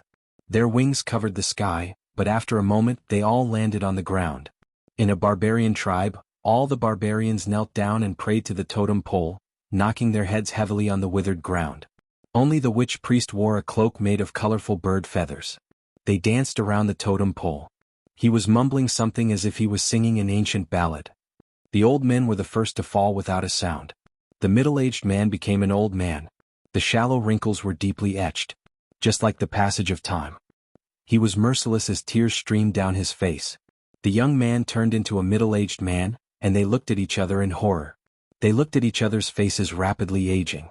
Before the child could even grow up, he began to age, quickly exhausting his life. In the end, only the shaman priest was left. His throat was dry and hoarse, and his movements were slow and stiff. He danced among the corpses like a weird puppet show. Suddenly his strings were cut off and he fell to the ground dead. The tribe was silent. The shaman suddenly stood up and lowered his head to see a body draped in bird feathers. He then realized that it was him. Before he could think further, an uncontrollable feeling filled his soul. He recalled the famine many years ago where there was no food for several days and he thought that he was going to starve to death. The feeling he had now was 100 times worse than that. The corpses on the ground rose to their feet and turned into ghouls. Without a single second of hesitation, the corpse ghosts began to kill and devour each other. It didn't matter if they were father and son or brothers, they only cared about satisfying their hunger. This was a curse that the hungry ghost realm had bestowed upon all corpse ghouls. Low-level corpse ghouls had no way of resisting this instinct. There were countless such situations. The banyan tree king felt aggrieved. It would have been better if he had been devoured by her samadhi flames of white bone. At least it wouldn't have been so painful. In the 6 paths of reincarnation, the hungry ghost realm was an evil path second only to the hell realm. As long as one experienced it, they would understand that hunger was a form of torture. Finally, the shaman priest was the only person left in the ancient tribe. His strength had even increased, but the hunger didn't vanish. He flew into the withered forest in search of new food. However, turning into a corpse ghost did not mean that there was a chance for them to survive. Through the process of elimination like goo refinement, even if they turned into corpse ghosts, none of them would survive. The rest would become food. And when the 9 regions were completely devoured by the hungry ghost realm, the powerful corpse ghosts would surge in. Even if the living beings of the 9 regions turned into corpse ghosts, they would not be able to escape the fate of being devoured. Only humans, demons, and mutants who were originally powerful cultivators would have a chance to survive. The banyan tree king could not be bothered with the other provinces. He gathered all of his strength in towering city. His leaves all shone with resplendent, green light, protecting all living beings within a range of 5,000 kilometers from the corrosion of death. In the imperial court of the dragon province, Dragon Chi rushed into the air and turned into the form of a true dragon. It coiled up on Dragon's Head Mountain and watched as the gray sky drew closer. They only guarded the imperial court and did not care about the outside world. Apart from these 2 places, only the kings of the various provinces could contend with it. The formations of regular sects could only protect themselves. Cultivators would not be corroded so easily, but it was only a matter of time. The foundation they relied on for survival was about to cease to exist. Apart from turning into corpse ghosts, there was no other path. Suddenly, the banyan tree king discovered that the most crucial force to stop the hungry ghost realm's devouring was actually the demon caverns. Thousands of strands of demon chi were like beacons and smoke, stopping the gray in the sky from spreading. The demon domain was not one of the 6 paths of reincarnation, but in terms of world level, it was no worse than the hungry ghost realm. No matter how vicious the demon folk were, they were still living beings. When the laws of the 2 worlds clashed, the hungry ghost realm's devouring and expansion would slow down until the demon caverns were cleared. This was no longer a simple seal but stealing food from the jaws of a tiger. It had completely severed the connection between the 9 provinces and the demon domain. The demon caverns were like the sharp, messy spines of a fish. They needed to be picked out carefully, or the 9 provinces would truly become the underbelly of the fish. Don't tell me this step was also within her expectations? The banyan tree king thought to himself. Over the past few months she had rampaged through the world, unleashing a massacre across the various provinces and basically opening up most of the demon caverns in the world. Not only could they stop the hungry ghost realm's devouring, but they were also the best path of retreat. Otherwise, even if she ascended right now, she would probably only ascend to the hungry ghost realm. It was not that he could not predict this step, but he would never think like that. As his goal was to become a god of the world, he could not even seal up the demon caverns in time. How could he allow the demon folk to invade? Right now he could not afford to care too much. He immediately opened up all the demon caverns of various sizes in the Mist Province, using his surging demon chi to fend off the gray haze of deathly chi that constantly spread. He could not help but sigh inside. Perhaps only by being emotionless and desireless can she reach the limits of intelligence. But if she really is emotionless, she should leave this world right now. On the grasslands of the Liang province, the northern wind ruffled her white monk's robes. Suddenly she looked back. In the distant sky, countless eyes passed through the barrier between realms and gathered on her. This feeling was like a child observing a tiny insect in a glass container. Contempt, curiosity, playfulness, of course. and caution. That was because she was not a regular insect, but a venomous insect. A venomous insect that was rumored to destroy the hungry ghost realm. These gazes were only cautious, not fearful. They were existences that had the right to gather around this glass container. If it were not for the glass container, any one of them would have been able to sweep through the 9 provinces. As a matter of fact, just their gaze alone could make a person's will collapse. However, she was unfazed. She only understood. The ghost tower was still built in the end. Master, let's go to the demon domain. It'll be too late once the hungry ghost realm completely devours the 9 provinces. The pairs of eyes made the forsaken immortal sword soul shiver. It even felt fear. It could not turn to another sword master. If it became enemies with these opponents, it would definitely be destroyed. There were many demon caves in the Liang province, and any one of them could lead to the demon domain. As long as she reached the demon domain, the hungry ghost realm could do nothing to her. They could not even send ghouls to kill her. However, she shook her head. Take me to the 5 ultimate graves. The 5 ultimate immortal had left behind 5 graves. They all called themselves realms and floated in the 9 provinces. The soul of the painting tomb was not the dragon king of the sea. The soul of the sword tomb abandoned the sword for the immortal. Now only the zither tomb, the book tomb and the chest tomb were left. The forsaken immortal sword soul said, "That is just a waste of time. The cultivators of this world are too weak to find the 5 graves. There are even many ghost immortals and corpse immortals in the hungry ghost realm. The 5 graves are connected to the 9 provinces. When this world is completely devoured, there will be nowhere for us to escape. I have made up my mind. There is no need to say more." A grave was a grave. Hiding in a grave was really an inauspicious sign. However, before he returned, she would not leave even if she was buried in a grave. Fine. She and the sword became one, twisting and turning and piercing through the void. Under the sky-reaching ghost tower, the hungry ghost suddenly spat out a black coffin. It flew into the sky and crashed to the ground. The coffin was engraved with complex and mysterious runes. Suddenly a small gap opened. There wasn't the slightest corpse chi or ghost chi coming out. There was only a pale hand that gently grabbed the edge of the coffin and completely pushed open the coffin lid. A young man tried to step out of the black coffin. His feet landed on the barren land and he smiled. It worked. 2 fangs were revealed at the corner of his mouth. Other than that, he looked no different from a human. He wore white clothes and black armor, and a long saber hung from his waist. He looked like a heroic warrior, not at all like the ferocious and terrifying ghouls. He looked back and saw that all the corpse kings and ghost kings bowed their heads, not daring to meet his eyes. He was shocked. Zombies. If there was a so-called god race in the chaotic hungry ghost realm, it would be the zombie race. Unlike their ferocious and twisted brethren, zombies looked almost no different from living people. They even had body temperature and heartbeat. They were not tortured by hunger, nor did they devour other ghouls. But their power was far above normal ghouls. They were the true favorites of the hungry ghost realm, almost equivalent to the Luoho clan of the Azura realm. However, the Luoho clan was born. Zombies could not reproduce. Apart from their ancestor, goddess Nuba, the rest were acquired. Only the extremely powerful zombies could pass on their descendants, and they had to consume their original power. They chose the peerless geniuses of the 3,000 worlds. Kuang Tianyu was such a zombie. He asked, "Why don't you find some living people to eat? What are you doing here?" "This is the order of Emperor Li, Lord Zombie. It is said that the enemy is in the north." Once she left the hungry ghost gate, even if the corpse kings and ghost kings attacked together, they would not be a match for her. "I have the guidance of the stars. I don't need your nonsense." Kuang Tianyu looked at the sky.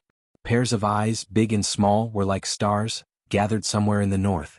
At this time, there were also many eyes gathered on him. He bowed to a pair of eyes and waved his hand. "Since I'm here, I don't need to care about Emperor Li. Let's make a big mess.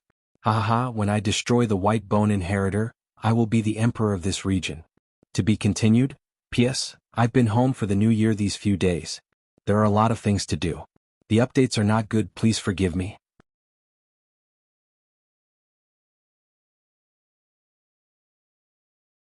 Chapter 1283. Boom. 100 zhang deep pit appeared on the ground. Amidst his wild laughter, Kuang Tianyu shot up into the sky, piercing through the layers of clouds until he reached the end of the horizon. The surging astral wind slashed at his body, but it actually didn't leave a single wound on him. He looked down at the 9 regions. Under the gaze of countless eyes in the sky, he did not have the slightest fear and said to himself, "This is my territory." Regardless of whether it was the Banyan Tree King in the south or the Great Xia royal court in the north, he did not place any of them in his eyes. Even the biggest target of this trip, the White Bone successor, could be destroyed with a flip of his hand. This was not arrogance but absolute confidence. He had already gone through 4 heavenly tribulations. According to the common ghouls, he would be the corpse emperor. However, he didn't think that this was an honorific for a real zombie. The strongest cultivator in the Jojo world was only at the peak of the 3rd heavenly tribulation. The difference of one major realm was like the difference between heaven and earth.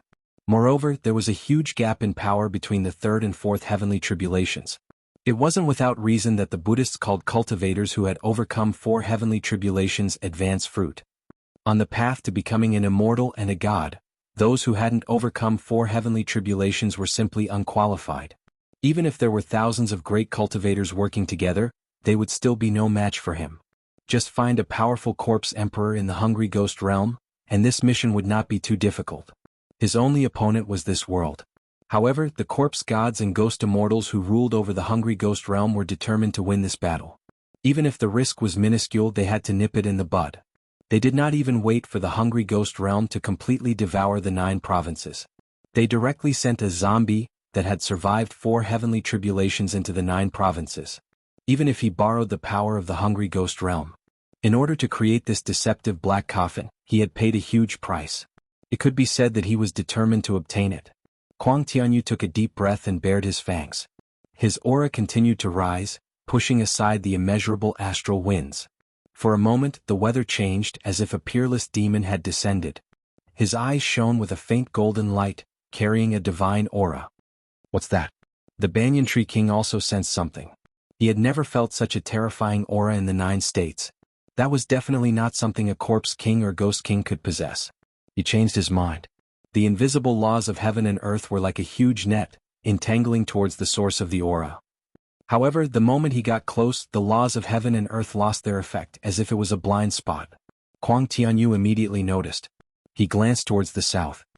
He's not even a world god. You still dare to deal with me? How reckless. Anger flashed across his face. The backlash of the world was not a joke. If he was not careful, his soul would be destroyed. Even if a true god or true immortal descended, it was also impossible for them to directly fight against a world. Otherwise they wouldn't have sent him down. However, his mood immediately became better. Now that even the laws of the world could not do anything to him, what was there to be afraid of? This trip down was simply an outing, and he even picked up a domain for free. His lips parted as he said soundlessly, "Wait until I kill the White Bone heir. If your will hasn't been devoured by the hungry ghost realm, then I'll come and kill you." These words were like thunder exploding above towering Sky City, and the pressure contained within them caused the demon kings to tremble. The waves of the forest rose and fell. The Banyan Tree King sighed in his heart. Fusing himself with the world seemed to be a huge mistake. He would have been better off ascending earlier. Once the hungry ghost realm completely devoured the 9 provinces, the others might still be able to turn into ghouls and struggle at death's door, but he would definitely die.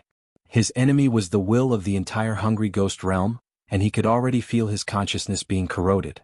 Kuang Tianyu broke through the layers of astral winds, actually moving faster than light. He flew past the Green Province in the blink of an eye and entered the Dragon Province, directly flying over Dragon Head Mountain. He glanced at the golden dragon entrenched on the mountain, but only smiled in disdain. This is probably the toughest bone to chew in this world, but a bone is still a bone in the end. Once I complete my mission, I'll come back and slowly clean it up. I'll broaden the horizons of these natives and let them see what a true emperor is like. In the blink of an eye, he passed the Dragon Province and arrived at the Liang Province. In the sky, where the pairs of eyes converged, was an empty grassland. Kuang Tianyu understood after a moment's thought. So it was a domain attached to this world, similar to a grotto heaven. For a world like this to have such methods, it's quite surprising. However, if they think they can stop me with this little trick, then they're overestimating themselves. As he spoke, he drew the long saber at his waist. Within the palace there were layers of curtains. A woman dressed in dark green court robes sat and played the zither. Her slender fingers plucked the strings leisurely, and the sound of the zither spiraled up like the sounds of nature. The face behind the curtains was blurry, but there was no doubt that it was a great beauty. Suddenly, her brows furrowed slightly, and the sound of the zither changed. It was as cold as ice, and the chimes carried the aura of blades. Who goes there? A flash of sword light tore through the layers of curtains. Little An stood barefoot on the cold white marble railings outside the palace, but he did not look at the woman playing the zither. He only looked at the dark green zither in her hands, understanding that it was her true form. "You're Willie?" The woman in court robes had originally asked Little Anne, but she suddenly noticed the sword in his hand. Her expression changed, and she called out the abandoned immortal sword's true name, Gwilly. Both of them had once been treasures of the five absolutes immortal, so they could not be more familiar with each other. She picked up the zither and turned to leave. With a wave of her hand, the zither strings crisscrossed. The zither strings were sharp and sensitive, and thousands of chimes were waiting to be released. Without waiting for Little Anne to speak, the abandoned immortal sword leaped out, turned, and shot out, cutting countless zither strings. Immediately after, it transformed into a human form and blocked the woman's path. "Louis, long time no see." One of his eyes was wide open, and the other was slightly squinted. His left shoulder was high and his right shoulder drooped. His face was like that of a youth. He could not be considered ugly, but his entire body was filled with strange contortions. Even the clothes on his body did not fit. These words coming from his mouth were filled with the aura of a hooligan. As for the woman named Louis, it was as if she was being teased by a hooligan. Her face was filled with panic, and it was obvious that she was very afraid of him. The abandoned immortal sword pointed at Little Anne and said, "This is my new master. You should quickly acknowledge him as your master. If you dare to disobey, I will immediately cut off your broken zither." As he spoke, he even pursed his lips. "I have long wanted to do this." Without waiting for Louis to reply, he waved his sword and gestured at the zither. "Don't!"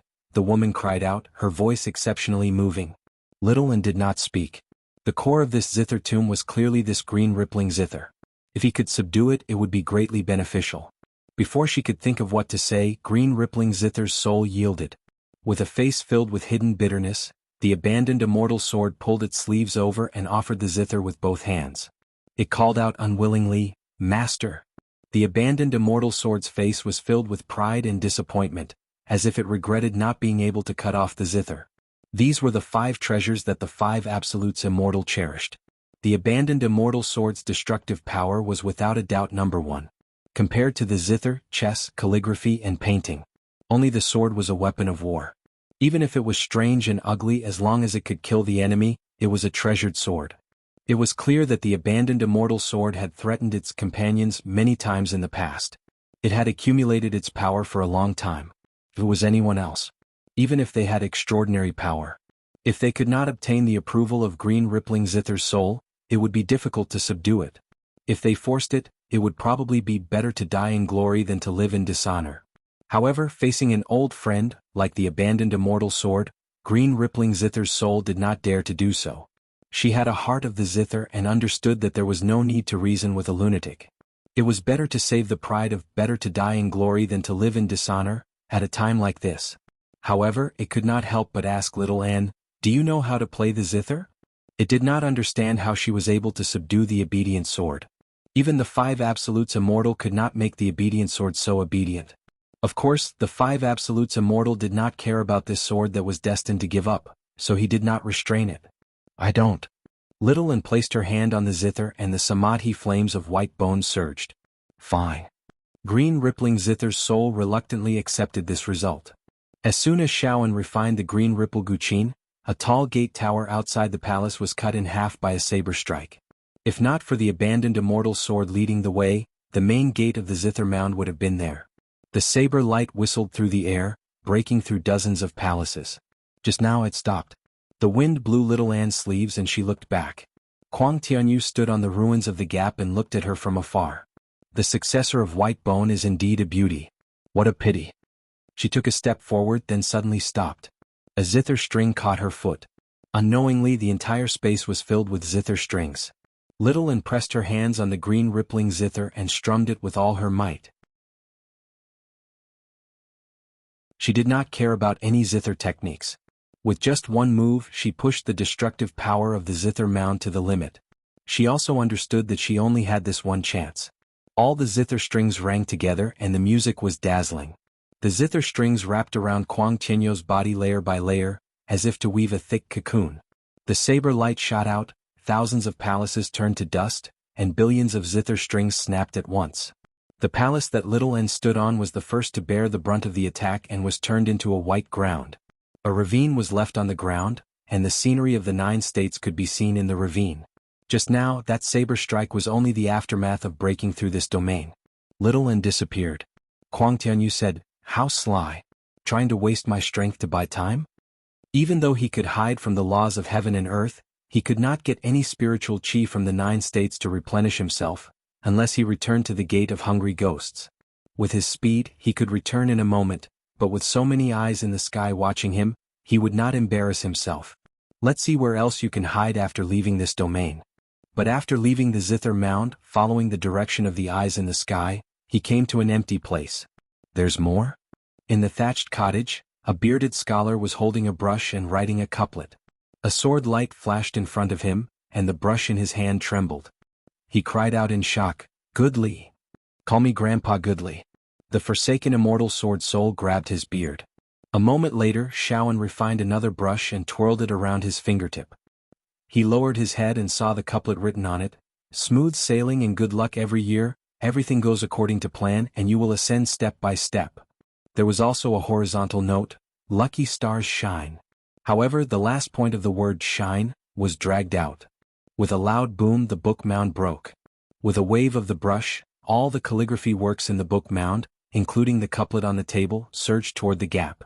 In an instant, a figure broke through all the horizontal and vertical strokes, and charged into the thatched cottage. There was no one in the cottage. Kuang Tianyu raised his eyebrows in anger. He did not expect such a small matter to take so much effort. The entire chess mound was a huge chessboard. Black and white pieces were scattered all over, forming endgame after endgame. Every game was like a formation, constantly changing. The chess soul, who was as beautiful as a woman and wore a tall black hat and a long white robe, was waiting for a master, a genius chess player who could solve all of its endgame. However, it had already paled, in submission to the forsaken immortal sword's blade. The forsaken immortal sword soul said, "These 3 fellows are easy to deal with, but if it was that fake dragon I would have to kill it." Perhaps this was due to its innate nature. The zither, chess, calligraphy, and sword all had to be used by someone. Apart from the crazy and rebellious forsaken immortal sword, the zither, chess, and brush souls were all waiting for a suitable master, which made it easier for them to recognize a master. Paintings were different. They could only be admired, not used, so they formed their own style. Moreover, the 5 absolutes immortal had painted a dragon, so he would not be threatened by the forsaken immortal sword. If we lose again, we will have no way out. Little and silently inserted the Blood Sea banner into the chessboard and set up the skeleton demon formation. He had the forsaken immortal sword soul lead the sword formation. The zither and brush were placed beside him, so he had to do his part. Yes, there was no way out. His chances of survival were extremely slim, but there was no fear, only a deep sense of guilt. "Qingshan, I'm sorry. I won't be able to keep my promise. I'm afraid I won't be able to accompany you beyond the 9 heavens." The chessboard trembled. The chess tomb had been destroyed. Kuang Tianyu frowned as his eyes shone brightly. The entire starry sky was a chessboard and the twinkling stars were the chess pieces. However, he could only slowly crack the game. He preferred to crush his opponents with absolute strength. He cleaved through the starry sky with his saber, but he switched to another game. In the blink of an eye, he had cracked dozens of games. He grew increasingly impatient as he shouted, "White Bone's successor, stop struggling at death's door. Come out and accept your death." The chess soul shouted, "I'm almost out of games. Master, what kind of opponent is this? Why is he so powerful?" Little and did not answer as he gripped the Buddha-slaying sword tightly. Kuang Tianyu broke through the final starry sky, and suddenly landed on a huge chessboard. The black and white sides were fighting on the chessboard. It was like an ancient battlefield with thousands of soldiers and horses. He had fallen into the array. The zither music was dazzling, and there were ambushes on all sides. It was accompanied by a faint bell chime, but it was even more disorienting. A torrential sea of blood surged as a million skeletons rode the rolling waves and charged at him. 36 prayer beads spun as they descended from the sky. 139 bone swords crisscrossed each other. endless slaughter. Billions of lives were all for this battle. Kuang Tianyu finally revealed a cautious expression. He did not want to fail miserably. Golden light flashed in his eyes as he calmed his heart and soul. He stomped hard, causing the chessboard to tremble and the chess pieces to scatter. He allowed the white bone sword to slash at his body, producing clanging sounds. The sword array that could kill a demon king could not injure him at all. With a slash, the sea of blood parted. Suddenly his neck tightened. The skull prayer beads wrapped tightly, transforming into tiny skulls that bit him and pulled him into the sky. A sword beam flashed as the forsaken immortal sword tore through the void and slashed down. He grabbed the prayer beads with his left hand and pulled them away. He brandished his saber with his right hand and parried the forsaken immortal sword. At that moment, a white figure silently emerged from the sea of blood and arrived behind him. The blade of the sword flew. Layers of ambushes and array formations were all for a single strike. Buddha slaying sword. Floating astronomy.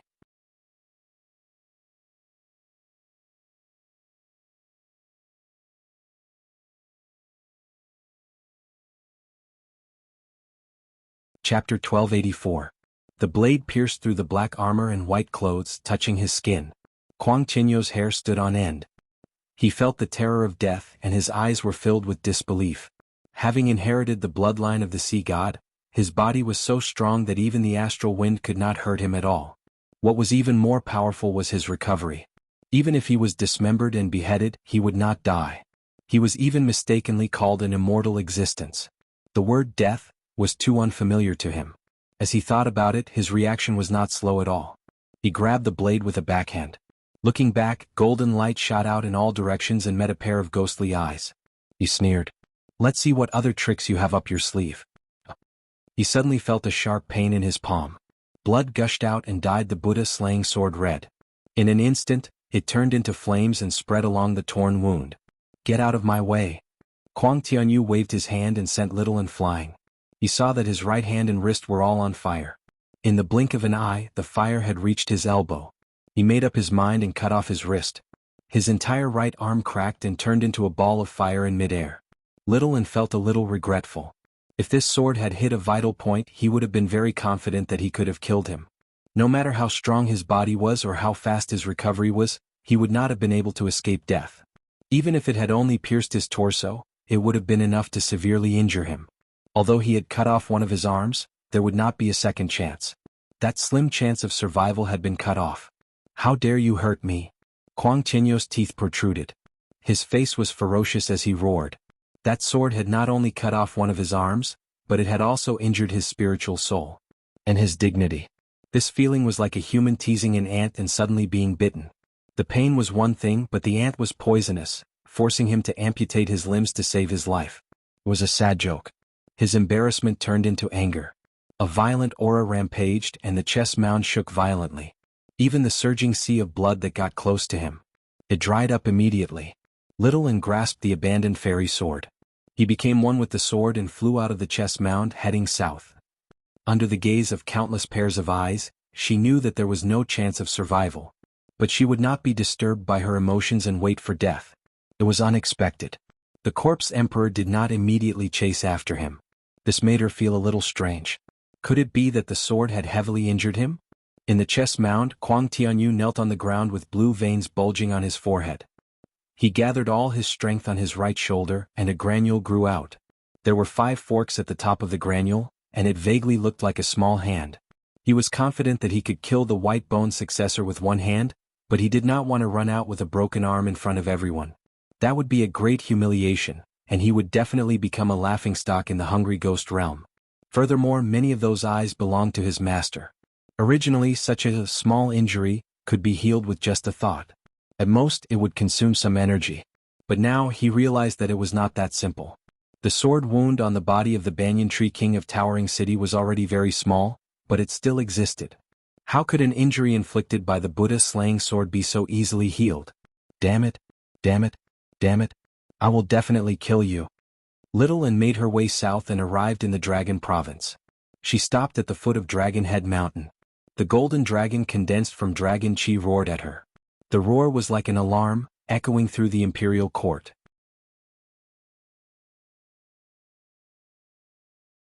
The emperor of the Great Xia, the 3 ministers, and the 9 ministers all arrived at the top of the mountain.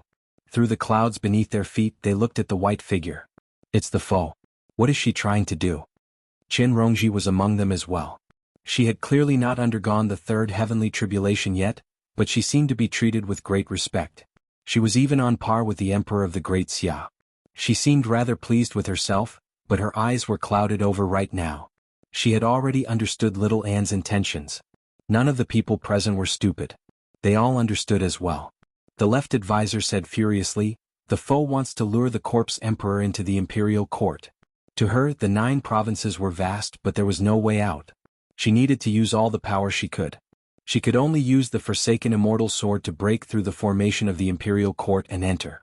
However, she needed to grasp the opportunity well. Only then could she divert the trouble, or there would be trouble both internally and externally. The imperial court of the Great Xia also viewed her as a mortal enemy. Dragon Head Mountain was also a dangerous place. Unless she had no other choice, she would never take the risk. The left advisor suggested, "Your Majesty, why don't we use this opportunity to kill the foe of Buddha? No matter when or where, the foe of Buddha would always be the primary enemy of Buddhism. As for the demon folk and corpses, they would have to wait." With a sneer, everyone looked at Qin Rongji. The left advisor frowned. "Why are you laughing, fellow?" Qin Rongji said, "I'm laughing because you don't know your priorities, Imperial Advisor. We'll fight the foe of Buddha first. Do you think the corpse emperor will thank us when he arrives? Will he just sit back and watch us offer sacrifices to the heavens? If the sacrifices fail, we'll all perish together. The best outcome is just turning into corpses." The left advisor's expression changed, but when he thought of her background and the 3 ducal ministers and 9 ministers beside him, he could not help but hold back. The emperor of the Great Xia asked, "What do you think, fellow?"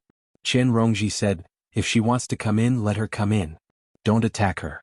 Let go of your hatred for now and work with her against the corpse emperor." The emperor of the Great Xia said, "We probably can't. That's definitely not a regular corpse emperor. We can stall for as long as we can. We'll begin the sacrifices immediately." The Minister of Rites said, "But we're not ready yet." Qin Rongji said, "We can't worry about that. Once this world is completely devoured by the hungry ghost realm, we'll have to sacrifice ghosts." The Emperor of the Great Xia glanced at the sky and suddenly discovered that a blue star had appeared among the countless pairs of eyes. It was extremely tiny and dim, but it definitely was not an eye. It vanished in the blink of an eye.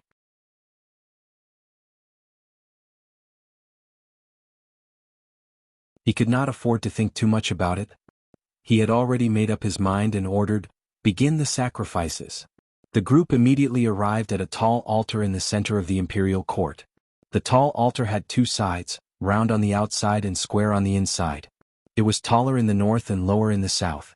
The beautifully carved white jade railings clearly differed from the style of other folk buildings. It must have been built by humans. It could not be considered huge, but it was simple and imposing. It was known as the Heaven Altar. Qin Rongji walked up to the Heaven Altar alone. Just as she was about to plant the sky-climbing vine in the center of the Heaven Altar, she suddenly raised her head and saw a dark blue star that was abnormally dazzling. Everyone followed her line of sight and saw that the star had disappeared again. This time it did not take long before the star appeared again. It was like a blue moon, bright and dazzling, illuminating the entire 9 provinces. From the merfolk of the southern sea to the herdsmen of Shuang province, everyone looked into the distance and asked, "What is that?" Little An looked up and suddenly felt his own heartbeat. That fake mass of flesh seemed to have really become the pillar of life, pulsating with every twinkle of the star. This feeling was abnormally intimate and abnormally familiar. When the blue moon flashed again, it broke through the sky that was filled with malice. Dragging a long tail behind it, it flew towards the Dragon Head Mountain like an incomparably huge meteor. Everyone in the imperial court turned pale with fright. If such a meteor were to crash into the Dragon Head Mountain, the consequences would be unimaginable. Little An looked up at the meteor in a daze, like a young girl making a wish to the meteor. The meteor landed at the foot of the mountain and melted into the void like a burst soap bubble, disappearing without a trace. Before Little An could come back to his senses, he was tightly held in an embrace. His voice rang in his ears, "I miss you so much." The world seemed to tremble. All the feelings since they parted suddenly surged into his heart. The longing, pain, grievance, and guilt turned the tranquil lake into a surging ocean, and then calmed down in his arms. All his wishes had been fulfilled. Qingshan. Floating Heaven Literature. P.S. Let Qingshan and Little and have a New Year reunion. I wish everyone's wishes can be fulfilled.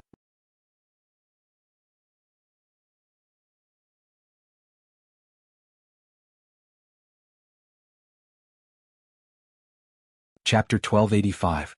The world was vast, the stars were staring, the mountains were towering, and the dragons were coiled. At this moment, everything became insignificant. Only the one in his arms was irreplaceable. It was an opportunity that could only be achieved by persevering and crossing the void. Thus they met once again. Li Qingshan deeply inhaled the faint sandalwood fragrance in her hair. An indescribable joy filled his chest, filling the invisible hole, and he felt a sense of peace. Suddenly he frowned, feeling many broken bones under her warm and soft skin. He asked, "Are you hurt?" Little and came to a sudden realization, thinking of the current situation. Just now the wave of the corpse emperor had hurt her. She attached herself to Li Qingshan's ear and briefly explained the invasion of the hungry ghost realm, the corpse emperor who was hunting her, and her own plan. Her expression suddenly became somewhat vexed. As soon as he came back, he had to face an almost invincible enemy because of her. Li Qingshan understood what she was thinking and smiled. "What, I'm not welcome back?" "Welcome." Little and smiled. She would never say something stupid like, "Let him go first." Live and die together had long been a matter of course for them. Li Qingshan looked up at the sky, meeting all the eyes full of malice. "It seems that the 9 provinces have changed a lot while I was away. But fortunately I've also been changing. Let me save this world." Little and wanted to say something but stopped. She was a little worried about how he would react if he knew what she had done. But now was not the time to talk about this. On Dragon Head Mountain the Emperor of Great Xia said, "That's Li Qingshan." He had never seen Li Qingshan with his own eyes, but Crown Prince Si Qing had many dealings with Li Qingshan. He glanced at Si Qing, only to see him looking at Li Qingshan's figure with resentment. Then there was clearly fear hidden in that resentment. He was clearly looking down from the peak of the mountain, but it seemed like he was looking at an unscalable peak. The left imperial advisor said, "It's that evildoer." The Great Xia Emperor said, "Wasn't he exiled by Qin? Just now what is that blue meteor?" No one could answer this question. They had to admit that the situation had already gone beyond their control. Any grand plan or grand strategy had to be based on power.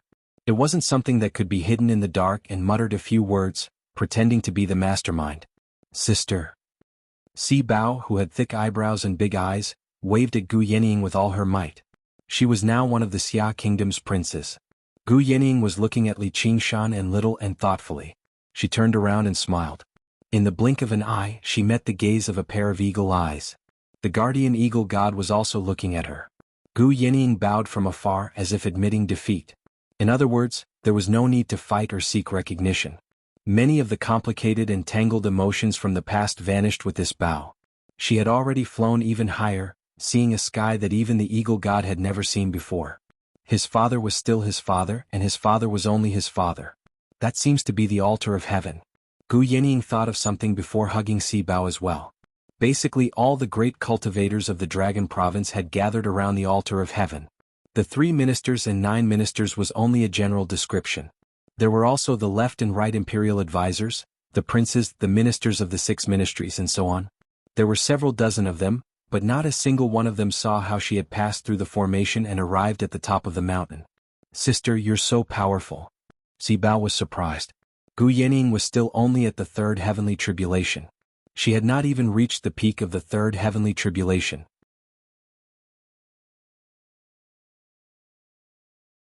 It was obviously the Kunpeng's feather that bestowed her with such power.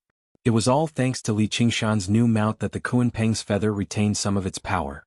Although this power did not truly belong to her, decreasing with every use and recovering extremely slowly, it had already opened up a path for her. The guardian eagle god immediately understood that she had obtained the feather and inherited the legacy within it. Moreover, her comprehension was deeper and she had progressed further than Bai Qin in the past. If she had not succeeded, he definitely would not have cared about their relationship as father and daughter. He would even go as far as to fight her. Now his gaze instead softened. He gazed at Gu Yening's face silently. The old face in his memories became young again, extremely similar to Gu Yening's. As a result, he closed his eyes and let out a sigh of relief. The little eagle he had pushed off the cliff had already found its own sky. It had even left him in the dust. My good disciple, what are you doing here? Gu Yanniang's gaze suddenly landed on Chen Rongji on the altar of heaven again. She had some guesses. Just as she was about to go over and ask, the Emperor of Great Xia blocked her way and looked at her cautiously. Celestial was directly related to the success of the sacrificial ceremony, and the sacrificial ceremony was the life-saving straw for the entire Great Xia Empire. It could not be lost. Gu Yanniang stopped in her tracks and sighed. Your Majesty, you will regret this. My disciple. Forget it. After all, we are master and disciple. Chen Rongji did not look at Gu Yanniang. Only when Gu Yanniang ascended to Dragon Head Mountain did she glance at her indifferently. That was the attitude of a true celestial. Moreover, she was still a little worried about little Anne. The corpse emperor would not let this matter rest. As expected, a violent aura rose from the northern sky. The wind and clouds changed color as it locked onto little Anne. A figure broke through the air. A face that was no different from a human's had become extremely hideous at this moment. Huang Tianyu tried for a long time in the chest mound and found that it was impossible to recover his severed arm in a short period of time. Killing the white bone heir was his only mission on this trip. The entire hungry ghost realm was paying attention to this matter. He could not keep hiding. He could only endure the humiliation and rush out of the chest mound. The eyes in the sky seemed to be looking at his severed arm. They became more and more furious. Go to hell. Huang Tianyu roared and slashed down with his blade. There were no tricks, no brilliance, just unparalleled power. The zombie did not cultivate spells and only fought with its body. Wherever the blade passed, a black crack was left. It seemed that even the world could not withstand this blade. When the blade was no longer suppressed by the Qin mound and the chess mound, it was as fierce as a natural disaster.